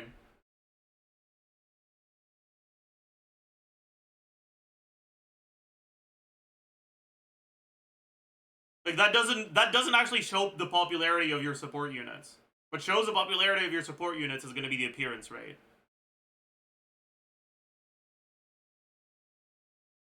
Right? Appearance rate is much higher on Hyperbloom 1, Hyperbloom 2, whatever the fuck this is supposed to be, Hyperbloom 3. There's 3 Hyperblooms and 1 Abomination team, that's kind of Hyperbloom, that all have significantly higher appearance rate than the Cloran team. Like, that's kind of fake, you know? Anyways. Is not even close to Cloran's best team. Not even close. And that's her most used team. It's not her most used team, though! Second most used team is Ororon Hyperbloom, Fischl Hyperbloom, Shangling Hyperbloom, Double Hydro, Respect, Alhaitham, Kanich using Nahida. Emily's obviously way better here. Moeka Hyperbloom? I just don't think that... Moeka Hyperloom is funny though. I will say that Moeka Hyperloom is really funny. That's so funny. And the worst thing is, like, it's not even that bad, this Abyss. Because Moeka's so good at breaking the shield, especially with burning. And then Hyperbloom is a strong single target team. So if you don't have any of the supports available for Moeka, you can do Moeka Hyperloom, and it's probably going to be better than like Zhongli Hyperloom or something like that. I don't know. It's funny, but anyways. Nahida enables enough top stuff to be any higher than the top of 1.5. I think people will come around to this way of thinking. And again, if you consider no constellation or 5-star weapon investment, I think you can make the argument for tier 1. Perhaps. Okay, so I think this is reasonable. As much as I heavily disagree with the way the criteria have been set up, with those criteria, I think this is reasonable. Like, it's true that Nahida's teams tend to not benefit that much from one constellation or signature weapon.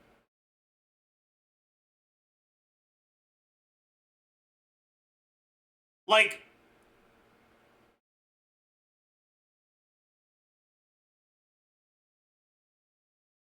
I would never put her this low because of something like that. But, like, I get it. Why is he assuming 5-star weapon? Because that's the criteria he set out at the beginning. So, like, that's fine.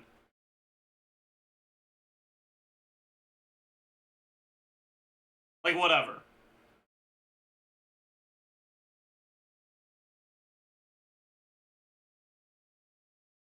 I do think that the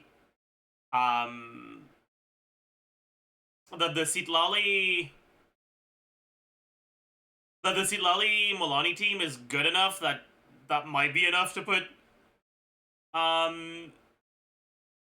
to put Nahida in tier 1 with these criteria. But Milani has so many good teams that I could also understand not wanting to do that.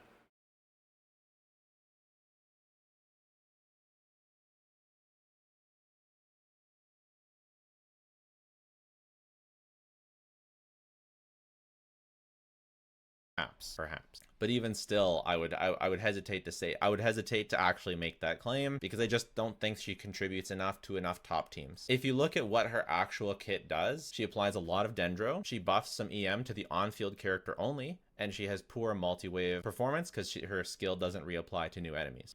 Tier 1.5 DPSs. Gaming. If you're a filthy min-maxer, I could see him going up. His melt teams are quite good. I think most... Yeah, this is very reasonable, I think. Gami is a character who can definitely be like at the top of tier 1 when things go right, but who has a lot of quality of life issues, so him being here I think is very reasonable. People are gonna find that his performance is about right here. Plunge Diluc trades some of the peak. That's fucking cope. Like, not only is Gumming numerically significantly better than Diluc, but the quality of life is also significantly worse with Diluc than with Gumming. Diluc should not be here. This is a massive sneak. Potential of Gaming for ease of use and a bit more consistency. Yes, Plunge Diluc is better than Zhao. I'm sorry. Linny, another... It's not, though. It really isn't.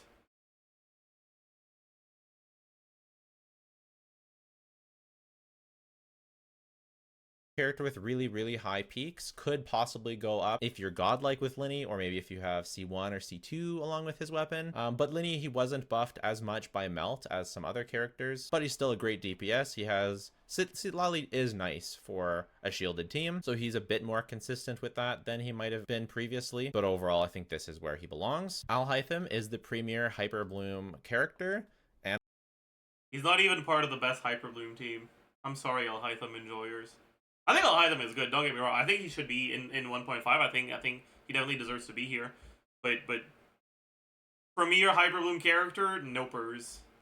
And I think Hyper Bloom is a tier 1.5 team. I had some PvP with people who disagreed with me because I think that the tier 1 teams just perform a lot better than the Alhaitham teams. And based on damage numbers, based on clear times, this is what we decided. Alhaitham in 1.5 along with Hyper Bloom. Yelan as an on-fielder in Mono Hydro is actually pretty good. You use Shalonin, Farina, Kazuha to buff her, and she buffs herself. It's pretty good. And yeah, you're... Sure, I guess. That's fine. Are using her as an on-fielder because she's buffing herself with her own burst. Risley Melt got a pretty big glow up with both Shalonin and Moika. You can either Risley run him as the guy who's melting, or with off-field Moika melting. That one's a bit more scuffed, but a bit better, so Risley. Raiden as an on-fielder is really comfortable and provides a lot of ER for Yelan and Farina.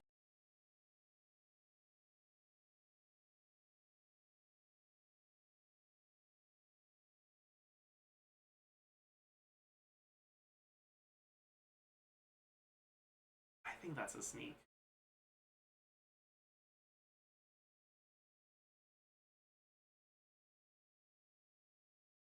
I don't think I'd have Raiden over Klee.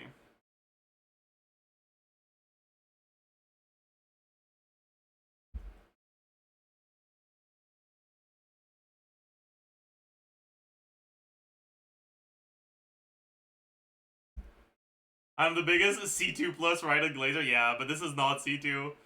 This is C0R1, though, so it is, like, not that bad. But the other carries also get R1 or C1, so yeah.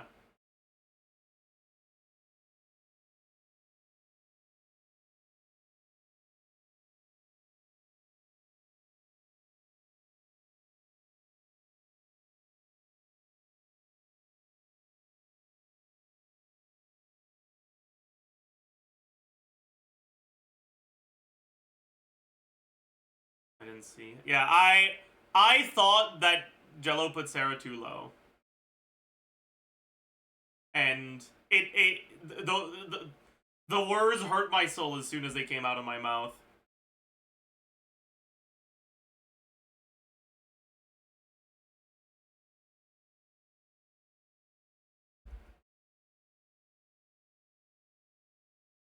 to build a lot more damage. She's also pretty good on Chevreuse. If you add some more 5-star weapons and or constellations for Yelan and Farina, she could be considered even higher, as she's just a really nice driver. But at the end, I heavily disagree with that.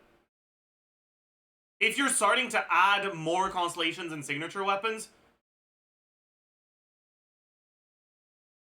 teams that have split damage where constellations don't work with one another to increase each other very much become lower. The teams that benefit the most from a larger number of constellations and signatures are teams where constellations and signatures all buff the same character's damage.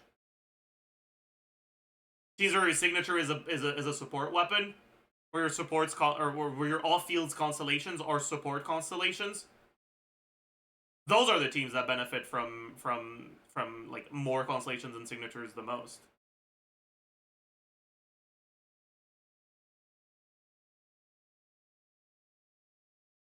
investment level we're working with, she goes here. And finally, our cute little Hu Tao.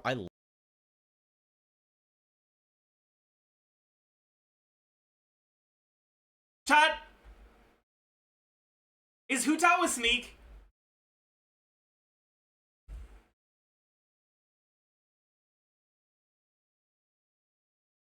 I guess this is C1, so it's not. Okay. Yeah, okay, never mind. No, that's fair. It is C1. So that's fair.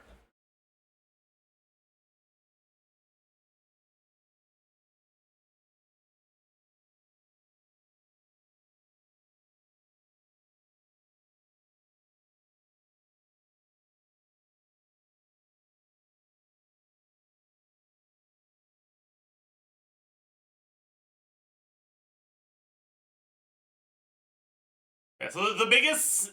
So far, Tier 1.5 has had the biggest sneaks. We've had Mona and Diluc, which are, like, wild sneaks.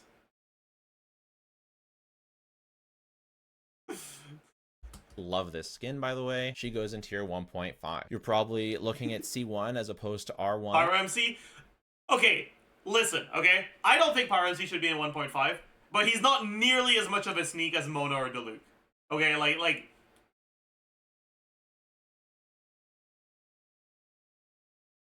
It's like the difference between...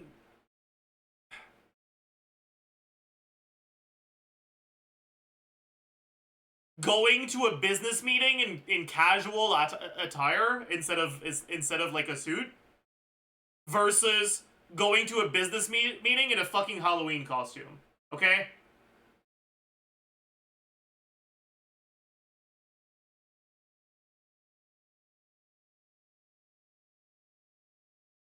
Like, Pyro MC's there in casual attire.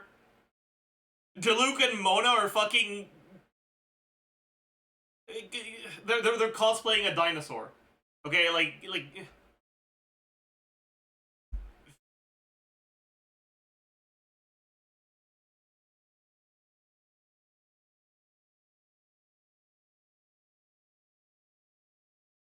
Thank you. I did it myself. It doesn't look that great, but, like, it's fine. It works. That's all that matters.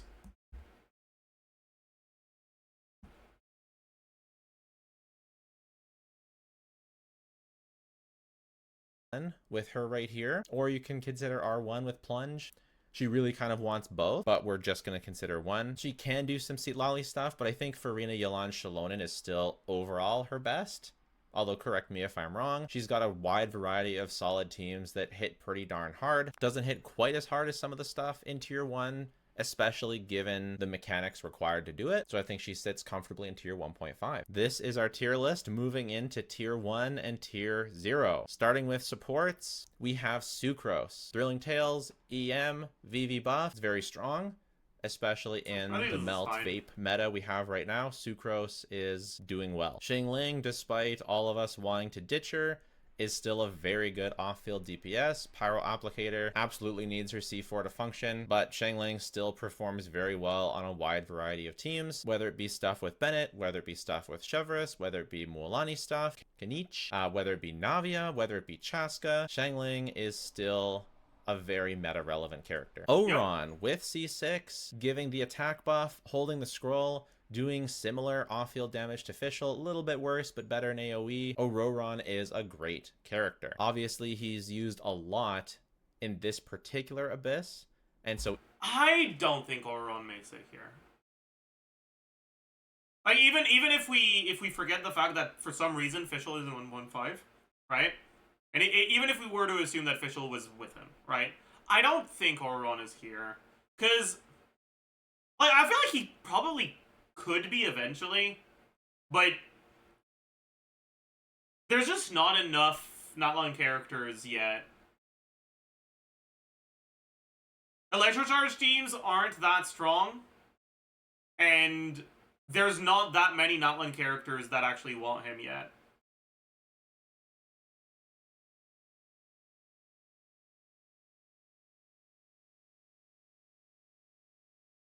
The fact that he can't trigger the like Nightsoul related Notland set without triggering his A4 is like,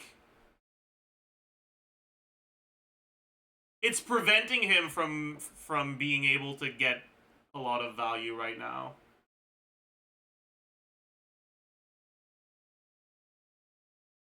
Or his A1, actually. I think it's his A1, not his A4. Whatever.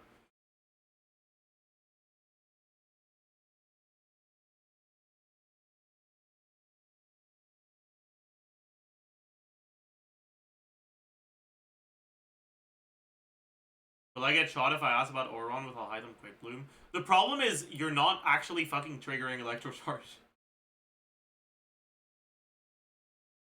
In I'll hide them Quick Bloom.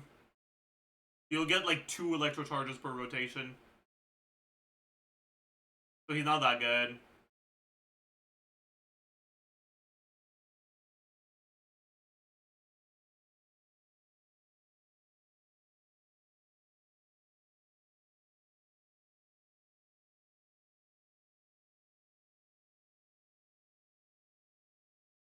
Although his uptime is pretty low, yeah, there's also that.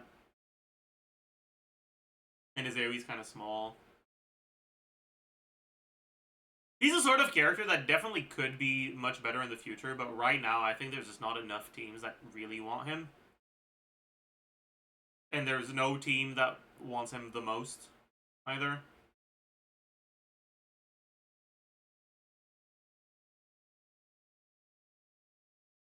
Oh, yeah. So even at C0, in this Abyss, he makes tier 1. But I think moving forward for other Abysses where Natlan shield breaking isn't as important, I think at C6 he'll still stay at this level. Okay, he's still good for Chaska, he's still great for Chlorant, he's still great for Mawika, he's great for Electrocharge. He's not great for Mawika. He's good in some teams that have Mawika in them, but they're the Chlorant teams you already mentioned. He's not actually good in Mawika teams. Jesus.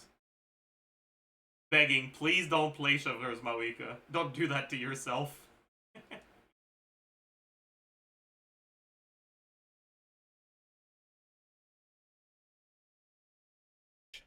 Ororon. Yelan definitely falling off compared to the heights she once was. I once considered her possibly the best character in the game. Now she is just very, very solid. Vaped isn't as top of meta. Everything is Melt now, but she's still very flexible, still very good with Arlecchino, still very good with Farina Shalonen as a core, still very good with Hyperbloom. Yelan is still a very good character. Yelan being here, I think, is very reasonable.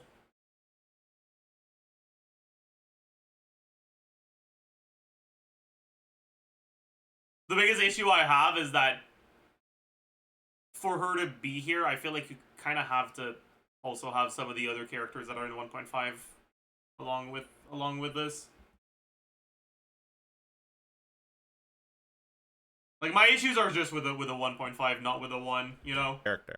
Moika as an off-fielder. She does good off-field damage. She has That's this fair, full if yeah. the team supports that, or you can just run her on DPS. You can run her as a dual DPS, sub DPS, although the more we get into dual DPS territory, then she moves over to the other side for the on-fielder. So we're mostly considering her off-field potential. It's kind of muddy with Moika, but she's still a pretty good off-field character. Very good. Kazuha. I got a lot of heat for saying that Kazuha is not a tier 0 character, that he's a bit worse than Lanyan right now. Just hear me clearly. If group... I don't know if I'd say worse than Lanyan, but I think him being here is very reasonable.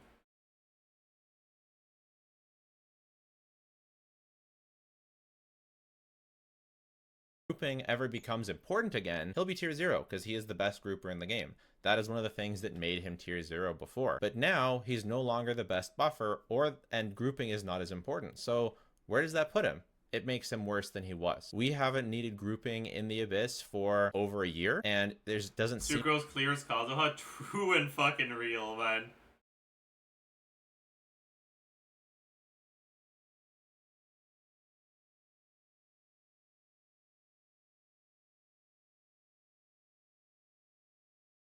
They've just been giving us too many vape and melt characters lately, and Sucrose is really good with that. Seem to be any sign that it's going to be coming back. But if it does, Kazuha's moving up.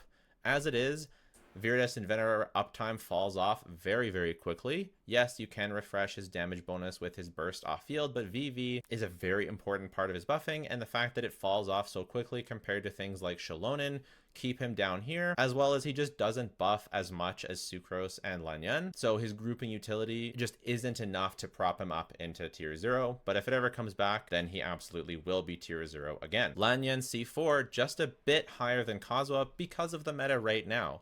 I consider Thrilling Tales plus... Okay. I definitely disagree with this. This is not a character whose constellations should be mentioned. Lanyan is here at C0. Or she's not here at all. Like... You could make an argument for the C2 perhaps, but the C4 is so small. All the community VV hate disappeared when it's time to glaze Lanyan. The biggest issue with VV is that its uptime is relatively low. But Lanyan being a TTDS user means that you always swap from her to your carry. Which means that the low-ish uptime doesn't actually matter that much.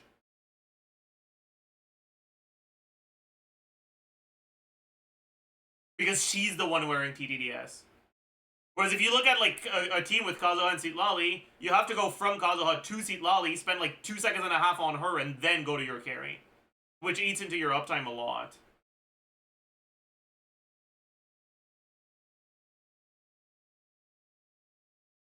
Isn't that the same for Sucrose? Kind of?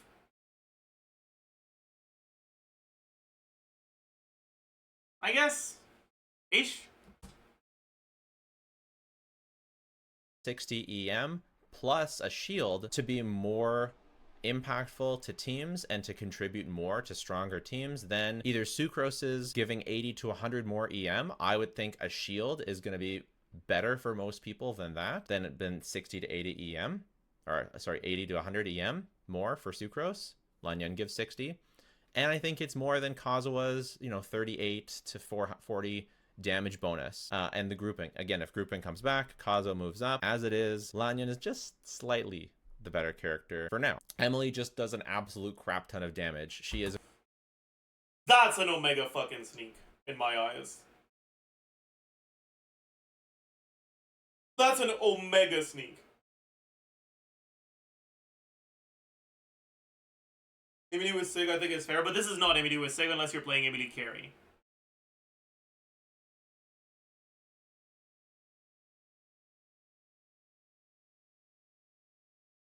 And Emily carry isn't good enough to make it here either. And also it's in the support category.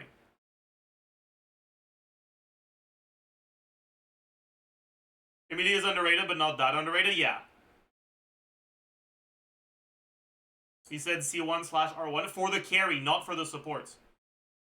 The only exception so far has been Nilo, because Nilo was in the support category, but she is kind of the carry of the team.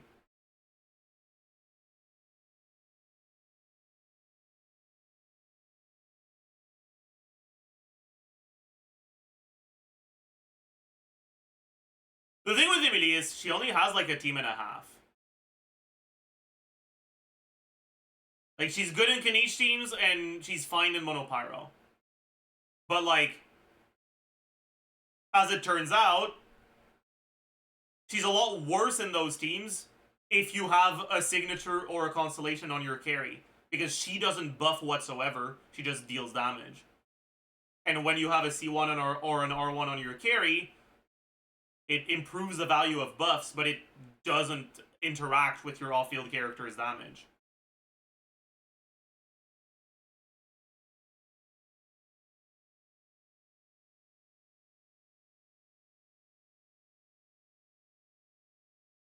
Also, a side grade to Cole and Nilo teams? What?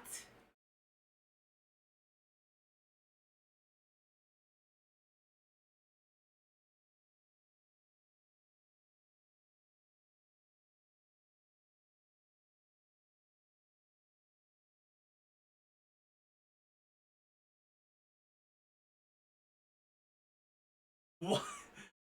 What?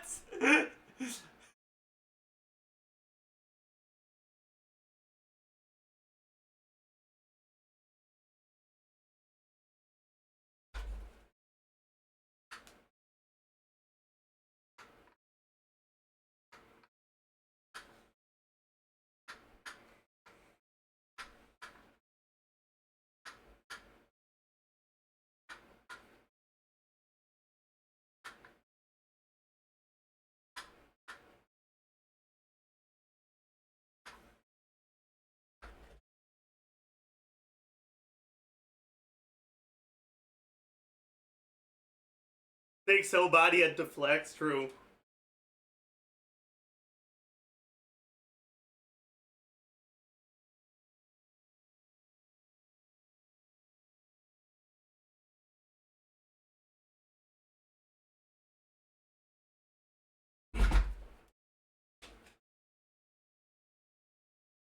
Is a very competitive option for a ton of Pyro teams. Emily is ridiculously strong. If someone's applying Pyro, Emily does amazing off-field damage, and it's unconditional as long as Pyro is happening. There's no setups, there's no swirling. The biggest thing I don't like about Emily is that I spent all that time farming for a decent Reverie set, only for her to be forced to be put on deep with 3 patches later.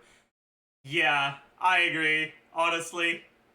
That's actually so real, though. What the fuck, man? There's nothing. You just put her skill there. It's like Fischl, but twice as much damage. It's insane. Emily is insane. And if you get her weapon, it's even more insane.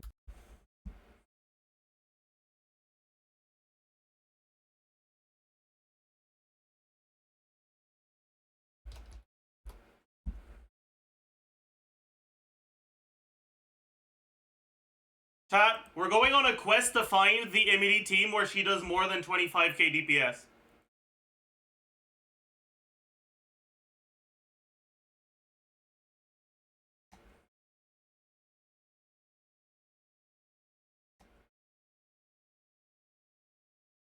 This is C6R5. That one doesn't count.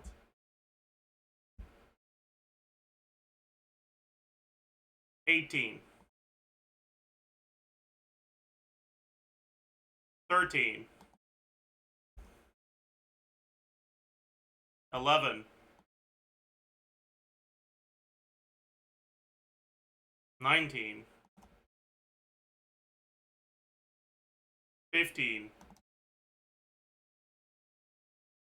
18. 17.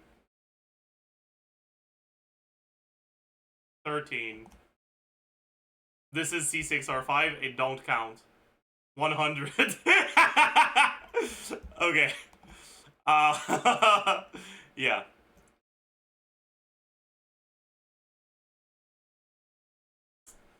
Maybe it's somewhere. Let's only click on the teams that have really high. Maybe it's this one. All right, you have someone else on Deepwood. She's on Deathmatch. 22. We're getting close, chat. We're getting close. Okay, wait. Let's try to find. Maybe we can find an on-field Emily team. Oh, we've got the red shred on Lisa, or the death shred on Lisa. No, this is gonna be low, isn't it? Never mind. The team DPS is awful. Okay. No. I don't think it exists, honestly. Oh, Virus has one. We've got the on-field Emily. 30! 31!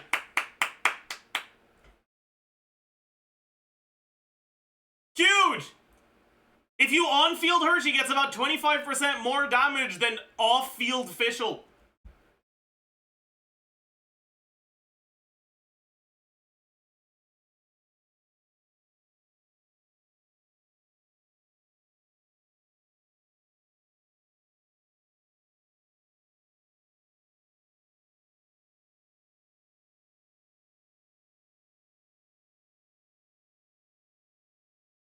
Yeah,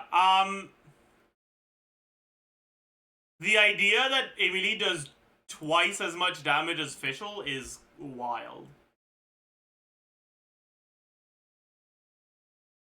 In Fischl's good teams, she tends to do more damage than Emily does. He corrected himself, did he?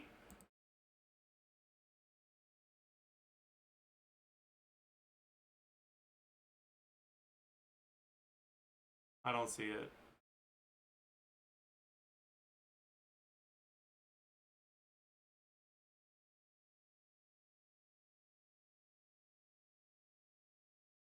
In comments?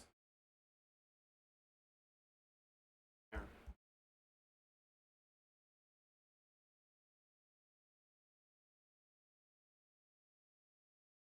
Was somewhere in the Okay, I'm not gonna fucking go on a quest to find it, I'm sorry. Very below? Okay, never mind. Yeah, I can't be bothered. It's not pinned, I see.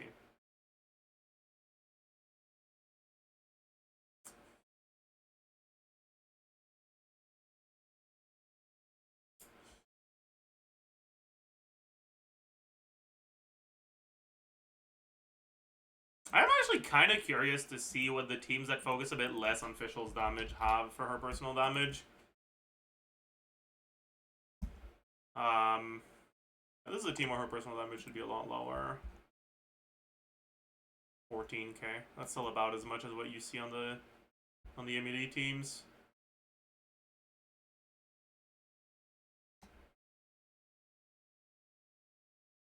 $22k without Bennett.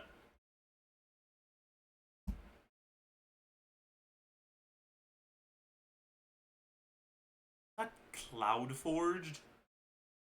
That's crazy. This should probably be the lowest one so far, I think. 14 as well.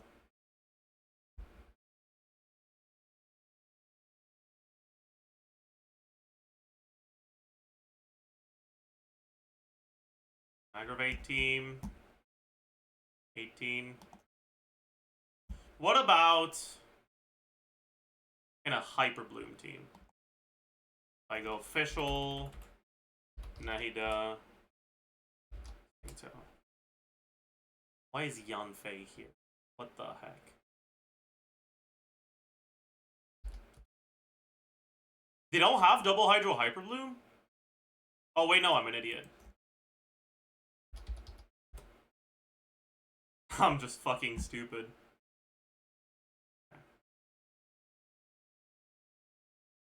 22k. Yeah, I guess with Nahida. Oh, that's a fucking. Oh, that's disgusting. I hate it. Oh. Oh, oh. Oh. Oh, I hate it so much. What the fuck is that, dude?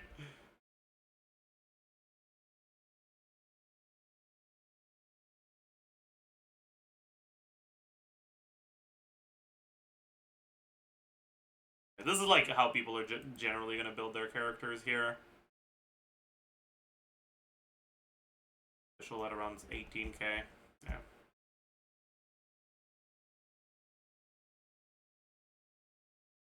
Yeah. There's no way TF is optimal though. So she should be higher than that.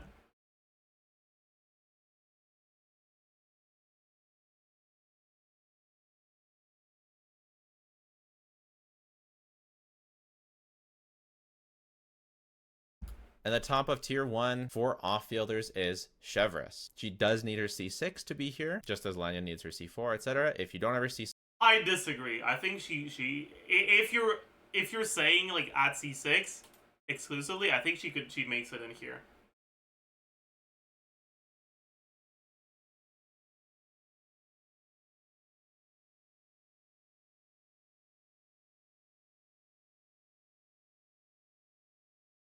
But yeah, like the enemy official thing is like, it's not just that she doesn't do double official's damage, it's that she generally does less damage than official does.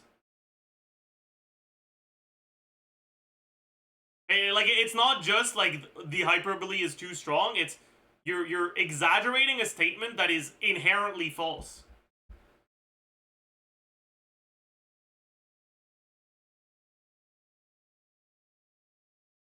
Anyway, if you put Chevres here, I think you don't need to put the C6 tag.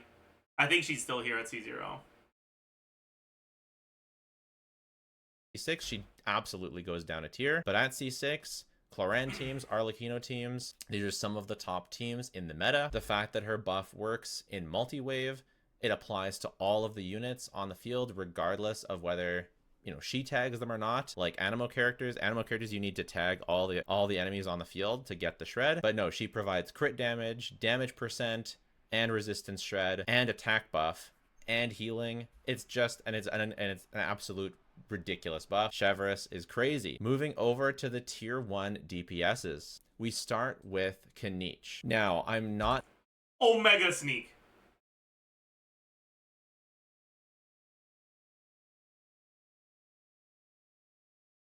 Okay, here's the thing, alright? It's not that big of a sneak because Kanich's signature is really good, and his C1 is also pretty good, so, like, if you go for either of them, like...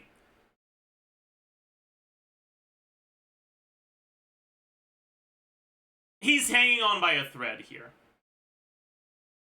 Not considering Moika dual DPS for this tier list. If you did, things would get very scuffed very quickly because Kanich's best clearing team, Kanich has great teams, but his best clearing team includes Bennett, Seatlali, Moika, because Moika can just get that huge nuke buffed by Bennett. She can get some melts in her charge attacks, and then you do switch to Kanich for some extra damage. I know it sounds goofy and ridiculous, and that's because it is. And so to keep things even, we're not considering Moika dual DPS because it just screws up the meta so much. Moika is so broken that if you start considering Moika dual DPS, things get very silly. So Kanich on his own merits belongs here. Great burning damage. It's a little bit annoying to move into his Dorito triangle to keep his uptime. But he works great with Emily. He works great with Pyro Traveler as a substitute. He does work great with Moika, even if you don't use the Seatlali stupid thing. But he also works great with comfy characters like Toma or Dea. Great single target, serviceable AoE, fun and smooth to play. And yeah, I think he's just a cut above. But keep in mind, tier 1 and tier 1.5, they're 1 and 1.5 for a reason, right? They're pretty close. Same with the supports. They're pretty close. They're not a whole tier away. They're only half a tier away, right? Mualani has some of the highest peaks in the game. If you play Reset Impact, if you play versus the right content, Mualani can absolutely be... Mualani makes sense here. If you're going to have comfort as one of your criteria, Mualani can't be tier 0. Even if it's the least important of the 3 you mentioned, as soon as you start caring even a little bit about comfort and quality of life, Mualani can't be tier 0. It is what it is.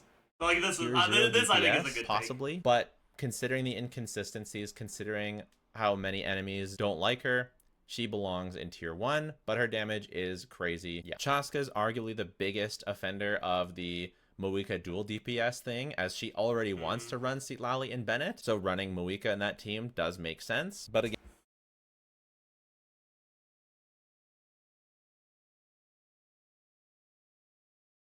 Chaska's fine here. I think she's less of a sneak than Kanich. And then it's kind of like you just want to stay on with Moika. So we look at Chaska's other teams, whether they be Citlali, Bennett, Shangling, Citlali, Bennett, Farina, Auroron, etc. Chaska, she's pretty strong. She definitely doesn't have the peaks of Mualani, but she's also so ridiculously easy and consistent to play. And she did get a big buff through Citlali, and she's still good with Shenhe, etc. I talked about Navia at length. Navia's fine here, I think. In my top 5 DPS video, all those things still apply, but if you don't consider Moika dual DPS stuff, which I felt it was only fair to, even though you don't do the Citlali stuff, is it really fair to consider Moika Navia dual DPS? I don't know. It's very scuffed. This meta is very scuffed, and I'm sorry. But Navia is still a great character. She's still consistent, she's easy to play, and she can get great clears with lots of different teams, especially with Shalonen. I know I'm fully canceled, but hopefully some of you are starting to get Clorand and her weapon, or her C1 I guess, and C6 Chevreuse, and you can see that she's actually crazy strong. I'm just getting toasted all over Reddit, all over the comments. I used to like Jello until he said that Clorand is a top 5 DPS. Well, she is a top 5 DPS.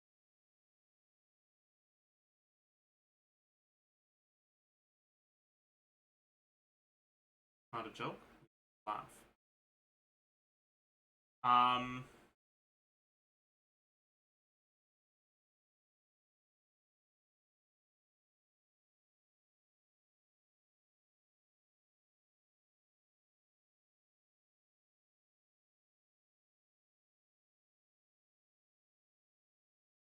Cloyd is a good unit.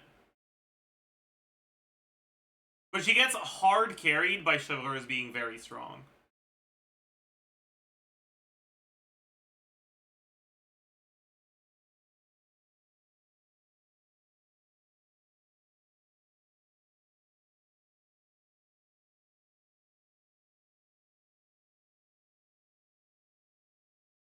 Fischl. She doesn't get carried by Fischl as much as she gets carried by Chivalrous.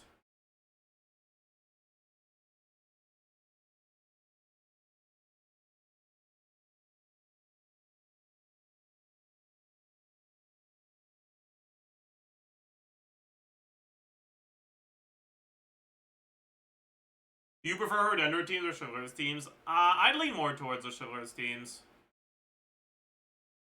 But the Dendro teams are fine. Aren't there a lot of characters carried by Bennett? Bennett isn't an archetype. Chivalrous is. And like...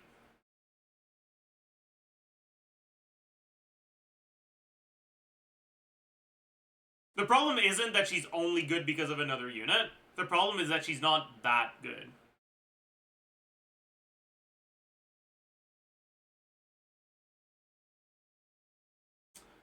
I think her being in tier 1 is fine, though. I don't think, like, this isn't meant to be ordered, so her being here is fine. But calling her a top 5 DPS, I think, is a little cope.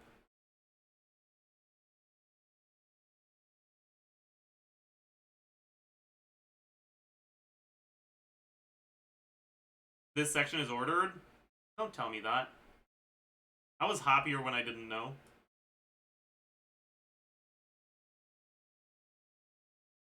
Clorand also has excellent team versatility, working well with Overload, Electrocharge, and Aggravate, and also being able to work okay with Hyperbloom. Hyperbloom teams, in my testing, do perform a lot better than the Alhaitham Hyperbloom teams. You can put Alhaitham and Clorand in exactly the same team. You know what performs much better than both of them? Double Hydro Hyperbloom, my goat! And in my experience, Clorand will perform better, even though that's not even close to her best team. Using Overload not only gives her great AoE, multi-wave, and single target performance, it also doesn't take very many valuable resources. It doesn't take Shalonen, doesn't take Farina, doesn't even take Bennett. All of those characters are free for the other side, and in practice, she clears better than all the other DPSs that I have listed so far. So for all those reasons, Clorand goes right here. The only exception is, again, if Navia, Chaska, Kanich, use Moika as a very prominent sub DPS, because although that does help Clorand, using Moika as a prominent sub DPS on Chevre's teams, that does help her. It helps Chaska and Kanich and to some extent Mualani more, because you can run them with Citlali and then vape Moika's hit, and then those teams can outperform Clorand. But I just think that that's a little bit hokey, and at that point, just run Diona instead of Chaska, Kanich, and you'll get better results. So doesn't really count as a Chaska team or a Kanich team, in my opinion. Anyone who disagrees with that, message me on Discord, and we'll personally debate this, because if I'm wrong, I want to move her down. Look, my favorite characters that I simp the hardest for are Yoimiya, Shenhe, Raiden, Hu Tao, Mualani, and Clorand. One of the things that makes me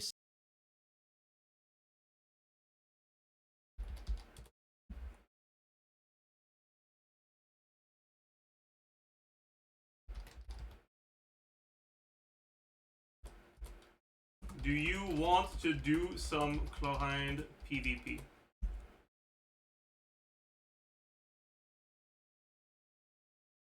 simp for characters is because they're strong. If I thought Yoimiya was actually strong, I'd be talking about her being strong. If I thought that Clorand was weak, I would be complaining about her being weak, just like I complain about Yoimiya being weak. I don't just yap about characters that I think are strong because I like them. I actually test them.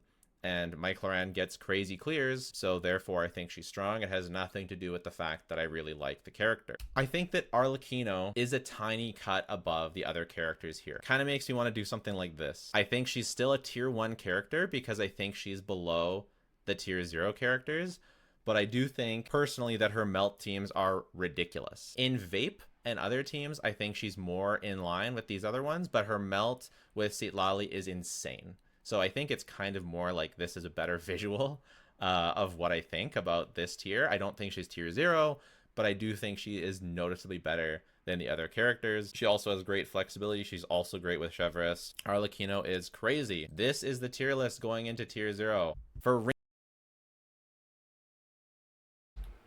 Chat!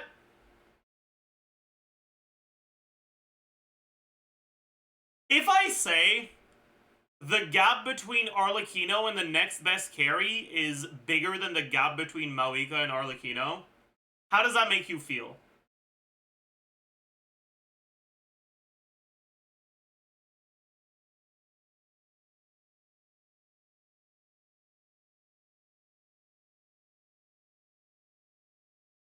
So true, bestie.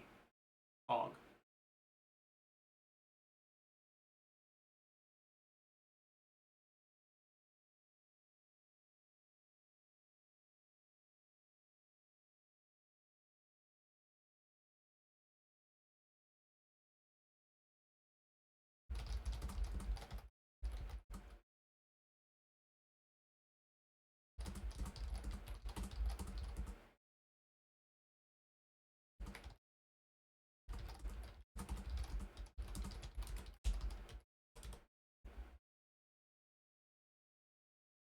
with Chevreuse, Arlecchino is crazy. This is the tier list going into tier 0. Jamie wants some war.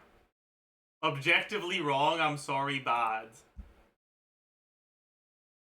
Damn. For Rena, actually, let's just rip the band-aid off. These are the top 4 tier 0 supports. Okay, actually, you want to know something? All right.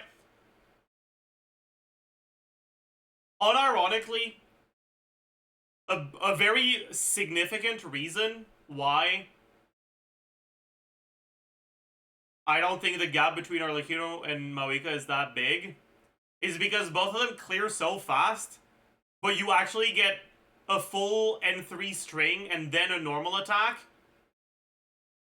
by the time Moika's burst hits the enemy.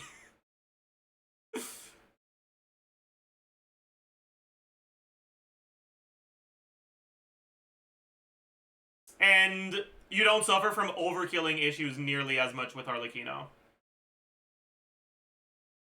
For multi-wave stuff.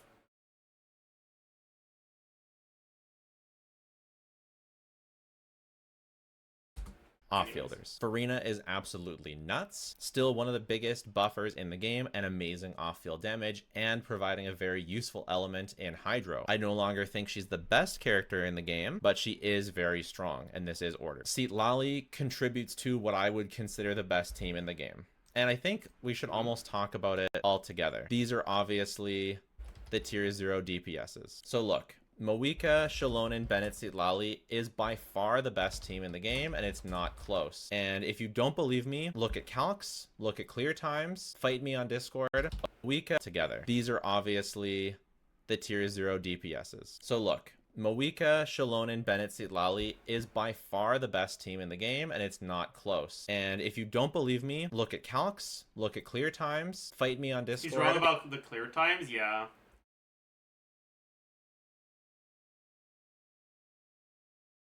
Whale speedrunning when your burst animation is 2 seconds instead of 1.5. It dumpsters absolutely everything. And Moika doesn't even get the buff on the top side. And she still outclears Arlecchino, even with the 75% damage bonus going to Arlecchino. That's crazy. And you don't have to have Shalonen and Sitlali for Moika to be the best character in the game. Moika can clear just with Bennett, Sitlali, and Diona, or another Cryo, and it'll still outclear Arlecchino's best team, or any of the other DPS's best team. It's so bad that Moika, Bennett, Sitlali, plus any DPS is basically that DPS's best team. Like the 3-man core is it's the new Hyper Bloom, except that it's on a league that Hyper Bloom never even saw coming. Like it's nuts. Novelette is here because obviously he's very, very easy to play and very, very comfy and has amazing AoE. But also he does amazing damage, especially if you min-max my assumptions here, which are you can give him, you know, the 4-star battle pass R1 weapon and give him his C1, and then, you know, his damage is also really crazy. So Novelette, you know, the second best DPS in the game, I think by a pretty good margin. And then on this side, Bennett is just so impactful on so many teams. Moika absolutely wants Bennett. Arlecchino, Navia, Chaska, Kinich, so many characters want Bennett. He makes such...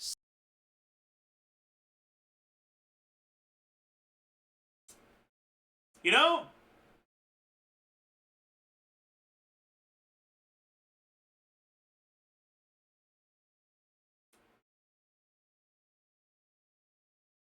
Bennett is not nearly as important in the strong Bennett teams as Sitlali is nowadays, which is fucking wild. Like, between replacing your Bennett for something else and not having access to Sitlali, the Sitlali is such a bigger deal.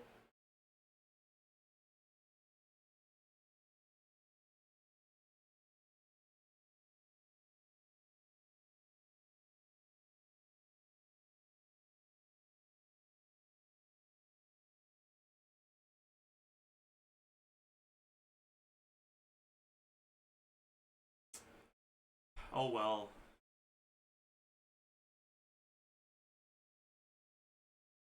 Such a huge difference to your teams. Sitlali just created the melt archetype, taking Moika and Arlecchino to absolutely absurd heights. And of course, Shalonen is, in my opinion, the best character in the game. She gives an absolutely unconditional resistance shred. Yeah, sometimes it can be hard to get the double crystallize, but often it isn't, and often you don't need it, even if it is. So resistance shred, the damage bonus from the scroll set, and healing, so you can run either with Farina or just have extra healing.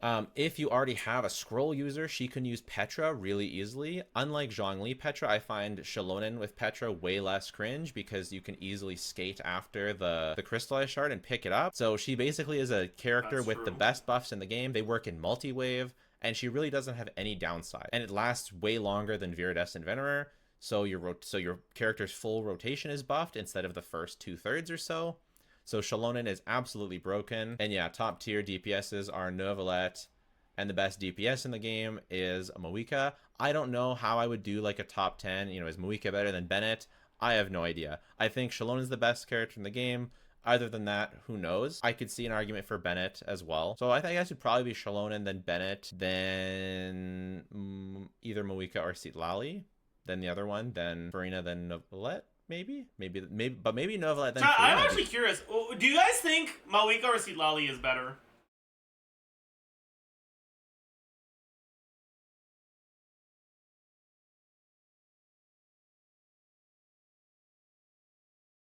Okay, it seems like Chad is leaning more towards Citlali.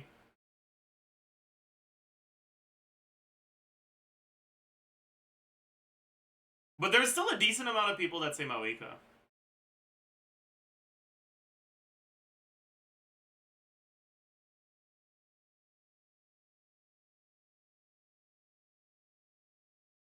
Mawika has more teams. I mean, Mawika has 2 different archetypes.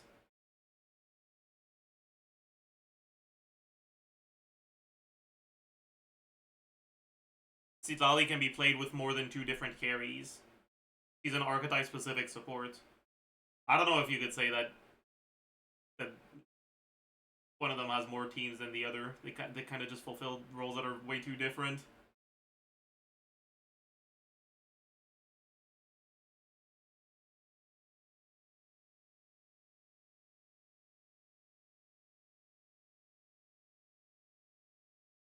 Also, I think you're forgetting about Superconduct Citlali. True!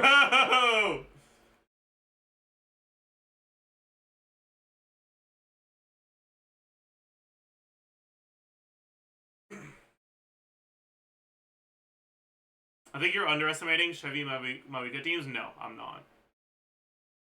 They're not it.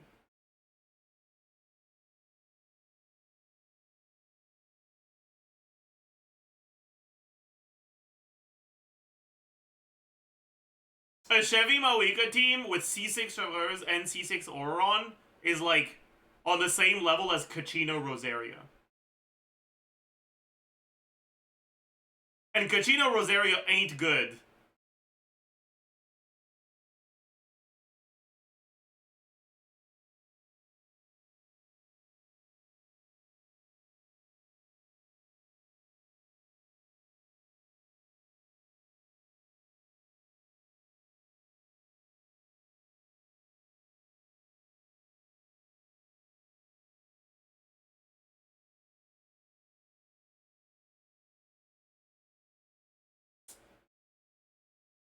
Like, will the team clear comfortably? Sure, because Mawika's broken.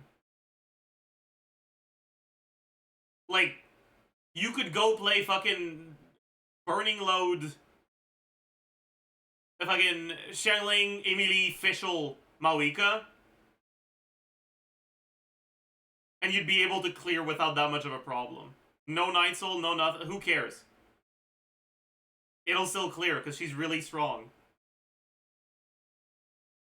But like, when it comes to Mawika teams, you kind of have to evaluate their power in the context of how they compare to her other teams. And the Chevreuse teams are not it.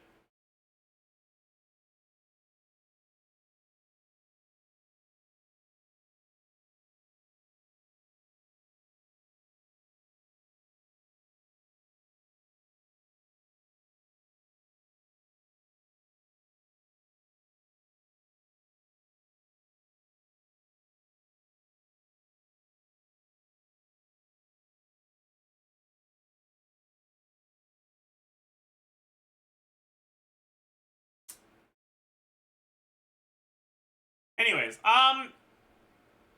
there's like, I think 4 or 5 sneaks that are a bit too cope for me in this list. I don't think it's as bad as people made it out to be, though. Because a lot of no-let teams don't even have to have free anymore with Mawika. So this is the list. Like, Mona, Diluc,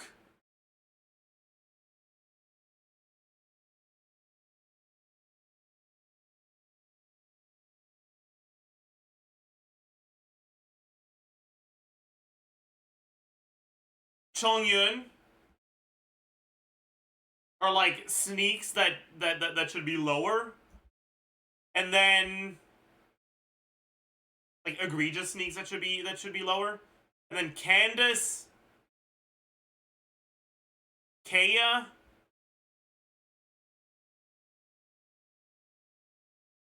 are egregious sneaks that should be higher. Dender MC, sure. But the rest is all, like, at least somewhat reasonable.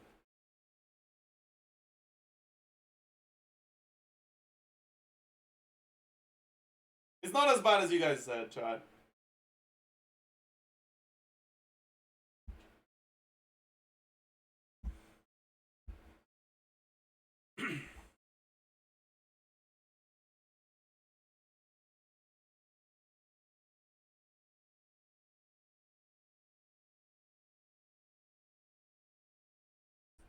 Like, if you were to show this to a new player,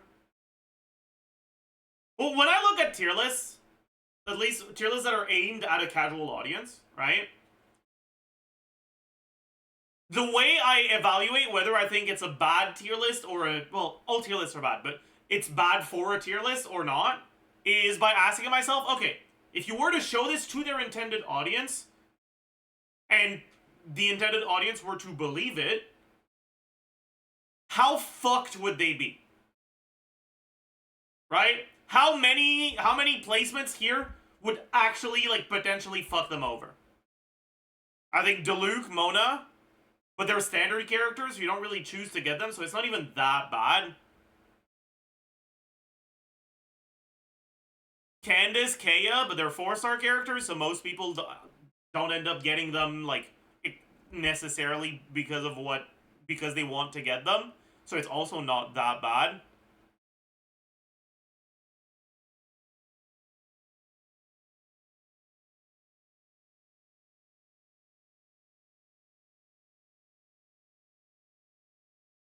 Emily,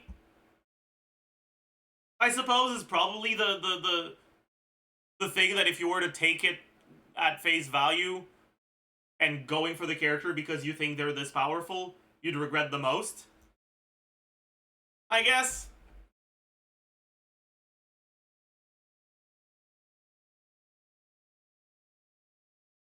But it's not even that bad because Emily is still a good unit.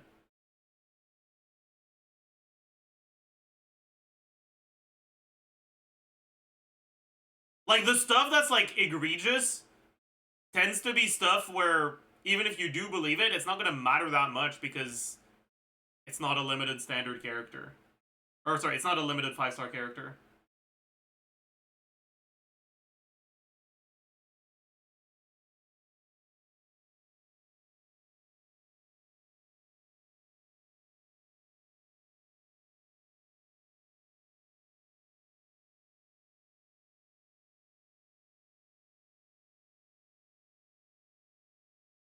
Should Sethos be higher? No. Oh yeah, we can take a look at the Reddit post about it. Oh boy. I think the main problem is that this list is specifically targeted at people who have been playing for a while and have C1 5 stars and C6 4 stars. I mean, sure. And that's not inherently a problem. But yeah. Okay. Nahida in tier 1.5 is bad. Dendro is Nahida. Tier 0 for me. Also, Xiao in his best team is still a meta tier 0 character, but team is expensive. Others are fine. Yeah, I mean...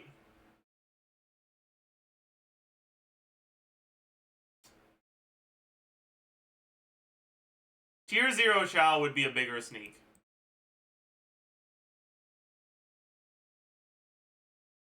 It's like assault. True.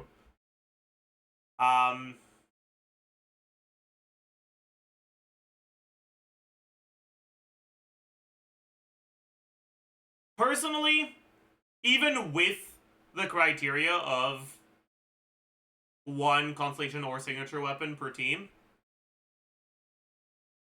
I would still put Nahida in tier 1.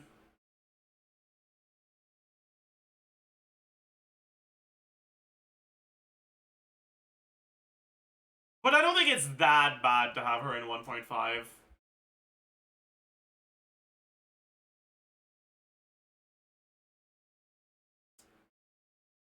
Putting DMC in the same tier as Xinyan and Dory. Yeah. This one's a little... Yeah.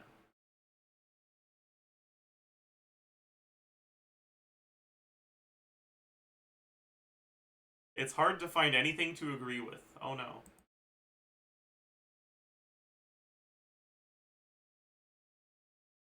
Yelan isn't a DPS at C0. Alhaitham should be higher. Kokomi and Yai DPS. Hell nah. Singso, Nahida, Kazuha, Official, and Kuki should be a tier above. Okay.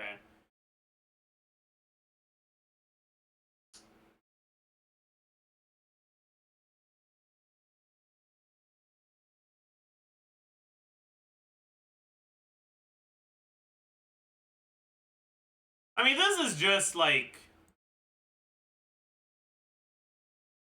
This is a sort of disagreement that like you have because you want to disagree, right?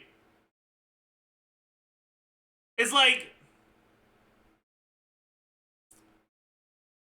if you use even 3 of your brain cells, you'll understand what he means by Yelan being in the DPS category.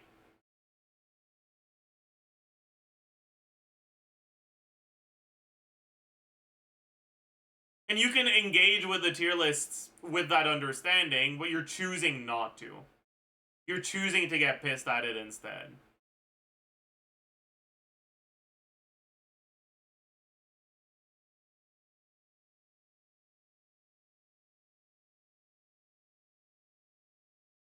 So I don't, yeah, this one's, yeah. I feel like Arlecchino should be in the same tier with Navidad and Maoika. I think this is a very reasonable take.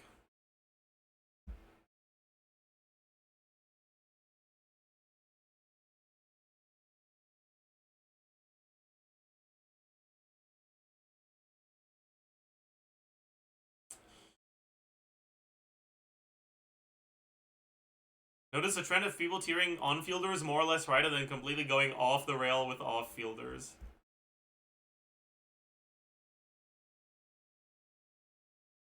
Yeah, that's fair, actually. Sure. Is C1R1 Arlecchino better than C0R0 Maoika? Yes. Yes, 100%.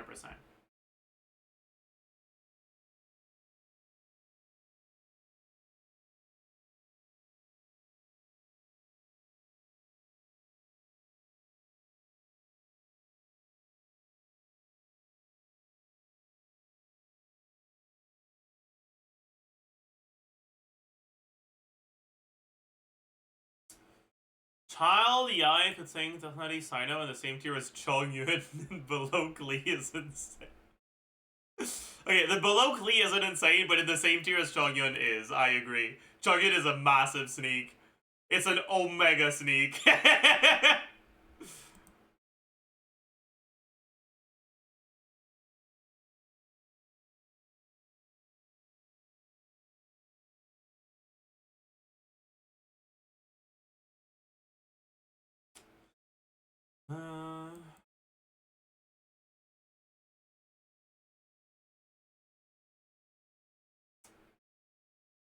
Thing about this is like,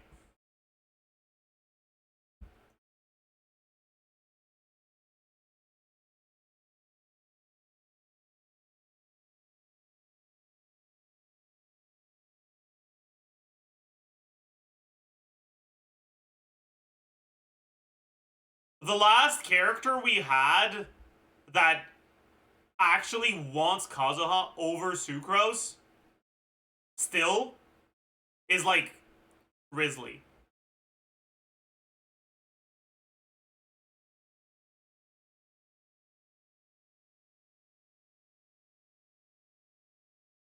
Like, sure, Klein kind of prefers Kazuha over Sucrose, but she prefers Sucrose over both of them by a pretty decent amount.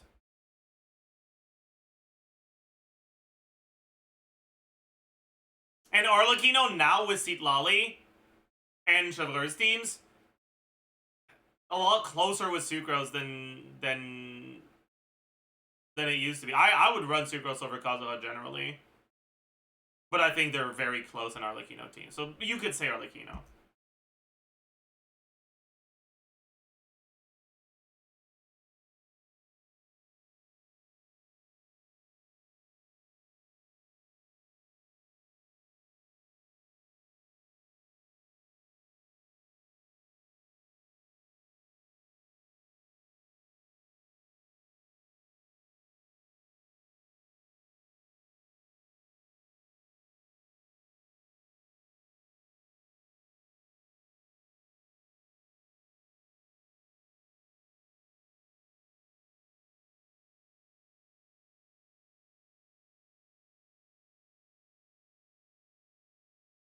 I swapped to Sucrose for Arlecchino and Seedlally and clear faster, yeah.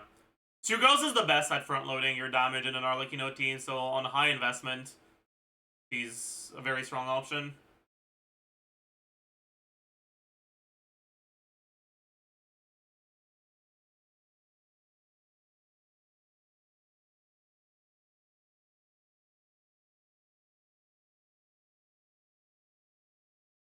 Yeah, so like, I understand why people think Kazuha is better than Sucrose, but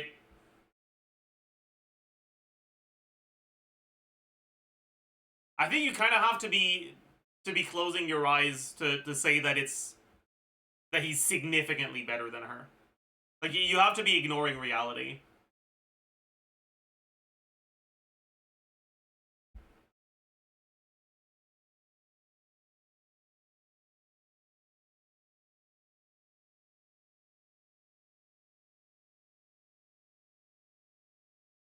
Like, yeah, Shiloden gave you an alternative to Kazuha in a bunch of teams, and that does matter. But the biggest reason for Kazuha's value going down isn't Shiloden, it's the fact that we keep getting carries that work better with other units.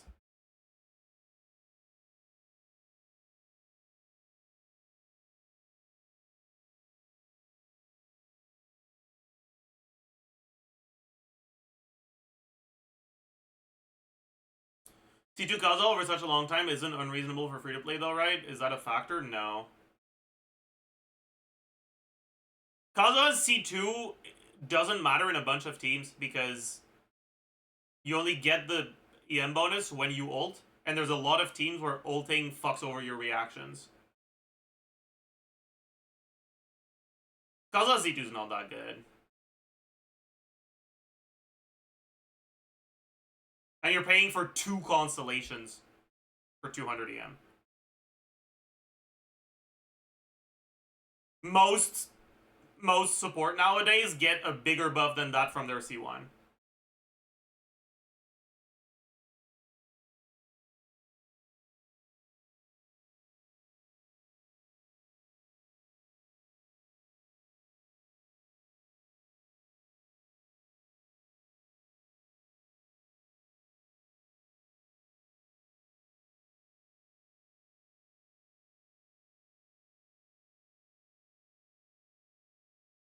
Yeah. I also think that, so one of the main things that makes Kazuha better than Sucrose in some reaction teams is Kazuha's ability to double swirl more easily by swirling Hydro off of the enemy but absorbing Pyro from Bennett buff, right? The thing is, you don't want to do that in Seedlally teams because Seedlally has TTDS, so you want to swap to Seedlally after Kazuha, not before.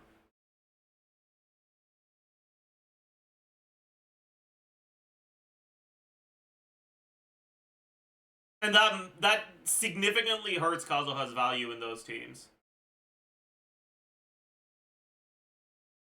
And then on top of that, in Melt teams, the EM buff is more valuable than in Vape teams.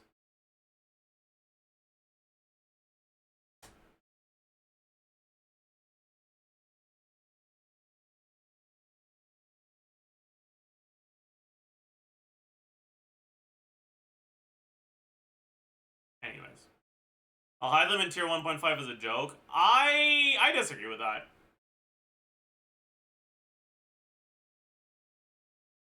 I definitely think Alhaitham deserves to be there, because, like, again, the biggest problem with Alhaitham is that he's not a part of his best teams.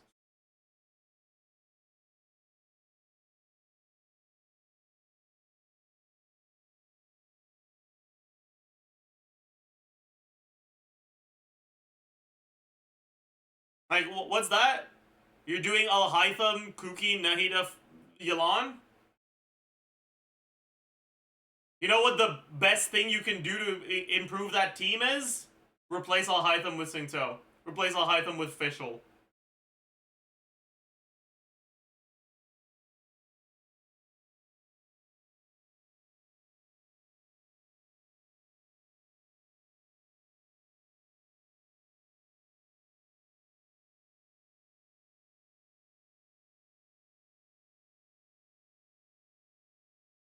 And then on top of that, this specific list has a criteria of C1 or R1 on one of your characters, and Alhaitham doesn't benefit that much from his R1. Like, him being in 1.5, I think is very reasonable.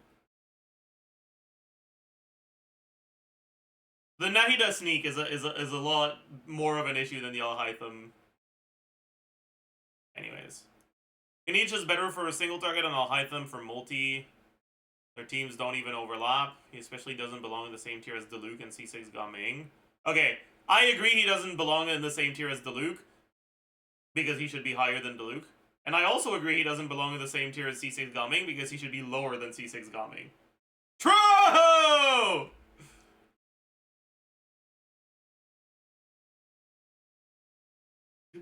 Gaming my goat. This one's actually a lie. I think it's very reasonable to have Gaming lower because of his quality of life issues. I would put Gaming lower because of his quality of life issues. My 1.5 is very reasonable. Anyways. The Luke should be moved one tier down. That's actually not true. Diluc would still be a sneak on tier 2.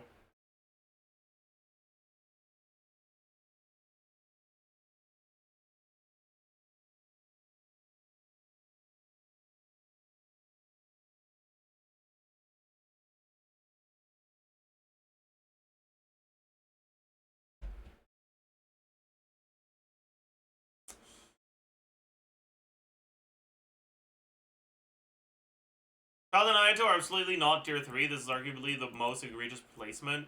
No way someone actually thinks they're worse than Klee.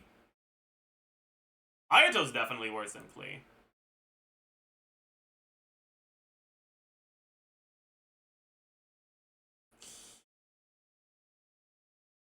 Diluc 2 tiers. I mean, yeah, the Diluc sneak is just rearing its ugly head again.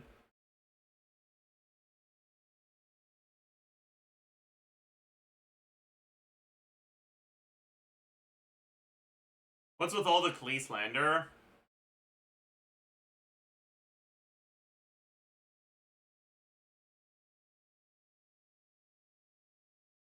Klee is a unit that kind of gets dragged along for the ride. Where, like, she doesn't really have good synergy with fucking anyone, but her numbers are pretty good. You just fucking slap her in a national team. And it works. And it's good. And she is actually good. And she's one of the better units you can slap into a national team. But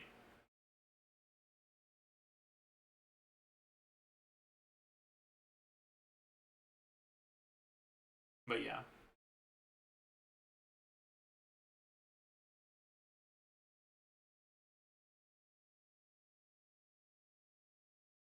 Can you slap Diluc in a plunge team?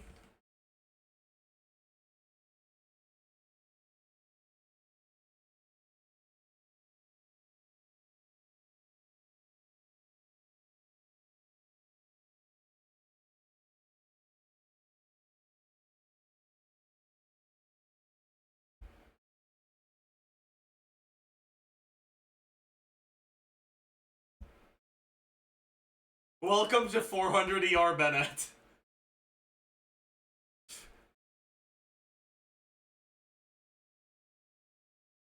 Yeah.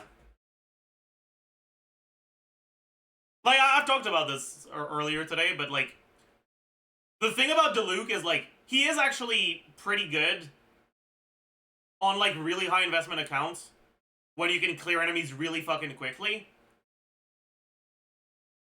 But he's probably the unit that's the most reliant on the whole game on HP particles.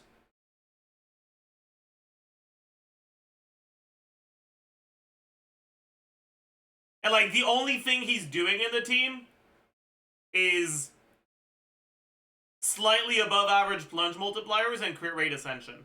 That's why he's there. That's it.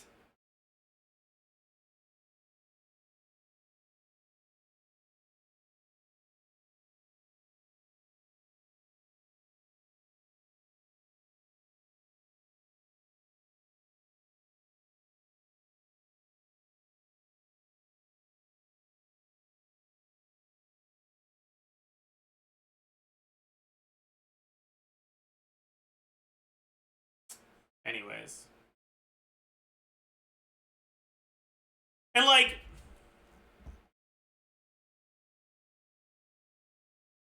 I'm sure there's a fucking...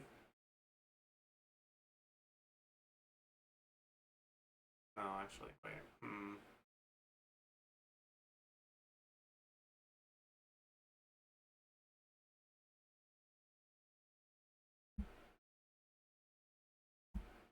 Actually, no, I don't want to use this sheet. I'll use this one. Okay. Base attack, attack percent, flat attack, total attack, damage percent,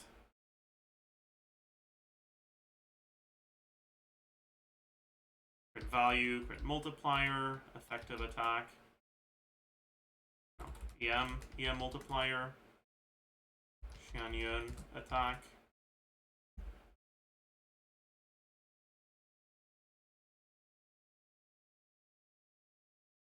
E attack, melt, E attack, Xianyun, melt.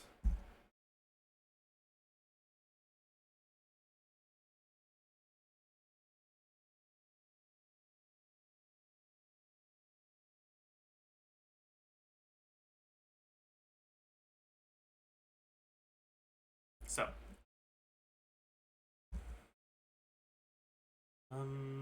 base attack 335 plus, let's do Serpent Spine for now. Attack percent, we have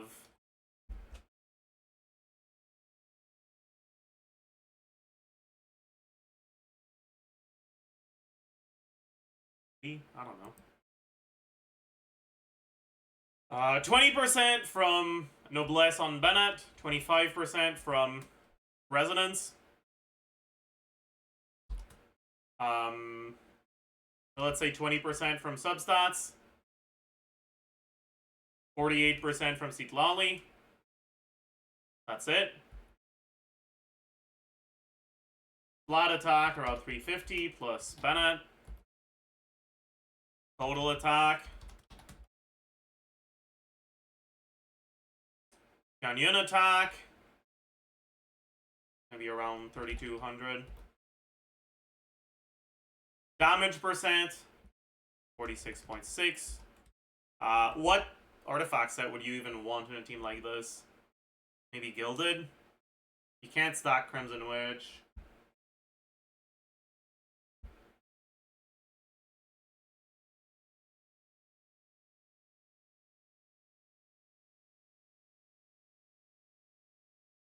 Yeah, probably Gilded. No damage percent from that. C6 Bennett.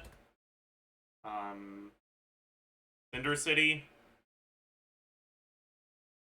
Serpent Spine. TV. 98.4 plus 27.6 times 2 plus 20 times 6.6 plus 62.2 plus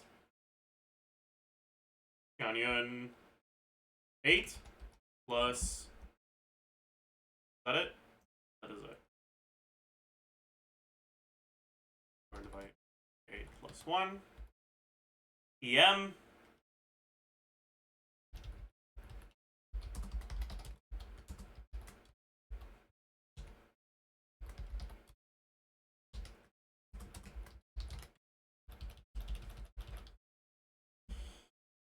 EM.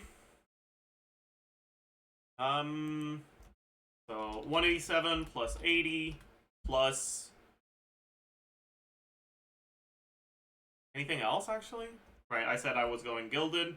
So it's gonna be 180 and then another 14% attack. EM multiplier. Effective attack melt. Crimson Witch might be better even with 0 stacks. Effective attack melt. This is total attack. Multiplied by 1 plus damage percent. Multiplied by crit multiplier. Multiplied by EM multiplier.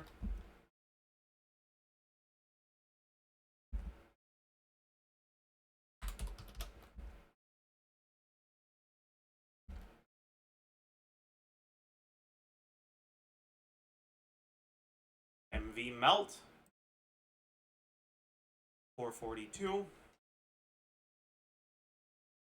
Be non-melted. 176.9. 100.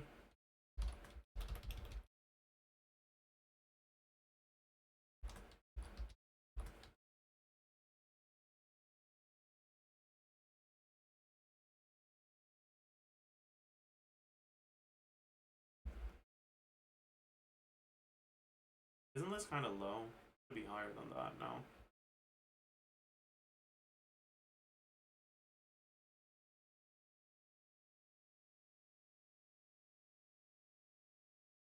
I guess not.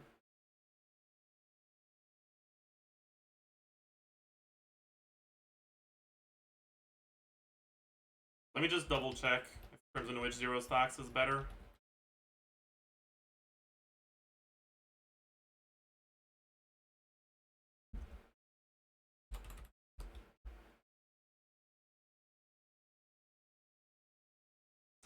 It's about as much, and Gilded doesn't proc on the first plunge anyway, so it is better. Okay.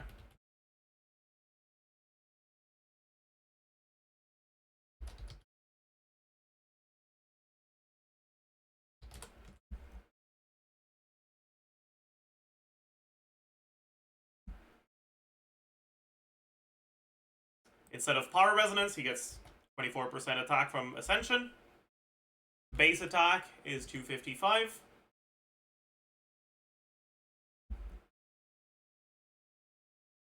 Everything for damage percent is the same. Crit value, instead of crit Ascension, he gets Cryo Resonance.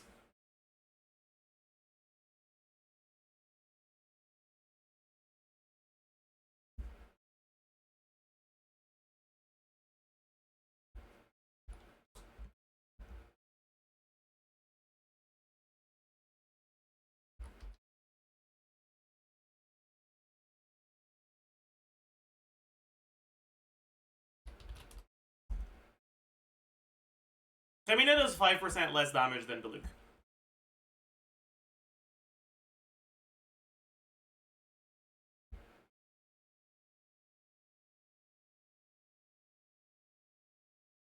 But Diluc is 1.5 and Femina is 4?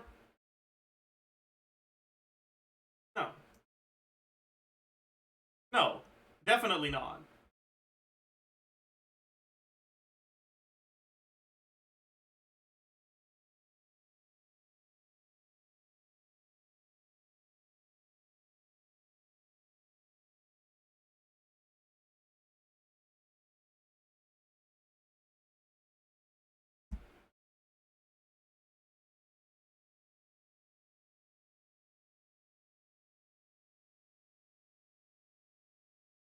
I guess technically he can do a little bit more with this.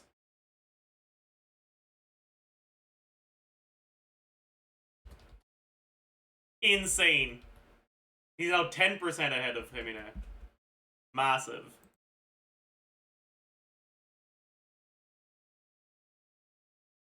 But yeah, the unfortunate reality is that, like, what prevents Femina from being all that good in those melt teams is the energy. But the energy is just as much of a problem with Diluc. Guards.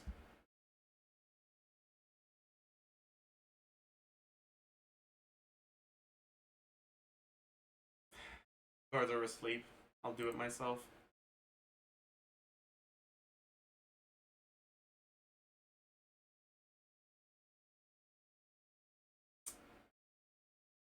Anyways. According to this, Diana is a better healer than Baiju and Kokomis, and Diluc is on the same level of power as Alhaitham, Hu Tao, Risley, Yelan, and Raiden. This list is absolute garbage. Okay, I mean... The thing is, you don't use Diona as a healer. You also don't use Diona as a shielder. Diona's best team is a team that already has both a healer and a shielder. Which is really funny. Right, Diona's best team is with Bennett Lolly. The thing is, Diona isn't enough cryo by herself to enable forward melt, but it is enough cryo to slightly increase the amount of cryo up when paired with a second cryo. And it's actually enough to get 5 melts on Malika instead of 4. Because 1 additional app from Diona is all you need to go from 4 to 5. And there are setups that make it happen at the right moment.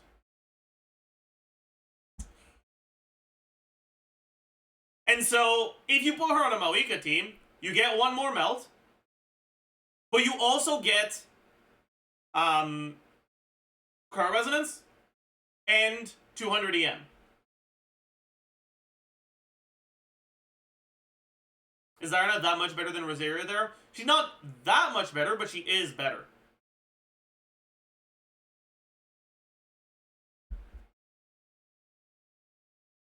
She's the best second cryo you can put on a double cryo Citlali team.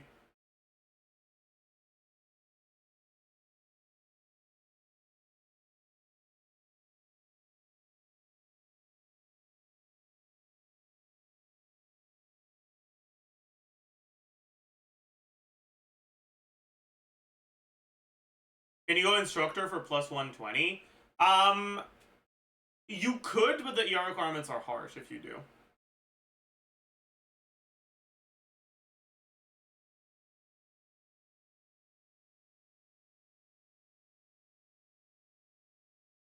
What's up, Sona?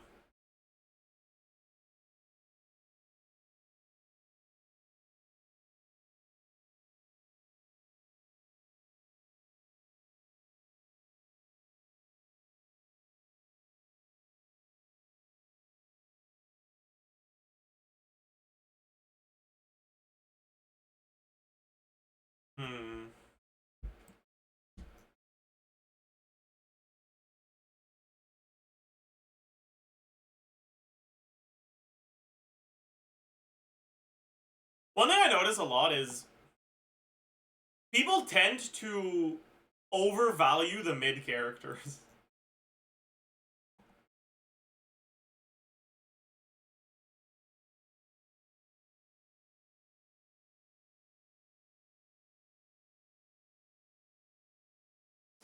Like, there seems to be a lot of people that get angry at the placement of some of those units here. I don't think any of these is unreasonable in a vacuum. I do think that Ganyu a whole tier below Ayaka is a little sus. But I don't think any of these is unreasonable in a vacuum.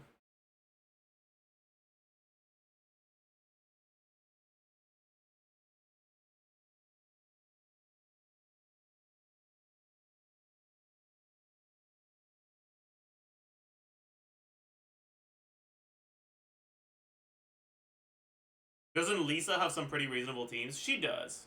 Yeah.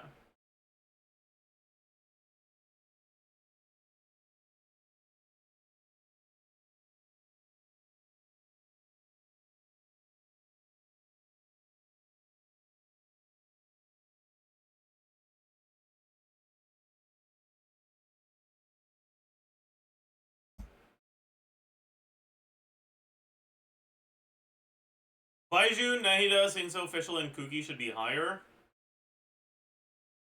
I strongly agree for these 4. For Baiju, I don't feel very strongly either way.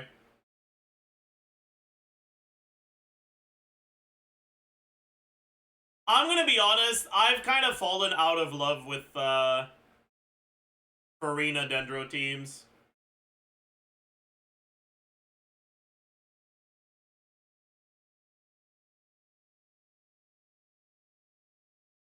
Like, they're not bad, but if I want to play a Dendro team, I don't want Farina. I want Singso, and I want to turn my brain off.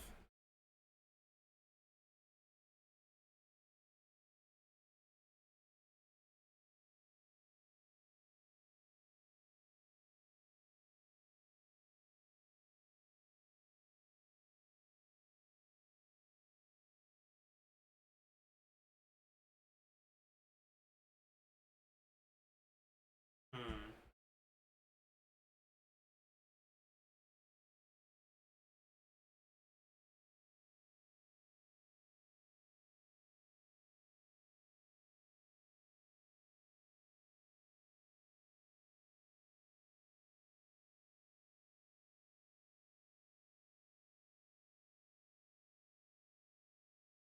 To make a tier list of tier lists. True.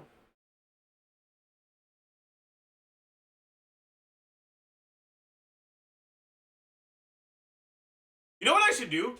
I should make a tier list of formats used to present power power related information.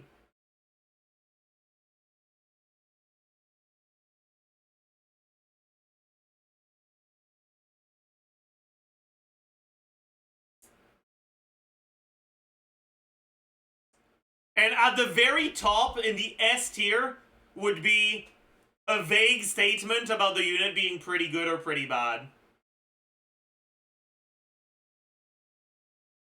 That's the optimal way of presenting information related to power for characters in Genshin.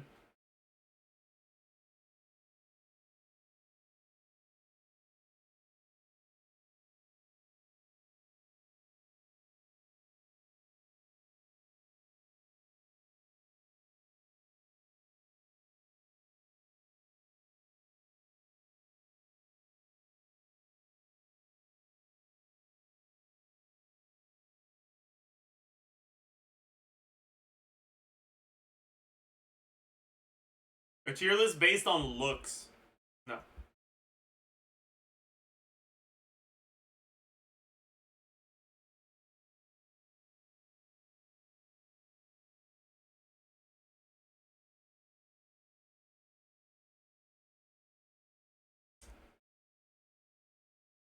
Okay, chat. 2 days ago, or I guess yesterday, but like before I went to bed the day before, whatever. I was on Nick's stream and we did like a fucking tournament bracket thingy of anime characters to find out which anime character had the most aura. And I kind of want to do something like that, but instead of aura, just like which character is better.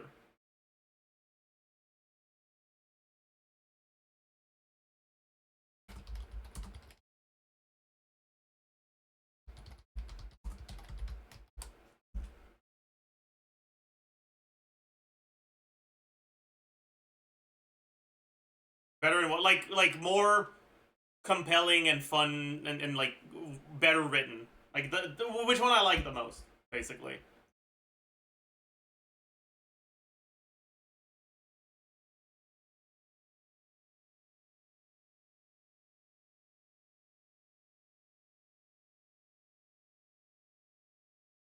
But I need a good bracket format for it. Oh wait. There's a best power systems format. Ooh.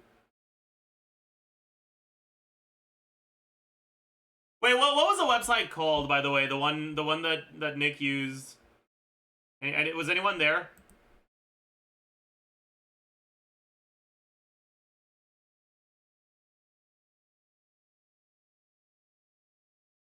Have you seen the memes about how Sokaku and ZGZ solos all of JJK in power scaling? Yeah, I have. Oh.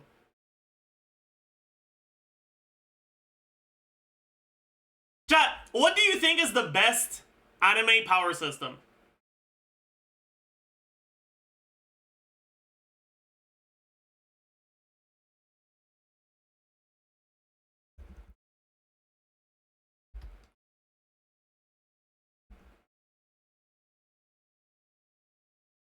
Nen? Nen is a good take, but I'm gonna be honest, okay? Nen is a little outdated.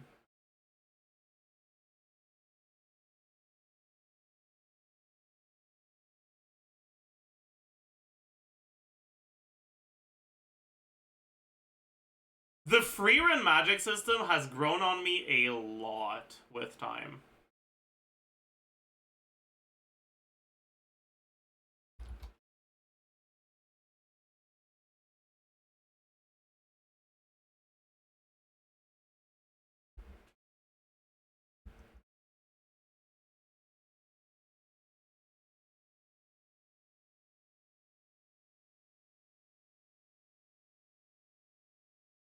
I think Freeman is probably the best execution of a soft magic system.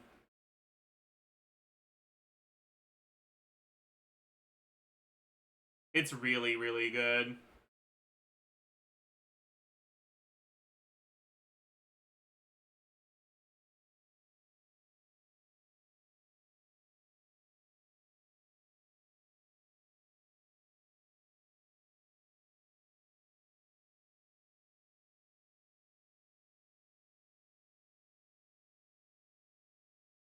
We got 5 reps. Oh man.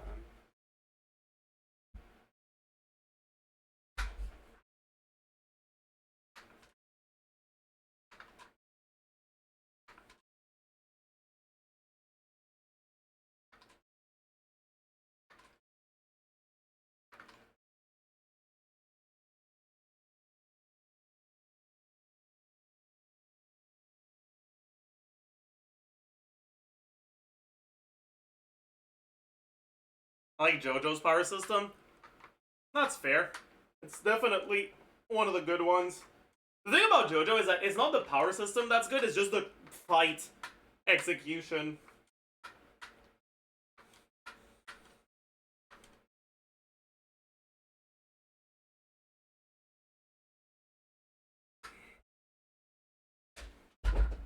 Hmm.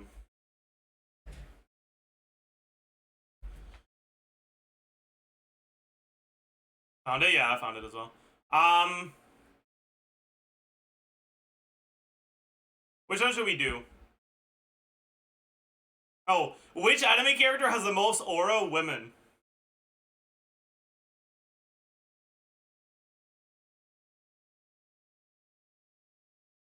Okay, I mean, this one's free run, it's not even close.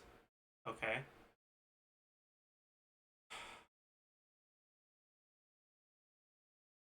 What?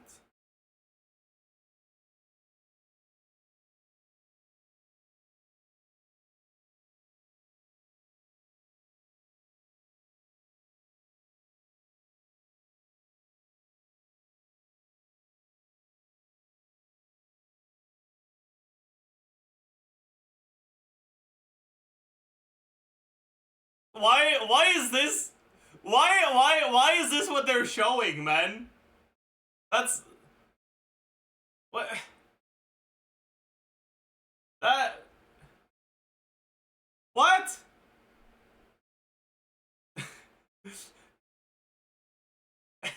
Mustang is gorgeous but not a woman? And who are you to decide that, huh? Hmm?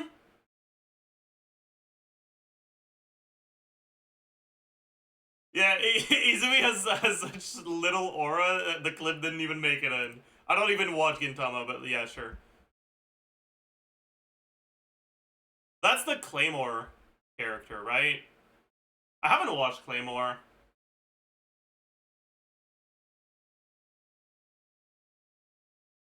I watched like 1 episode and I was bored, so I didn't watch the rest.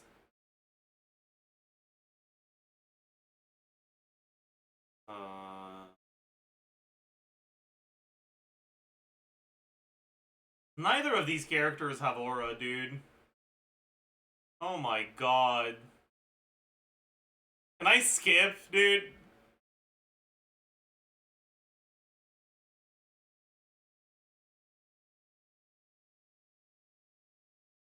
As a dedicated JJK hater, I have to choose Mirko though. Fuck! Fuck! Fuck! Worst show than JJK. I mean, it's like the one and only redeeming quality that JJK has is Nobara. And I refuse to ever select. Nah.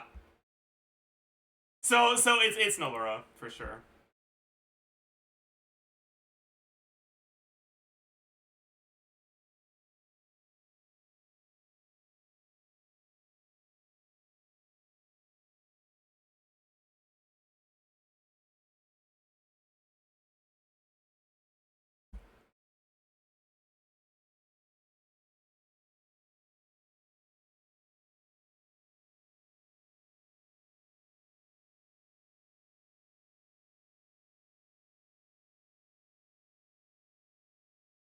Chad, you wanna know what's really funny?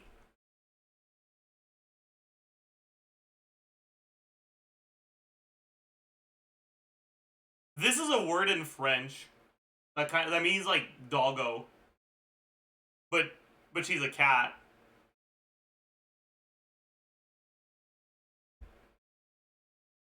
Now that's aura, dude.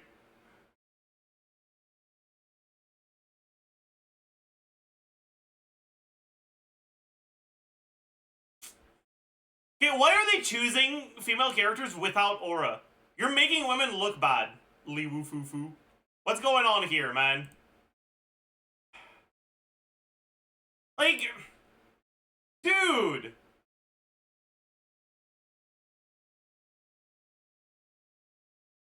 Dude! I haven't watched Sailor Moon, so yeah. Okay, see, now that's a female character with aura.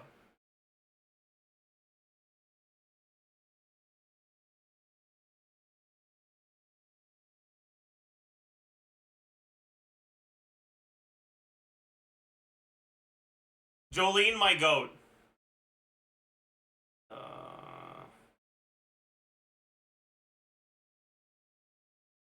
Okay, I'm gonna be honest, alright? I haven't watched Soul Eater, but it's not as death.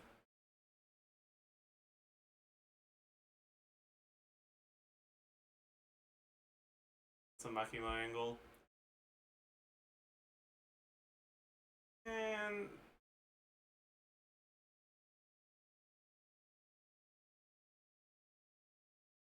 what's this from?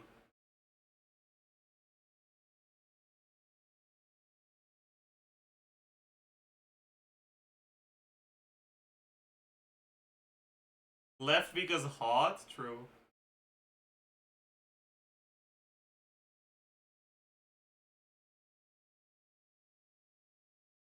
Great Pretender. Oh! Okay.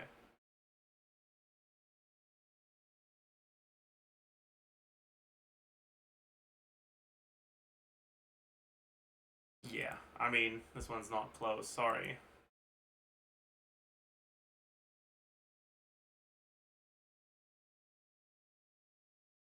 Whatever, I guess. See, now that's two characters with a lot of aura. Like, this is actually a hard one. Like, okay, it's Freerun, but, like, Marioliona is, like, actually not that far behind. She's actually kind of goated.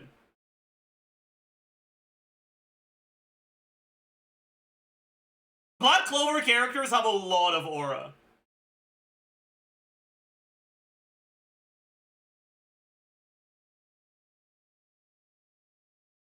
Dude, whatever. I don't care. Okay. Do I hate JJK enough to say that Nobara has less aura than Mirko?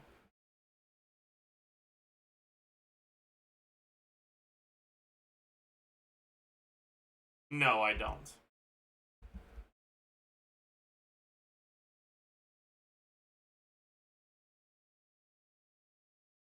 Dude, why do they all choose characters without aura, man? Fucking hell. We're on fucking round 2, but we're still seeing characters that have no fucking aura whatsoever. Like, whatever, man. It doesn't matter. Okay, now that this is 2 characters with aura.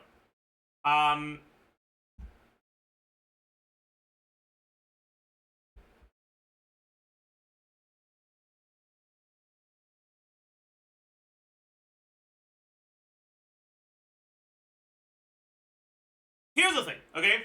Jolene is a better character. Alright, without a doubt. However,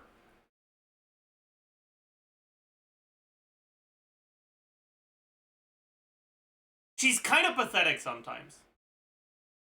And that's part of her charm. But, like, she doesn't have that much aura compared to other JoJo characters.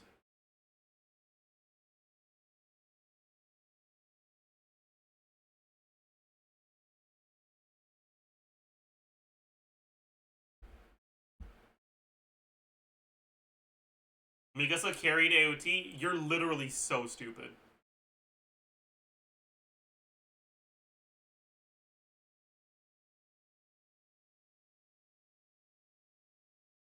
Mikasa is an awful character, but she does have aura. It's the only thing she has going for her. She has aura and that's it. But she does have aura. So I think it's Mikasa. If it was which one is the better character, it would be Jolene without a doubt, though.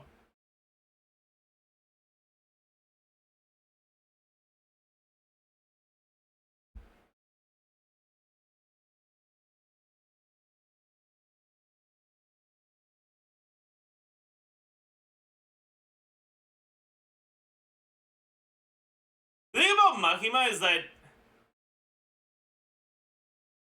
saying she doesn't have aura sounds wrong, but I wouldn't describe what she gives off as aura either. You know?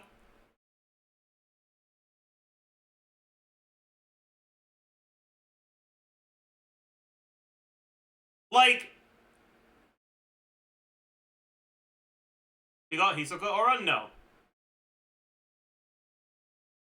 It's just, it's very different by nature.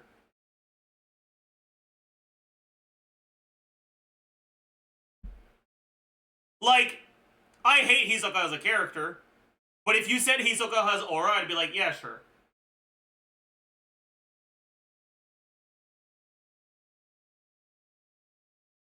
Makima kind of doesn't, but like, she also doesn't not, you know?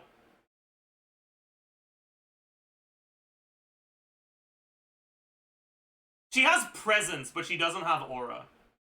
Does that make sense?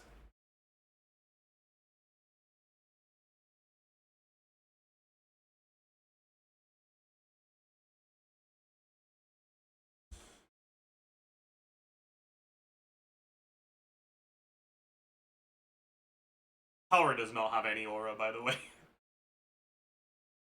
None at all. Freerin clears. Stop.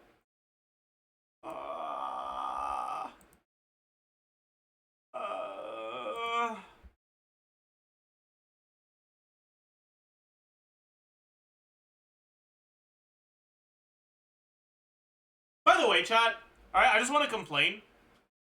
Okay? Why didn't they fucking put Mao Mao in here? Huh? Whatever, man.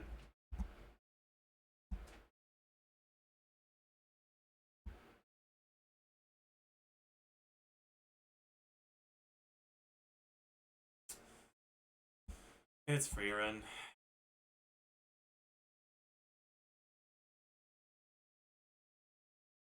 Is Nobara really gonna win semis? Fuck, she is, dude.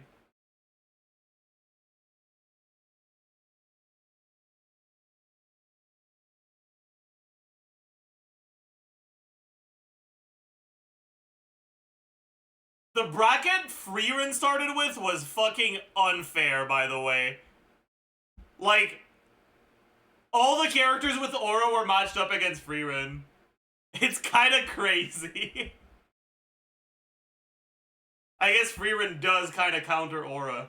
True! Good one, Zajef! Ha!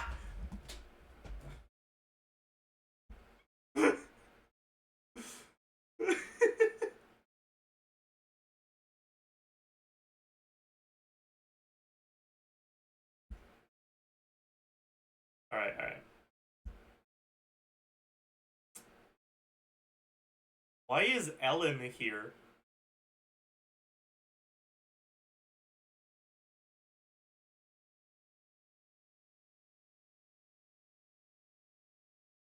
Let's do this one.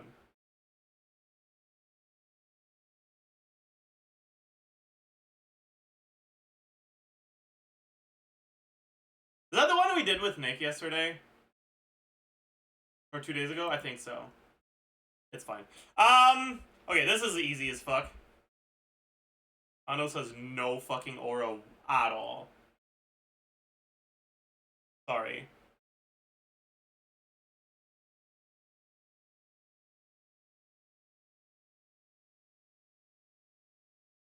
Not even close. Shigaraki has negative aura. Who the fuck is that? Is that a Blue Log character? Ah, shit, dude.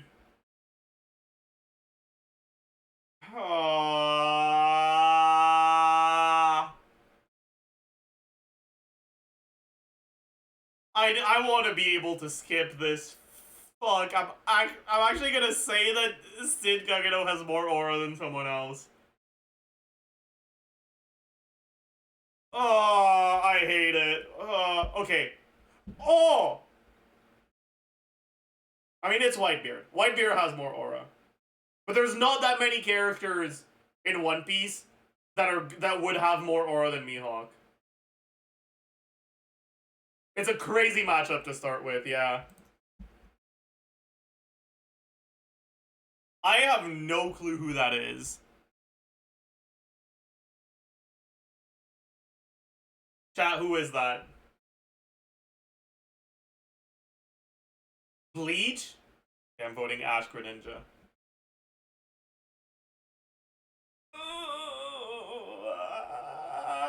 I'm sorry. I'm sorry. I'm sorry. I'm sorry. Okay, Sinbad for sure.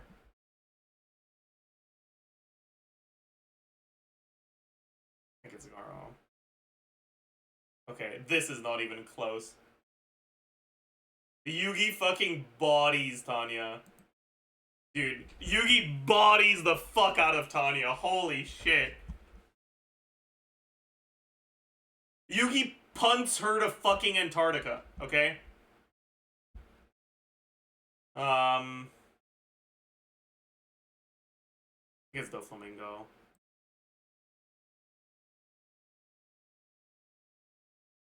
I think it's Yusuke. One day I'll watch Yu Yu Hakusho, but it won't be today. Okay, this is actually so sad. Madara gets knocked out in the first fucking round. 07, dude. 07. Gojo gets knocked out in the first round as well. Holy shit. Holy shit. That's crazy. Holy shit. Holy shit. Yeah.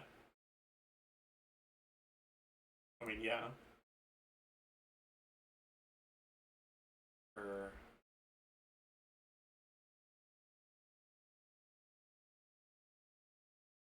You can't give me slime versus gay basketball. Fuck, dude! I think Almina has more aura. Fuck. Gay basketball wins again. Alright,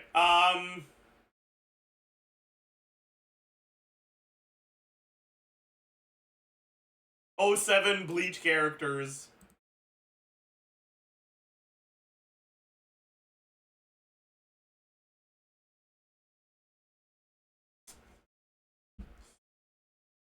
It's Kirei. Okay, dude. This is the most lopsided matchup I've ever seen. We're knocking out all the favorites in round 1. Madara, gone. Gojo, gone. Jinwoo, gone. Gone. Minato has more aura. Alucard has more aura. Yami has more aura. Mob has more aura. Who the fuck is Roberta?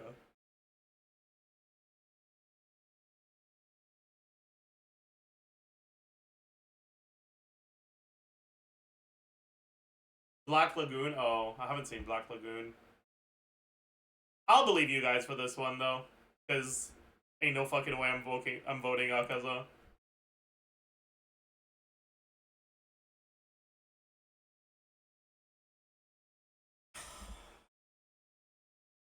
Dude. Like, what do you mean we gotta choose between Madara and Frieren? And then we gotta choose between fucking Gunner Force and blue garbage. Fucking hell, man.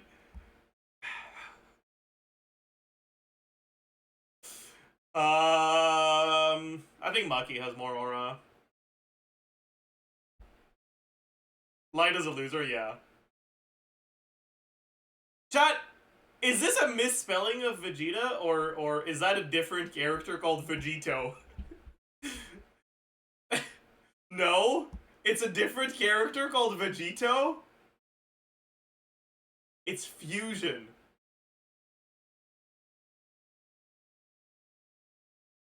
I'm never watching Dragon Ball, dude. Fuck that.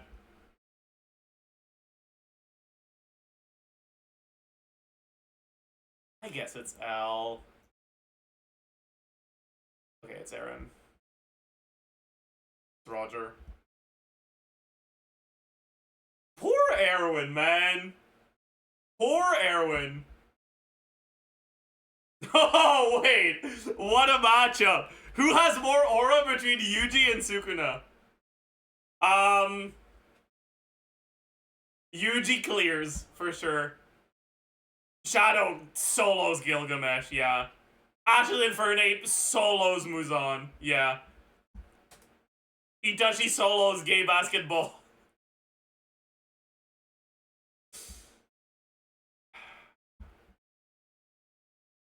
Dude, poor Krollo. Poor Goku, man. Oh my god. Natsu has more aura than Sasuke.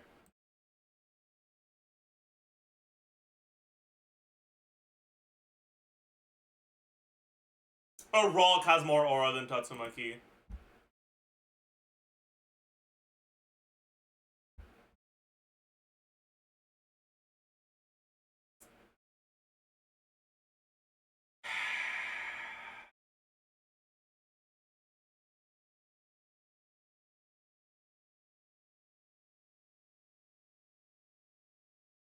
Hisoka has Drake aura? He does.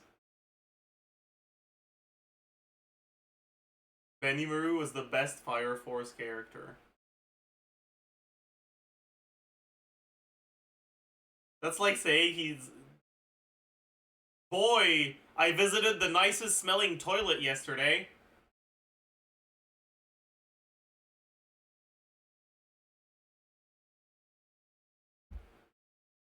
Who's that? Is that another Blue Lock character?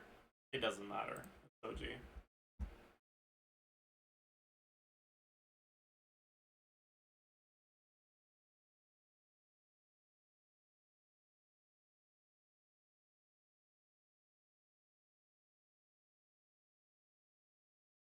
Dude, how many of the favorites are getting knocked out in round 1, dude?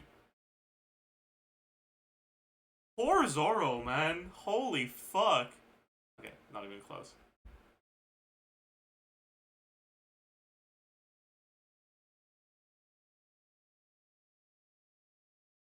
What's this from? Is this from, Is this from Fate?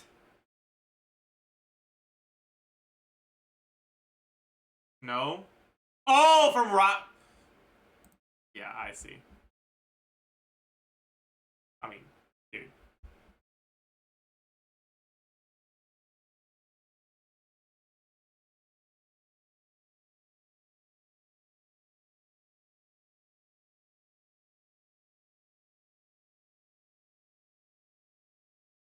I haven't watched Gurren Lagann. I'm pretty sure if I did, I'd vote Simon. But I haven't.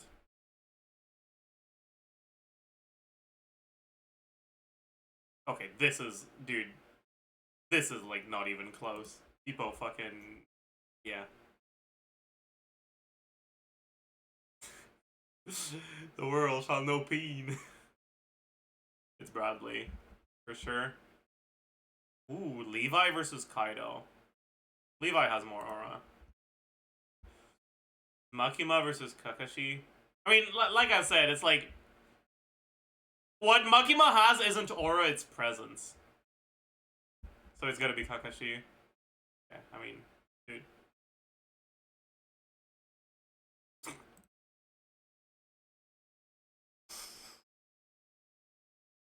Ooh. That's rough.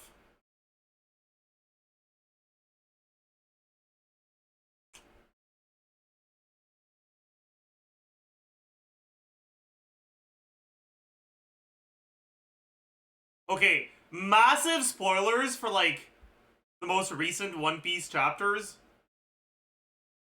Here's your spoiler warning, because I need to fucking talk about this. Okay. The very existence of fucking whatever Shamrock, whatever the fuck his name is, inherently, it's such a goofy thing that it lowers Shanks' aura. Shamrock Malphite, yeah.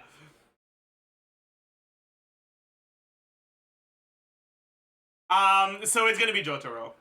I'm sorry, Shanks. 2 weeks ago, I would have voted Shanks. Okay, I mean, yeah. Get that garbage out of here. Okay, I'm sorry, Ash Greninja. I love you, but it's Whitebeard. Yeah, get this 7 Deadly Sins garbage out of here. Yugi solos Garo, yep. Still haven't watched Yu Yu Hakusho. I'm not voting Doflamingo, though. Dude!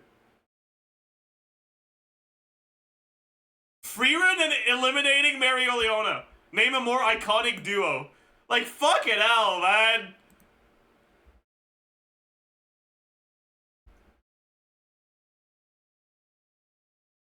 Dude, okay. Okay. Yeah, alright. Lopsided matchup. Lopsided matchup. Lopsided matchup. At least it's not Gunnar Force. Lopsided matchup. Lopsided matchup. Oh.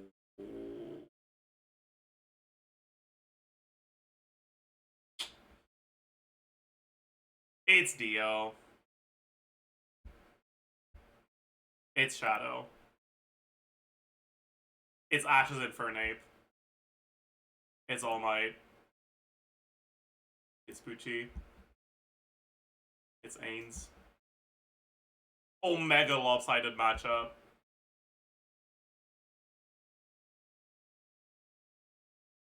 I don't know, man. I'm sure Revi has more aura, but yeah, whatever. Fine. Hero has more aura. Sorry.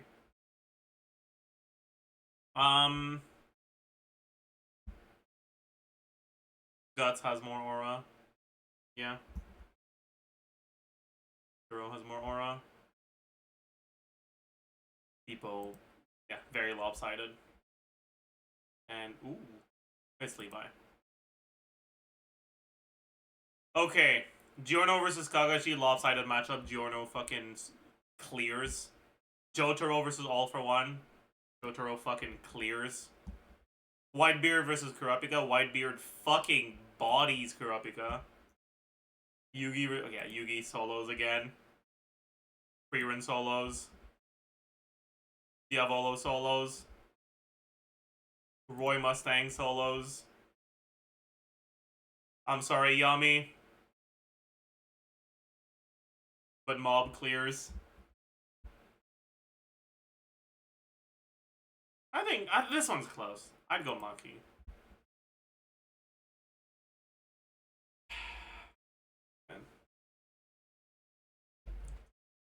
Listen, okay? I know everyone wants to say Dio, okay? But I'm not entirely sure.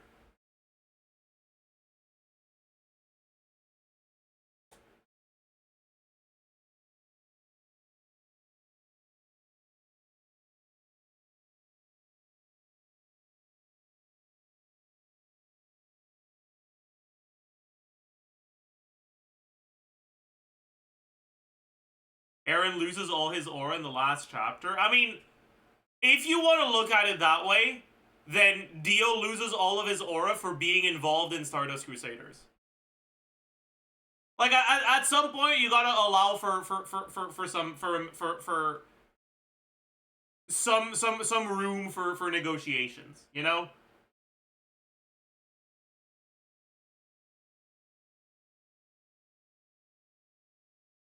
I still think it's Dio, but I think it's actually close.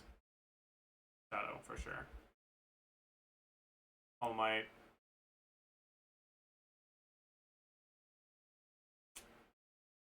Okay, I'm gonna make some people angry here. I think Ains has more aura than Toji. Oh!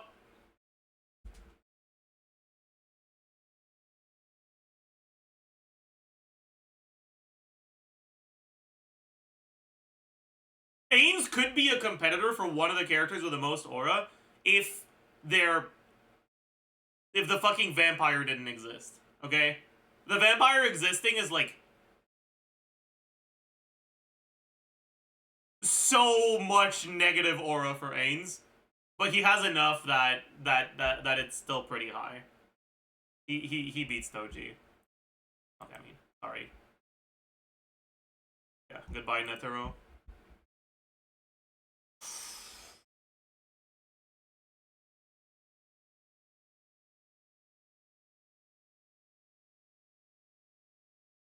Levi's gone.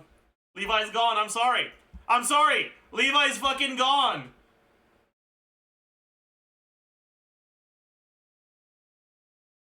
Oh boy.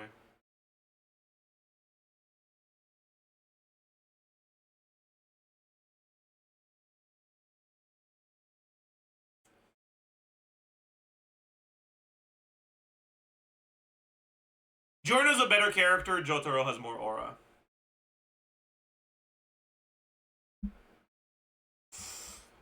Ah, that's hard!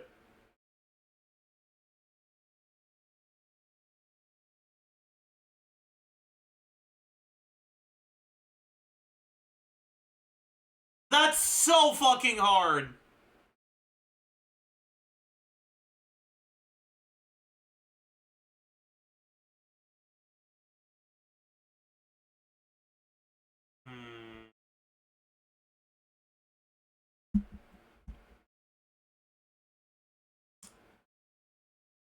I think it's Whitebeard, but it's really close.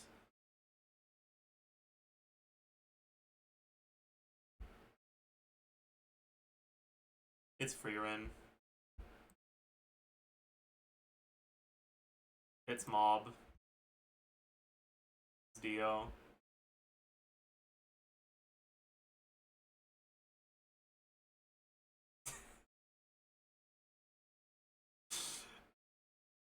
It's Shadow.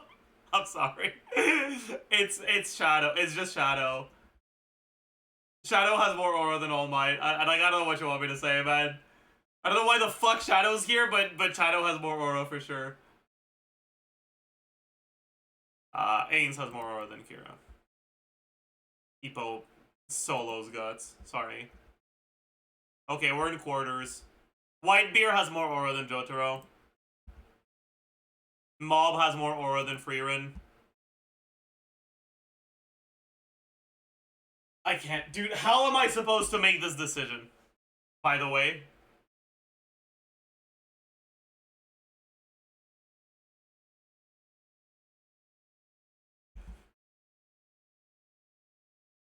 Okay, wait. I need to present a clip for your consideration.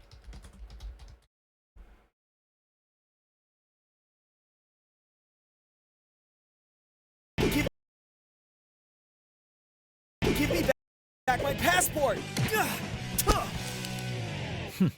Why do you want to go to Mexico? I just love Latinas, Sonic. What? Adios, amigo.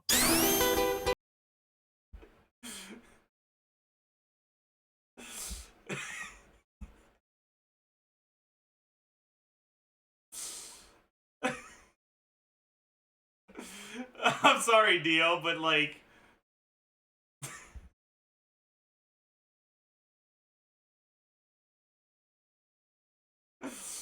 Goodbye, Dio. I'm sorry. Ippo definitely has more aura.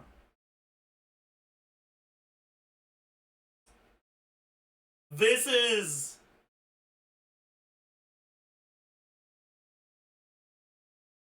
Mob. And I think Shadow is finally getting dethroned here. Ippo clears.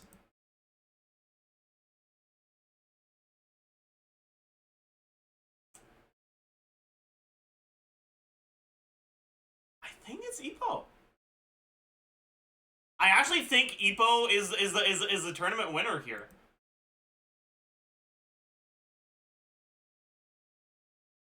Ippo has more aura than Mob.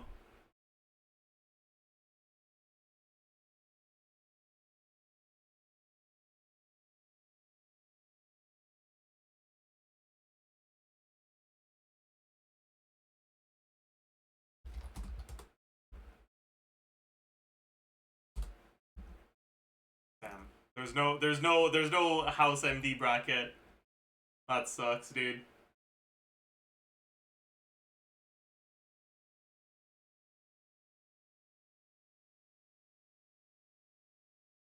Vexed. I'm actually vexed right now.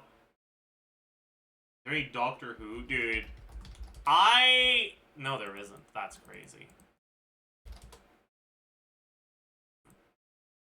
Yeah.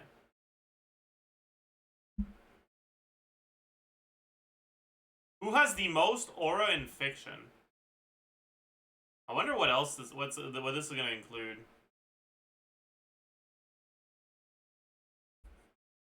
What the fuck is Minecraft Steve here?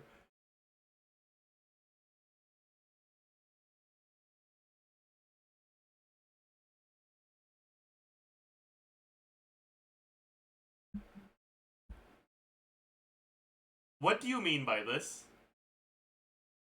What do you mean by this? What? What? Why? How? What?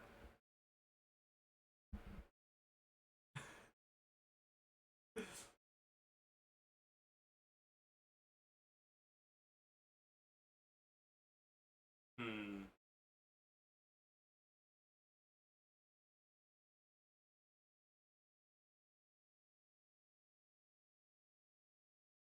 Okay, let's see what there is for Genshin.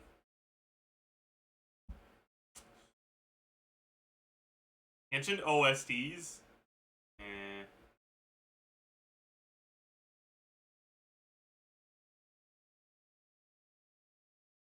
Should we talk about which character has the most aura in Genshin?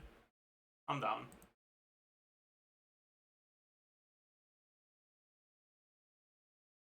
It's Lanyan here. Good start. It's Yelan. Not even close.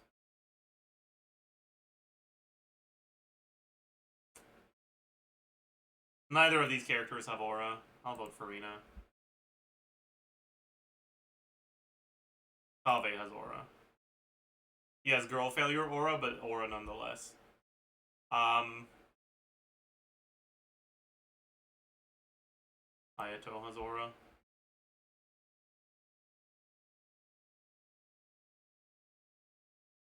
Poor Dane. Poor Dane. Horrible matchup. There's like 4 characters in Genshin that actually have a lot of aura. And Kaya and Dazlif are 2 of them.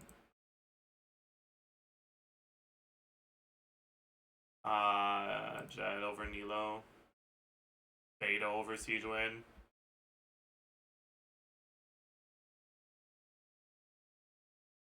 Terrorist or cop?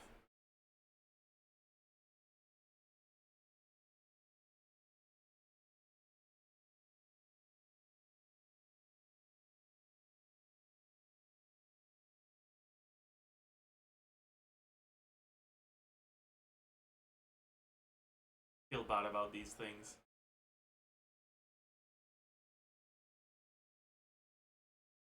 Albedo kinda has aura a little bit. Bennett has aura. I said it.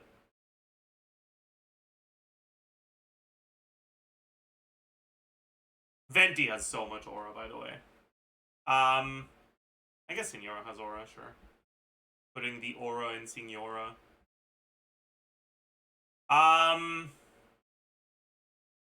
Guess Phantom.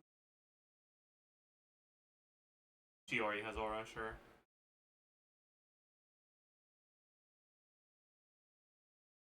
Utao, I guess, has a bit more. Winnie. Official. The fuck is that?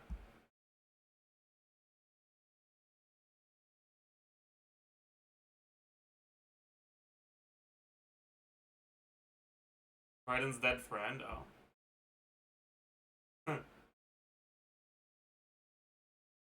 Damn. So many dead friends.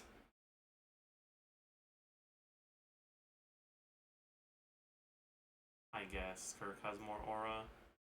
And Ning has so much more aura. These are two characters that seem like they have aura on the surface, but it's like... it's a thin layer of aura surrounding a whole lot of nothing.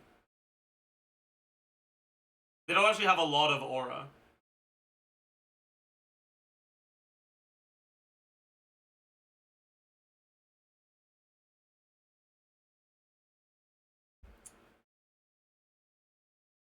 Catherine has a lot more aura. Why is Tomo here again? He's supposed to already be out.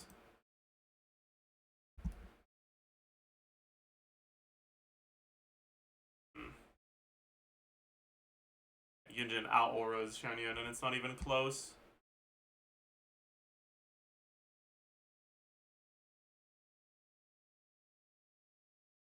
Yao Yao has more aura. Sorry, Kuki. I mean, yeah. This one's pretty free.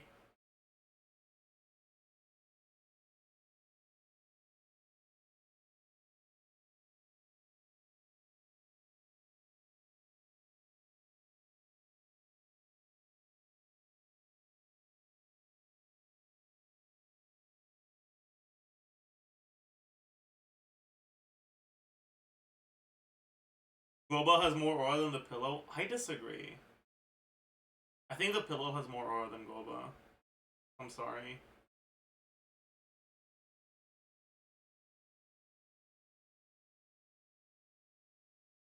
I'm sorry. Definitely Doma. Ew. I don't like that I clicked on a hide them here. Area. Grizzly. The fuck is... I mean, yeah.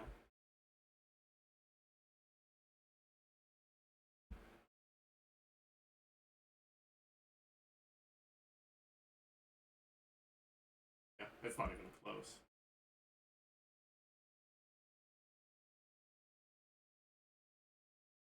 Where's she here again as well?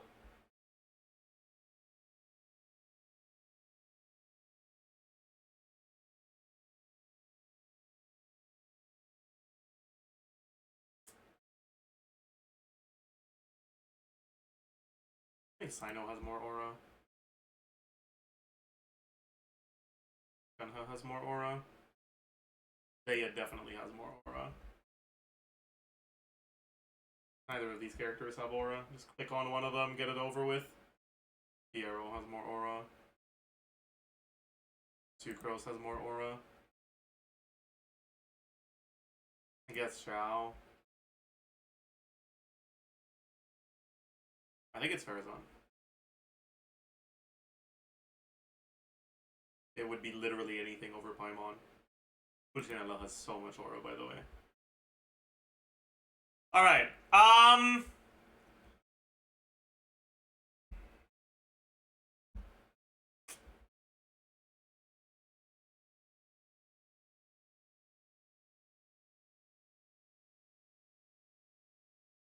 think it's Elon. It's Kave for sure. It's Kirara. Sorry, Jet. Beto for sure. Most lopsided matchup I've ever fucking seen. Jesus Christ. I guess it's Nebula here. I guess it's Albedo. Bennett. Venti. Even as he was getting fucking bunted by Signora, he had more aura than she did. Alright, like, I'm sorry.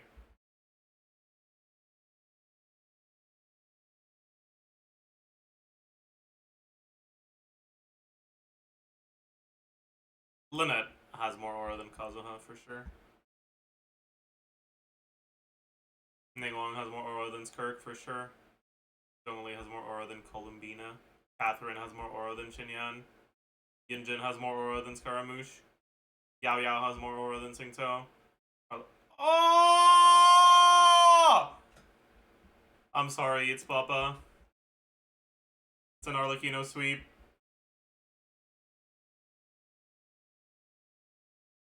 And Risley's gone.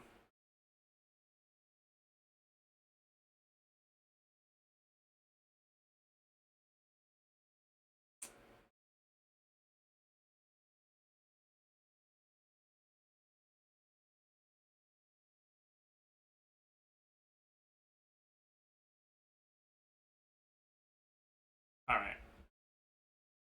Pulcinella versus Cole. Yep. That's my goat right there. Yelan has more aura than Kave. Kaya has more aura than Kirara. Okay, this is the first, like, real difficult one. Who has more aura between Beto and Ahau? I think it's Beto, but I like Ahau more. Maybe that. Pretty easy. This is Venti, pretty easy. Chiori, pretty easy. This is Lynette, pretty easy. This is Ning, pretty easy. This is Catherine, pretty easy. This is fucking body, Jesus Christ. Yeah.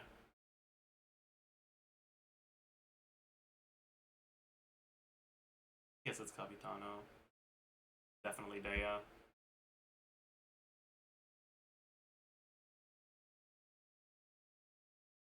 It's Piero, but not by much. Alright, Puccinella definitely has more aura than Yelan. Goodbye, Yelan. Kaya has more aura than Beto. Goodbye, Beto. Venti has more aura than Nevidette. Goodbye, Nevidette. Chiori has more aura than Lynette. Goodbye, Lynette. Ning has more aura than Catherine. Goodbye, Catherine. Arlecchino has more aura than Rosaria. Goodbye, Rosaria. Gaming has more aura than Capitano. I will fucking die on this hill, alright? Capitano does have aura, but he doesn't have that much, whereas Gaming fucking oozes aura.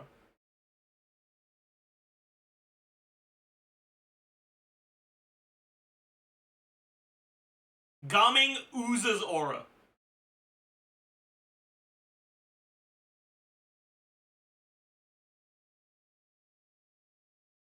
Anyways, Dea has more aura than Piero. I think Pulcinella has more aura than Kaya. Venti has more aura than Chiori. Arlecchino has more aura than Ning.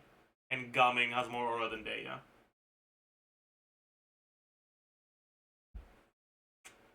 Pulcinella has more aura than Venti. And Gaming has more aura than Arlecchino. And our grand finals are Pulcinella versus Gaming. And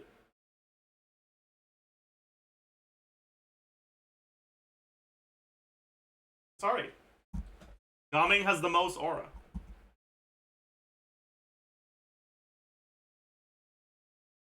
I said it.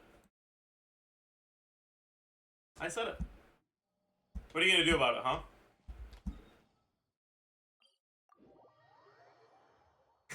Giga rage bait, true.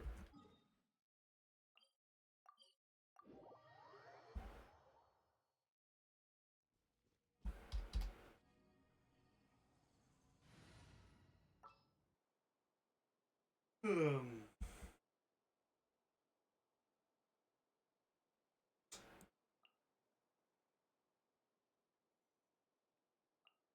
never late. This will be a productive partnership, I hope.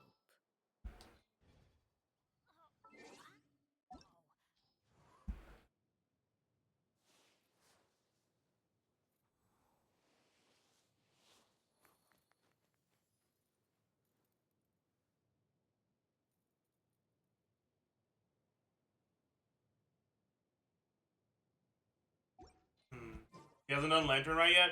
I've done a bit of it. I just haven't done all of it.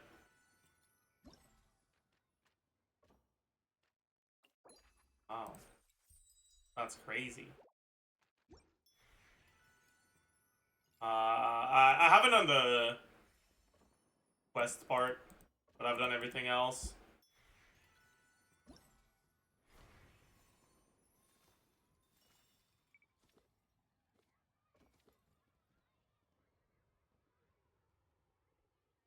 I guess I haven't done that either. I don't really give a shit.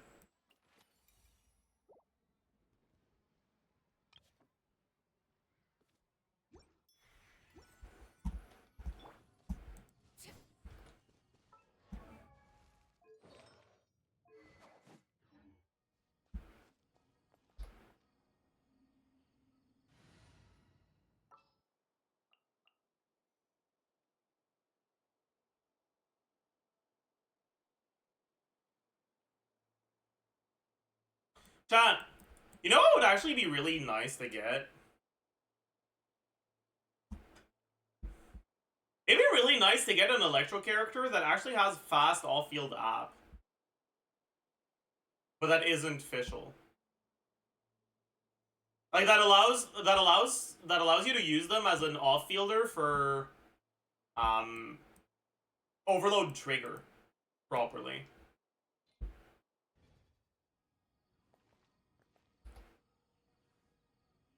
Because I wish you could like probably build characters fully M for overload more often. Auron, but Auron's app isn't good enough for those teams.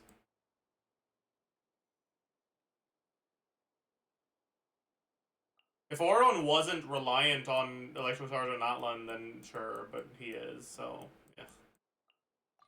Armed and ready. I kinda wanna practice the rotations for this. Ill-advised. I can't promise you'll like what you see. Overruled. Let's light it up. I'm going in. Odds revealed. Drop your weapons.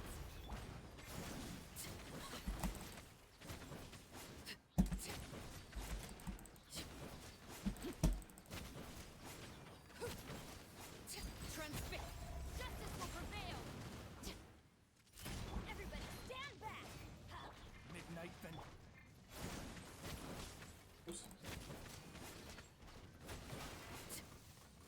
Why am I able to 2-rotate this with a level 1 weapon, man? This is fucked.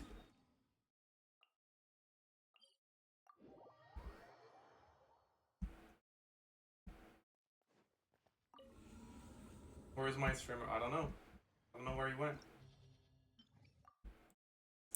He took all his hair and he left. Should still be on the level 1 weapon.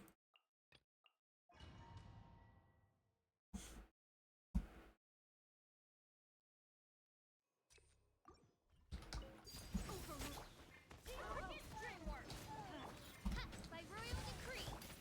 Final warning.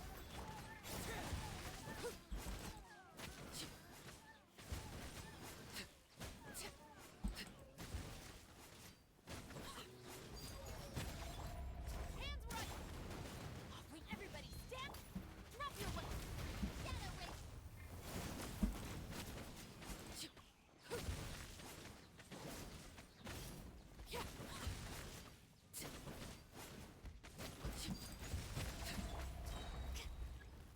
You asked for it. Go in. Let's light it up. Odds reveal them.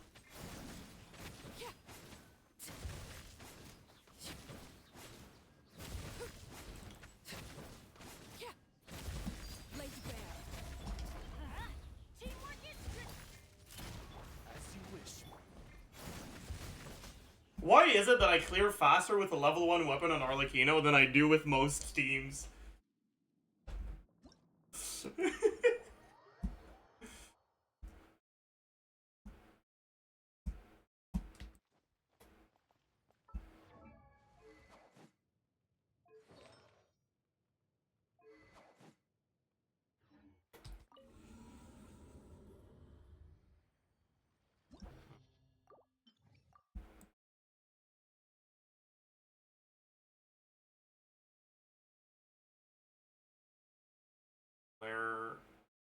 I don't know why I abandoned. Yeah, let's keep practicing the rotations a little.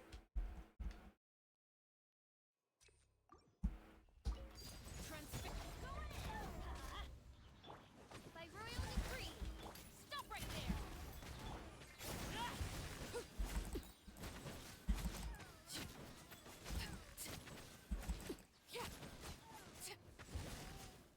Laid bare. Teamwork is dreamwork.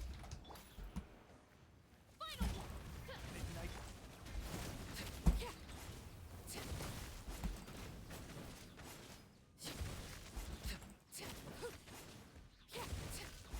Transfix.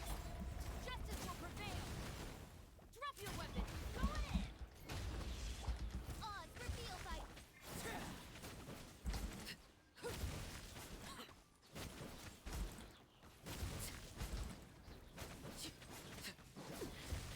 Commendable. You asked for it. Final. Everybody stand back. As you wish, Ming.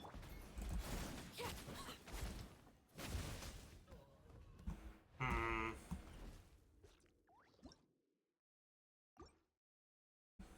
We could do a better clear.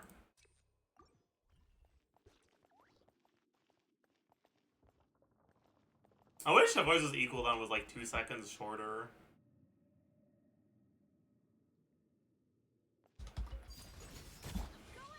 Let's light it.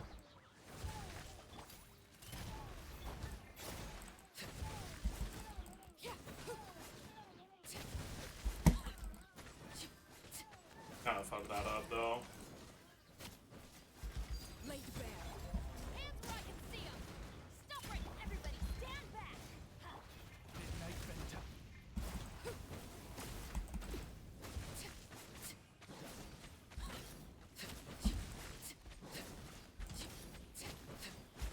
Transfix.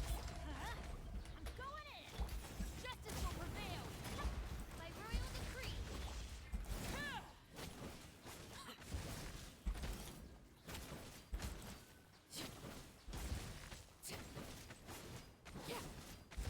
Laid bare. Everybody stand. Stop right there. Wings of dark. My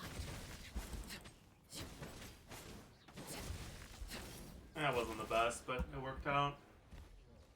Akon is your Chevy. She's C2, I think.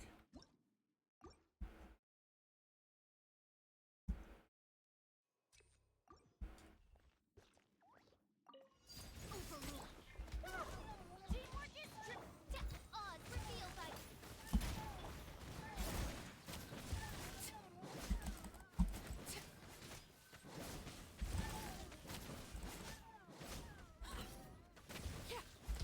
Laid bare. I'm going in. You asked for it. Shadow race.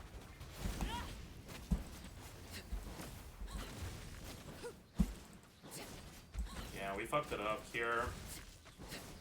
We swapped too fast. Let's light it up. Everybody stop right there. By royal decree.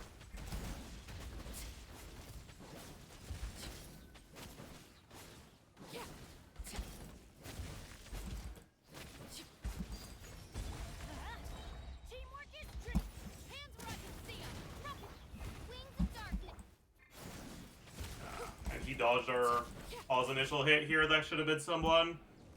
We missed like 3 or 4 overloads because he dodged the official burst.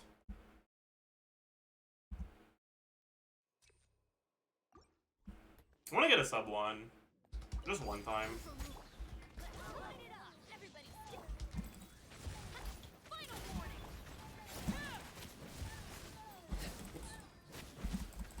Bro, how are you pushing me up? What's going on here? Justice will prevail. Going in. Drop your weapon. Midnight.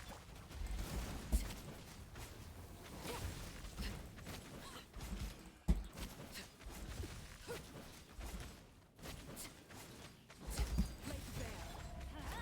Everybody stand. You asked for it. Final warning. Odds revealed. Wanted my Okay, full that's attention, fucking did you? bullshit, man. Am I gonna die?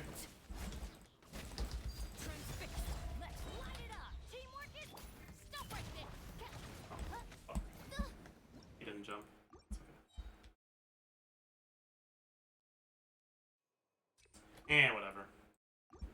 Does any heavy con change the rotation? C2 changes it a little bit. I guess C4 does as well, but barely.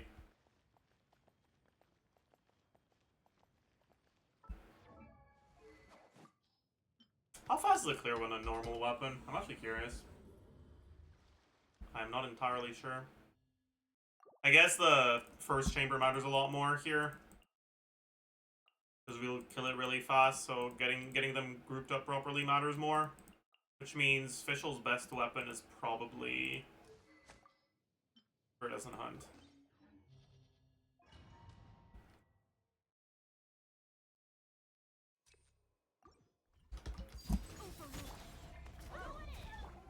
By royal decree. Final warning. Yeah.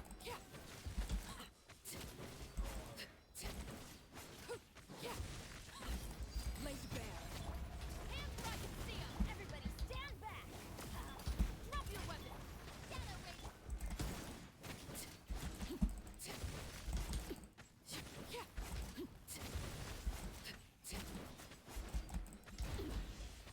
Pitiful. Overruled.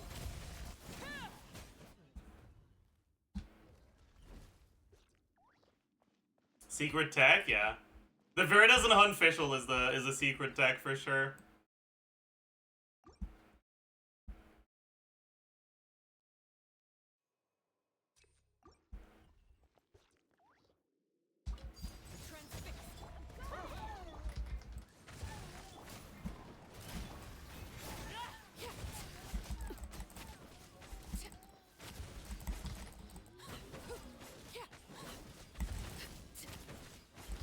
Overruled. Teamwork is strict. You asked for it.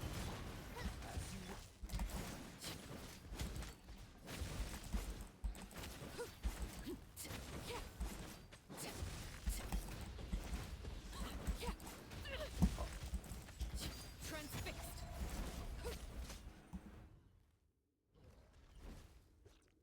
But yeah, so it's like 3 or 4 seconds slower than the melt team is. If I remember correctly.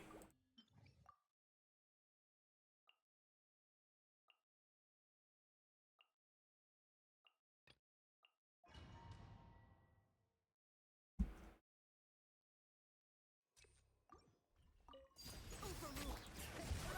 I'm going in. Show no mercy. Lolling.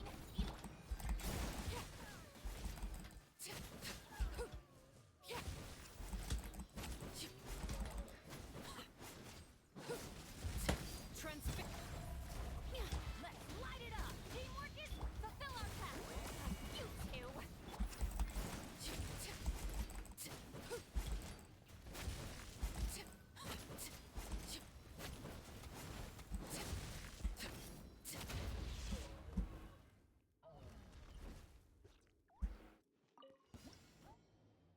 We got this one in 35. The other one was like 38-ish, I think.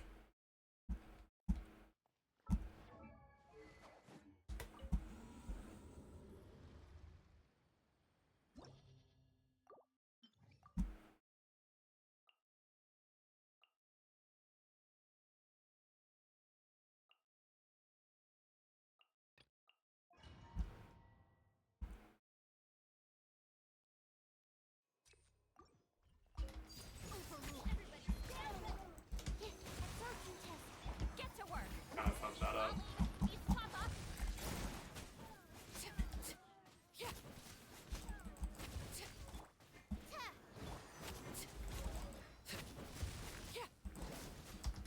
Laid bare. Going in. Fulfill our task. You two. Time.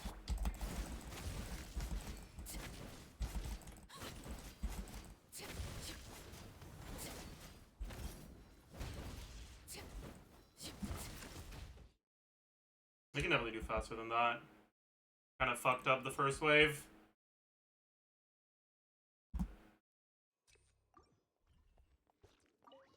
Overruled.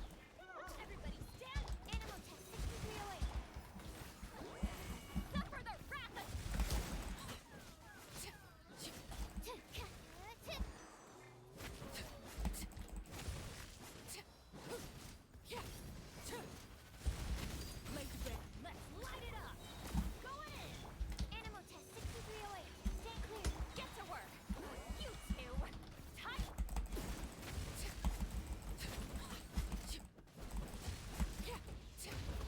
34. Sucrose being this close to Shalona and crazy. Sucrose is faster. No, she's not just close, she's faster.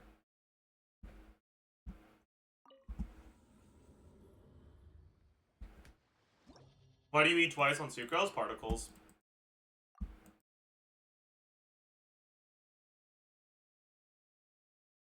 Citali energy is a little tight on this team.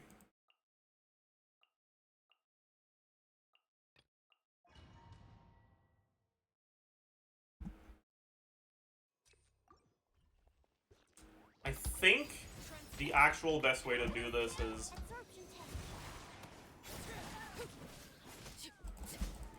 maybe not, actually.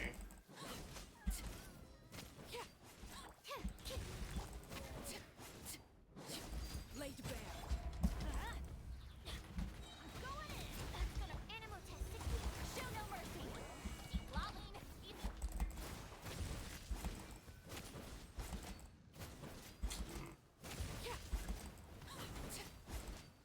No, it wasn't. I was wrong, chat. Don't break my glasses. I was wrong.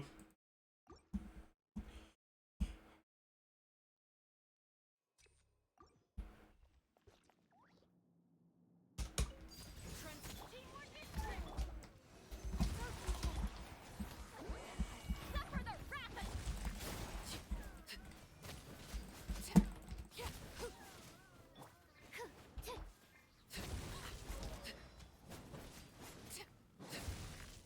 Laid bare. Everybody stand. Animal. You two. Time to...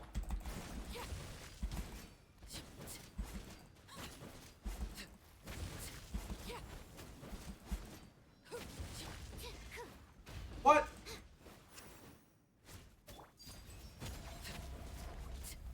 How did I swirl cryo? Did I apply cryo on the fruits and then swirl that cryo?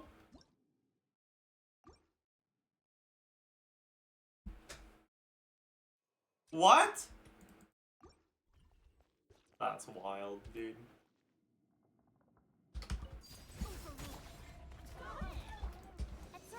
Get to work. Suffer the wrath of...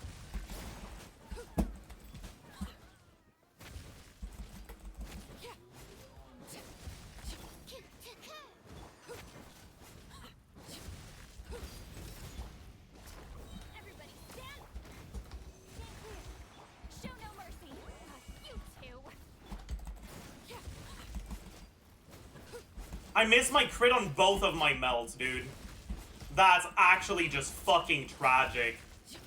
My first two melts didn't crit. So fucking tragic.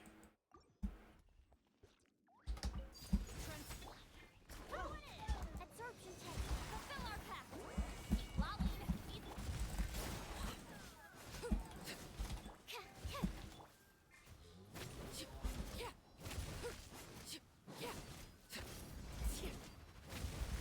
Laid bare.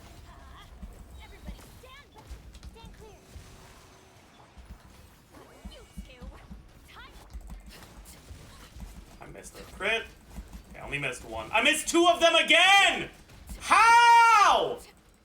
Why am I so unlucky? I have 80% crit rate, man! I shouldn't be missing more than half of my melts!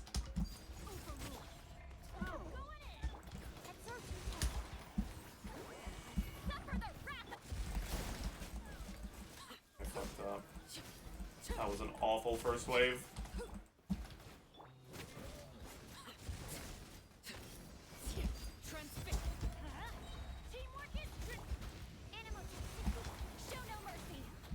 Okay, that was awful again. That was fucking terrible, Jesus Christ.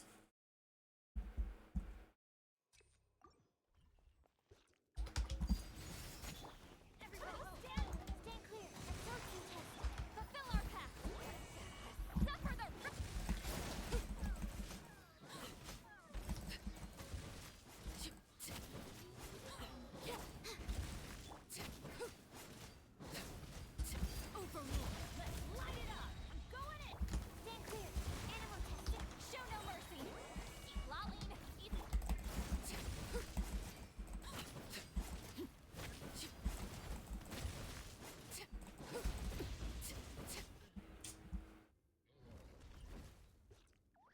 That could have been a 33-second clear if I crit on all 3 of the relevant melts instead of only 2 of them. Okay.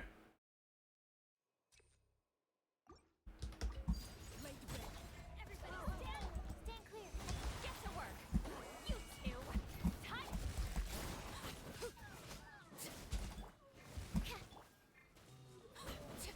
Nice crit. In case you couldn't tell, I was being sarcastic, chat. It was not a crit. Teamwork is strength. Animal test 63 show no mercy. Lolling.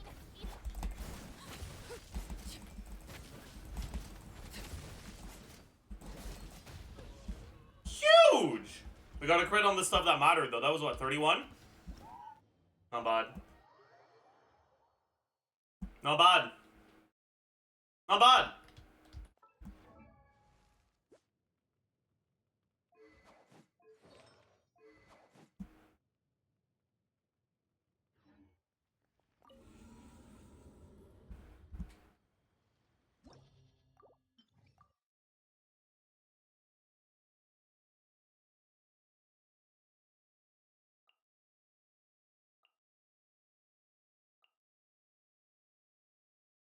Let's do it with Kazuha now.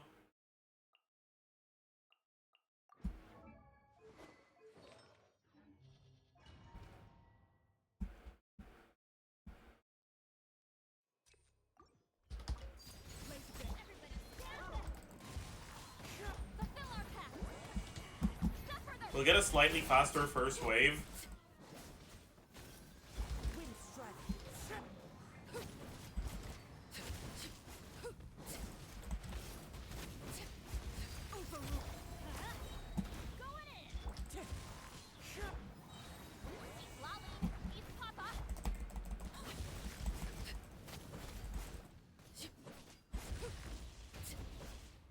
Did I not?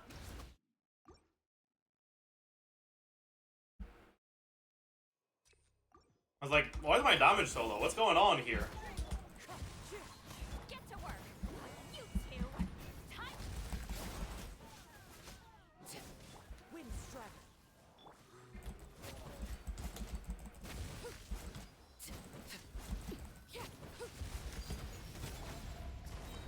Going in. Fulfill our path. Lolling.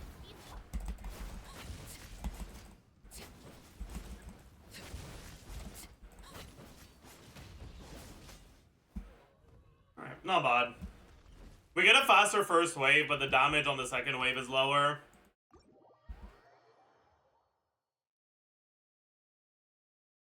We got good crit RNG though.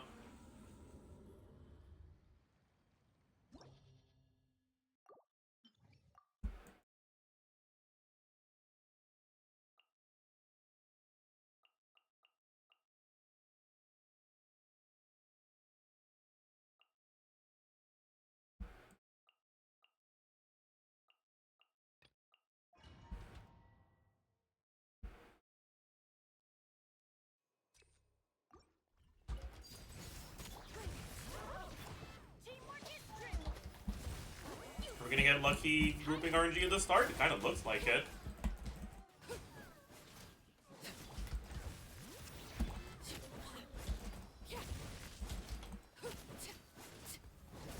Transfix.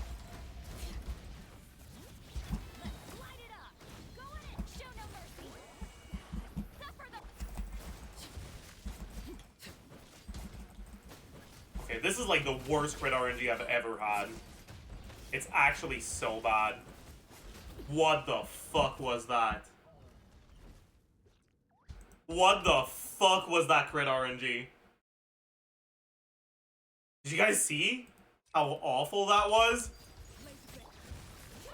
Teamwork is strength. Fulfill our path. Lolling.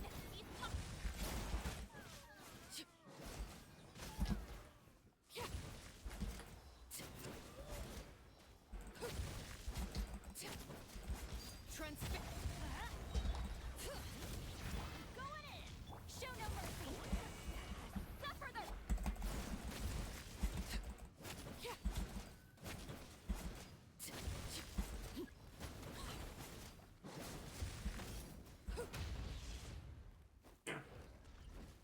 It's alright.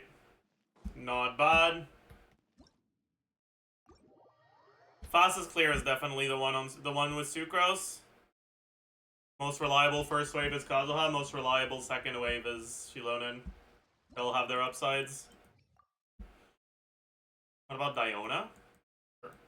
Look at Diona.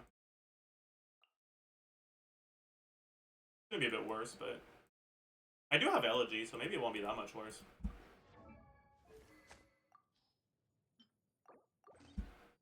I can't be bothered gearing her, man. This is gonna have to do. Where is...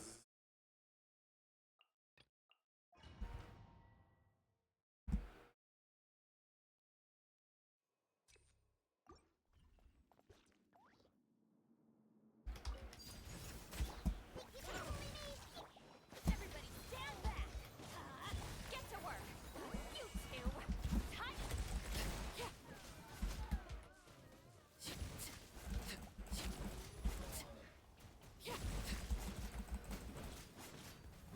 Overruled. Let's light it up. Shake hands, skirt. Right.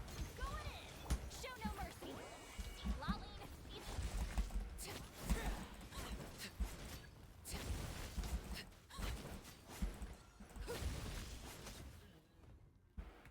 Kind of fucked up that setup a little, but it was still pretty good.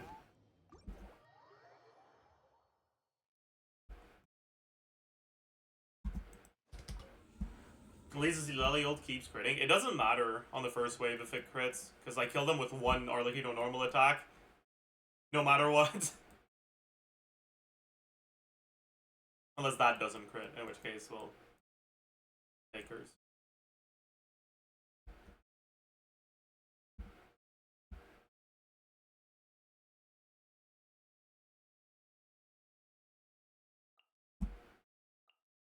What about this?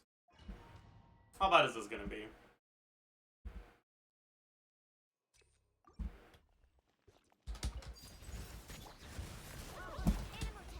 Get to work. You two. Time.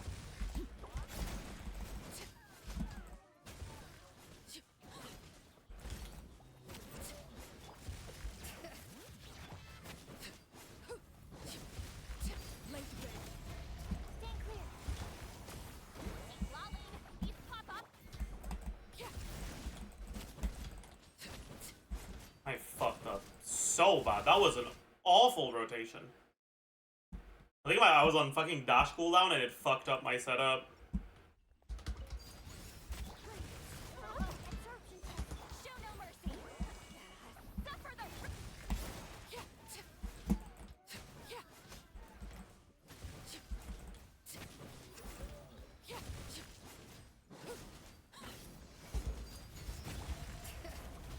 Animal test 60 real. You two. Time. My crits. Any nowheres in chat? Overruled.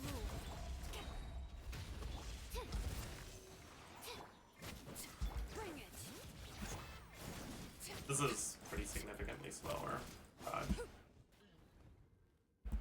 Taj. Bennett just be like that. How fast is your Mawika clear? Good question.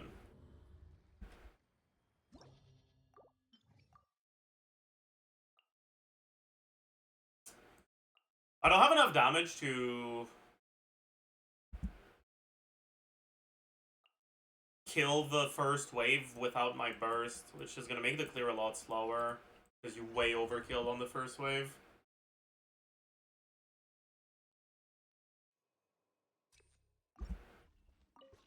Rise. Everybody stand back. Fulfill our path. Suffer the pyroclastic surge. That's a 5.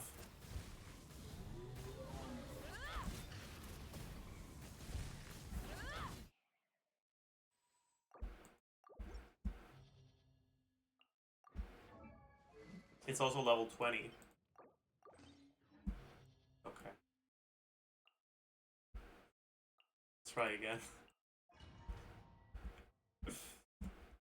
Let's try again.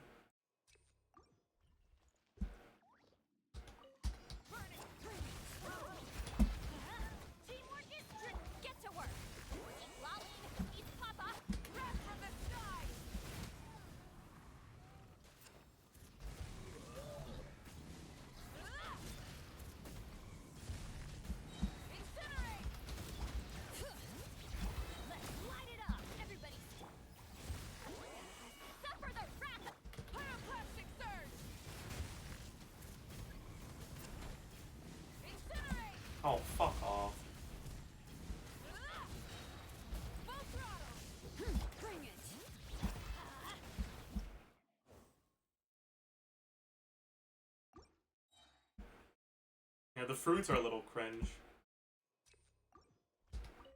Light it up. Going in. Show no mercy. Lolling. Wrath of the sky.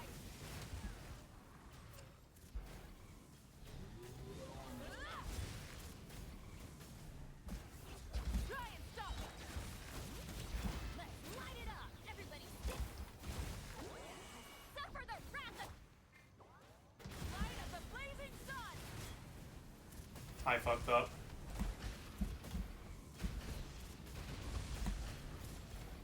Full throttle. We could get it clear slightly faster, I think.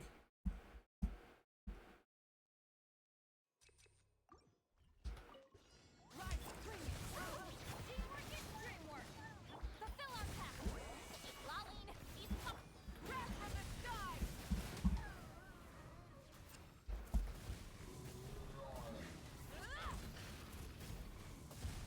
Incinerate. Everybody stand. Show no mercy. Suffer the pyroclastic surge.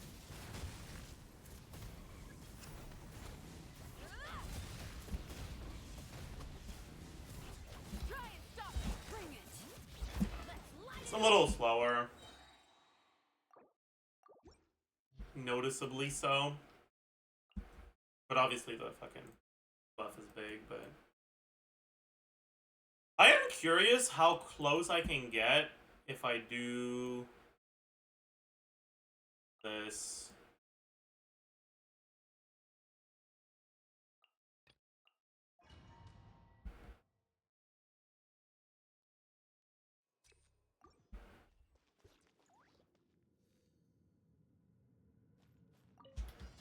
Teamwork is dreamwork. Stand clear. Absorption test. Fulfill our path. You two. Hmm.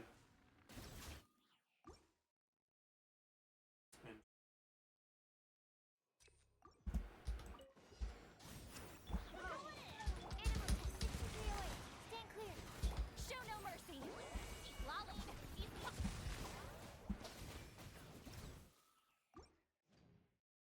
My sock frog didn't proc. Light it up. Teamwork is dreamwork. Absorption test. Stand clear. Fulfill our path. You two.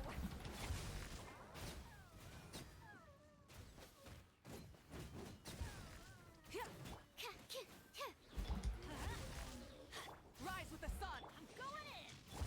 Animal test 6. Get to work. Suffer the wrath. Light of the blazing sun.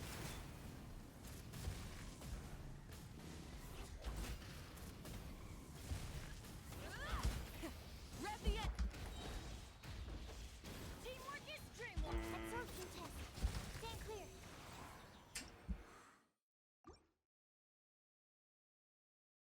Maybe...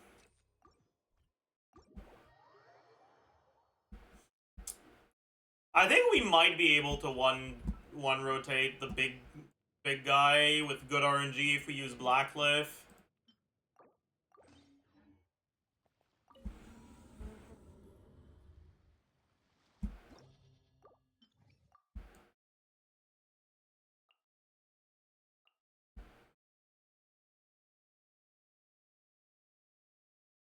Where is...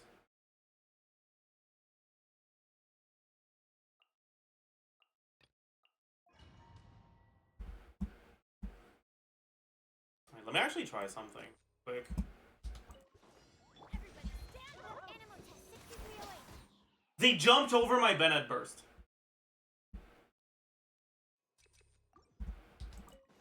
Teamwork is dreamwork. Absorption test.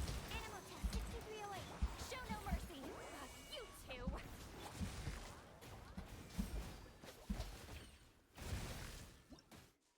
We can't do it like that then. Damn. Unfortunate. Light it up. Going in. Animal test 6308. Absorption test. Okay, why didn't my sack sword proc? R5 sack frag against 3 targets with 2 skills. How does it not proc?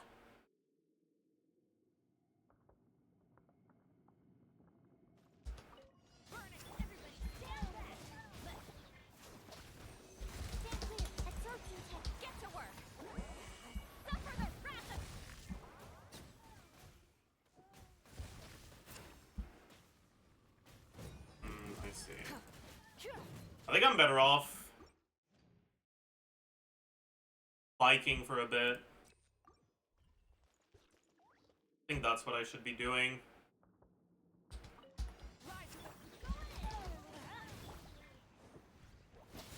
Stand clear. Absorption test. Stand fulfill our path. Lolling.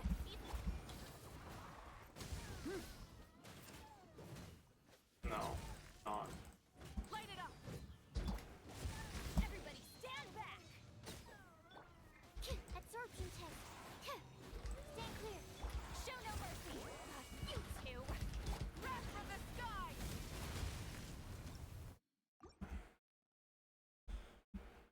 Don't think it's gonna be doable.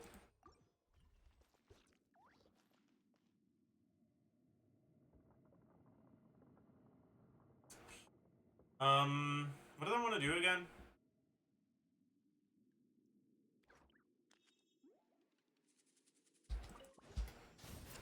Teamwork is dreamwork. Absorption test. Stand clear. Absorption. Get to work. Suffer the wrath. Rev the engine. Incinerate. Yeah. Rise with the sun. Everybody stand. Stand clear. Show no mercy. Lolling. Pyroclastic surge. Nice crit.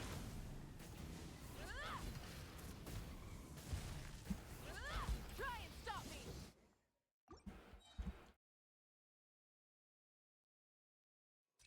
It's okay.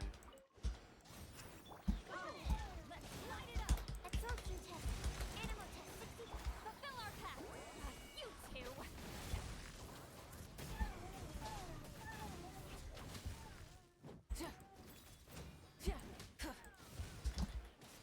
Everybody stand back. Stand clear.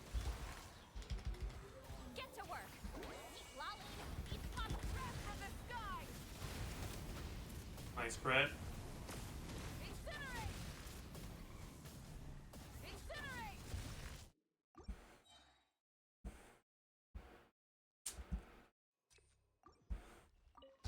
Burn it down. Teamwork is dreamwork. Absorption test. Animal test. Fulfill our path. Suffer the.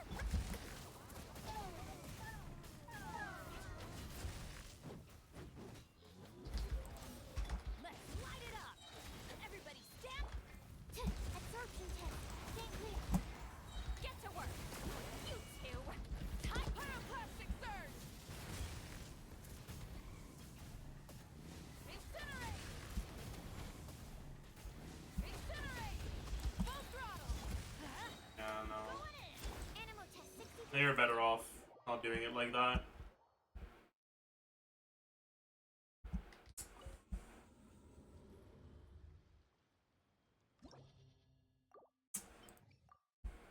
That's fine though. It is what it is. Let me fucking out though. Back to this.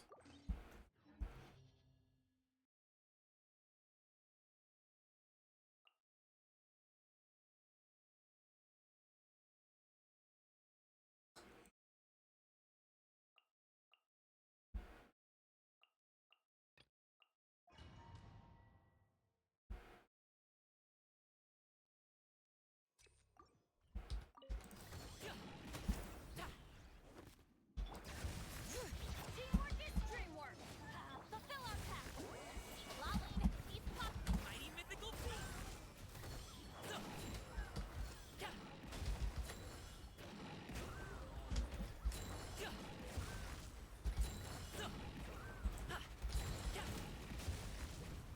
Let's light it up. Everybody stand back. Show no mercy. Suffer the. Mini Monkey returns.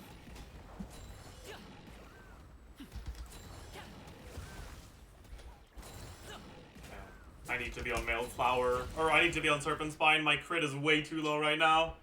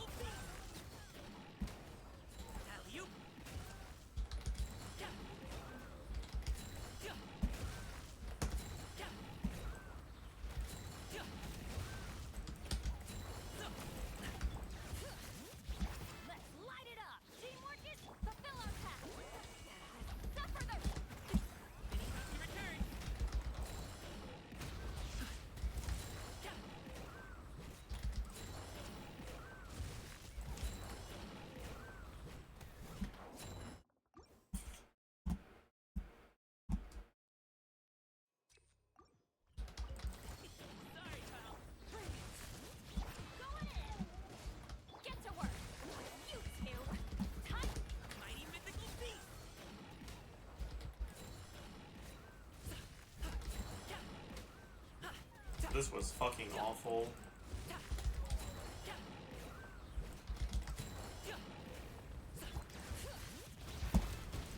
Teamwork is strength. Suffer the wrath of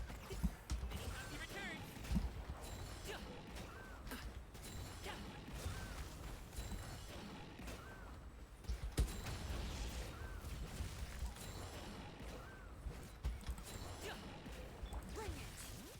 Everybody stand back. Fulfill our pact. Lolling. Up to it, Montai.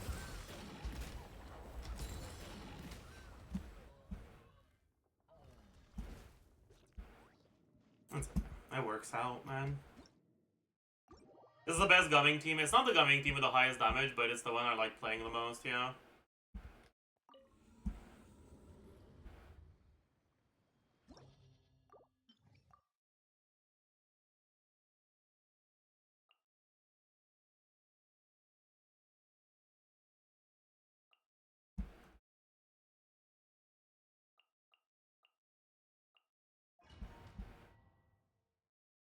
What's the best gumming team? It's this one.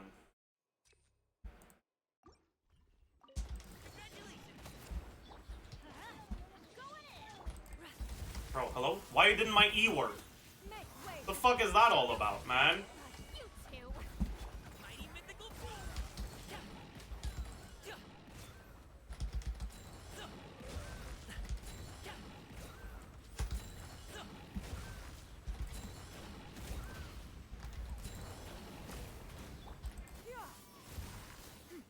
Seize the skies.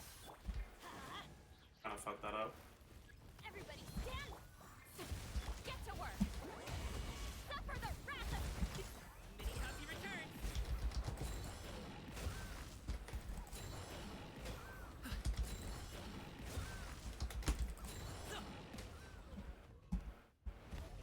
Not any.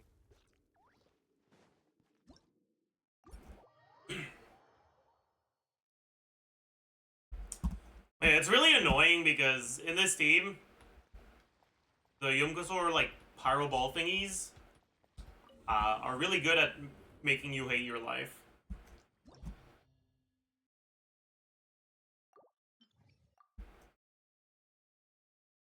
Let me see if I can do something about that, though. Maybe I can. Where's Shannon?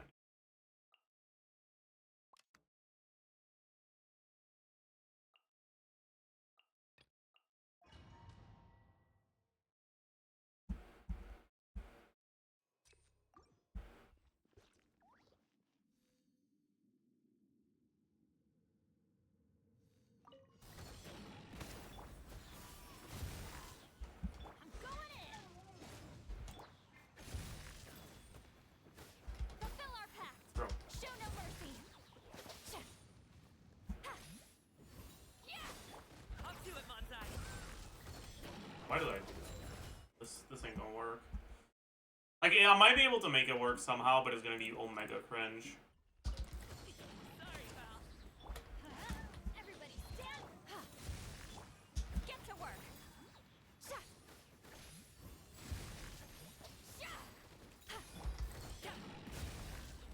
Yeah, fuck that.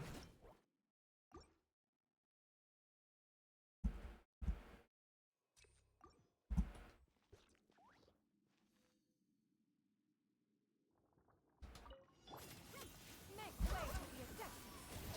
Going in.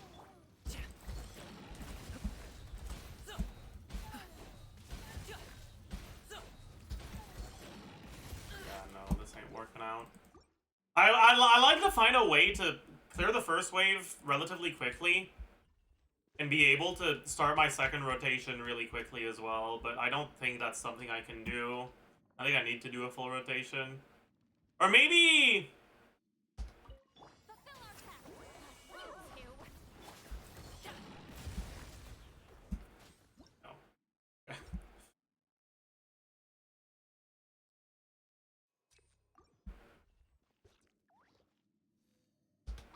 Teamwork is strength. Show no mercy. Suffer the Okay. This is doable this way.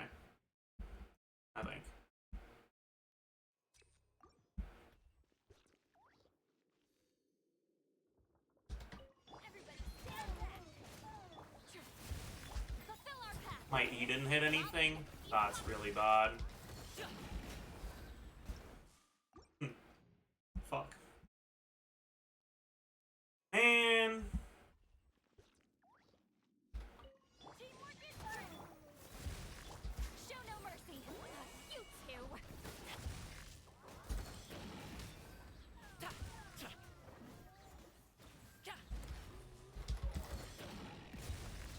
Let's light it up. Seize the sky. Everybody stand. Fulfill our path. Suffer the Oh. Guards. Get this loser out of here. Yeah, we can't do it like that. We don't have enough damage unless we carry over some damage from the first rotation. That's what it is, I suppose.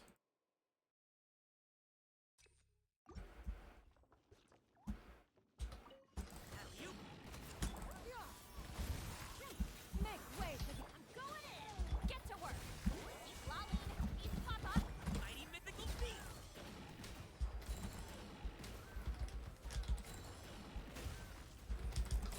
That was bad.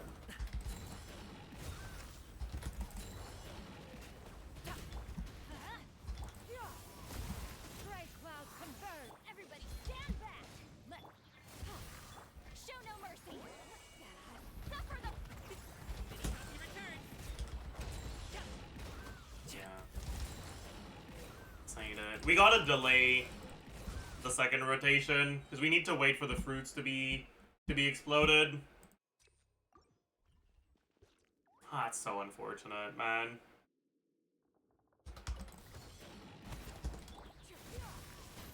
Seize the sky. Teamwork is true. Fulfill our path. You two. Up to it, Montai.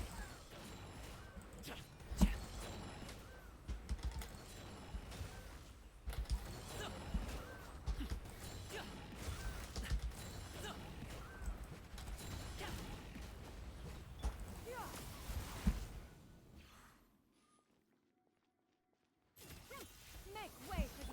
I'm going in. Get to work. Suffer the wrath of. Many happy returns.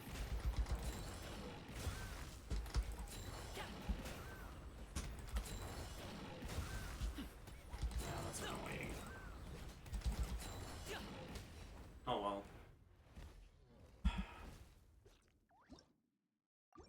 How fast is maybe that hyper carry clear? We can take a look.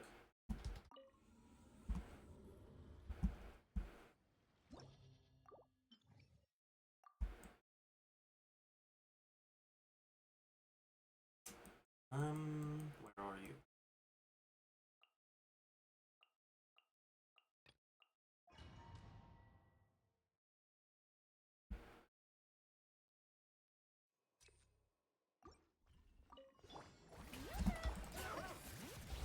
Let the world collide. Settle down. Let the mighty be humble. Wind strategy.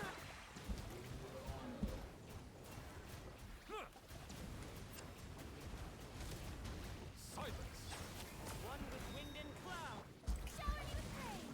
Time to shine.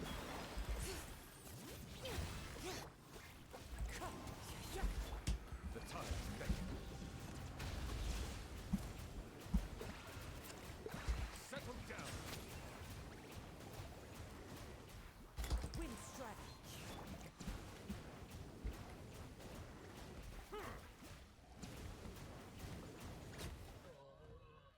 About as fast as the gumming team.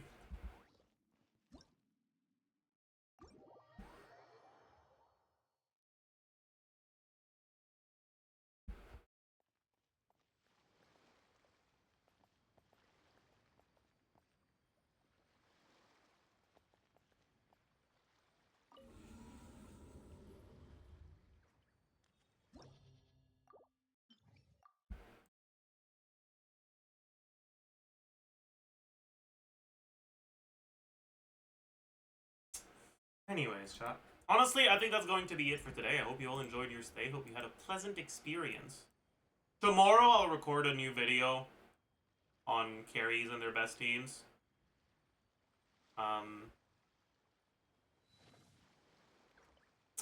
But yeah, I hope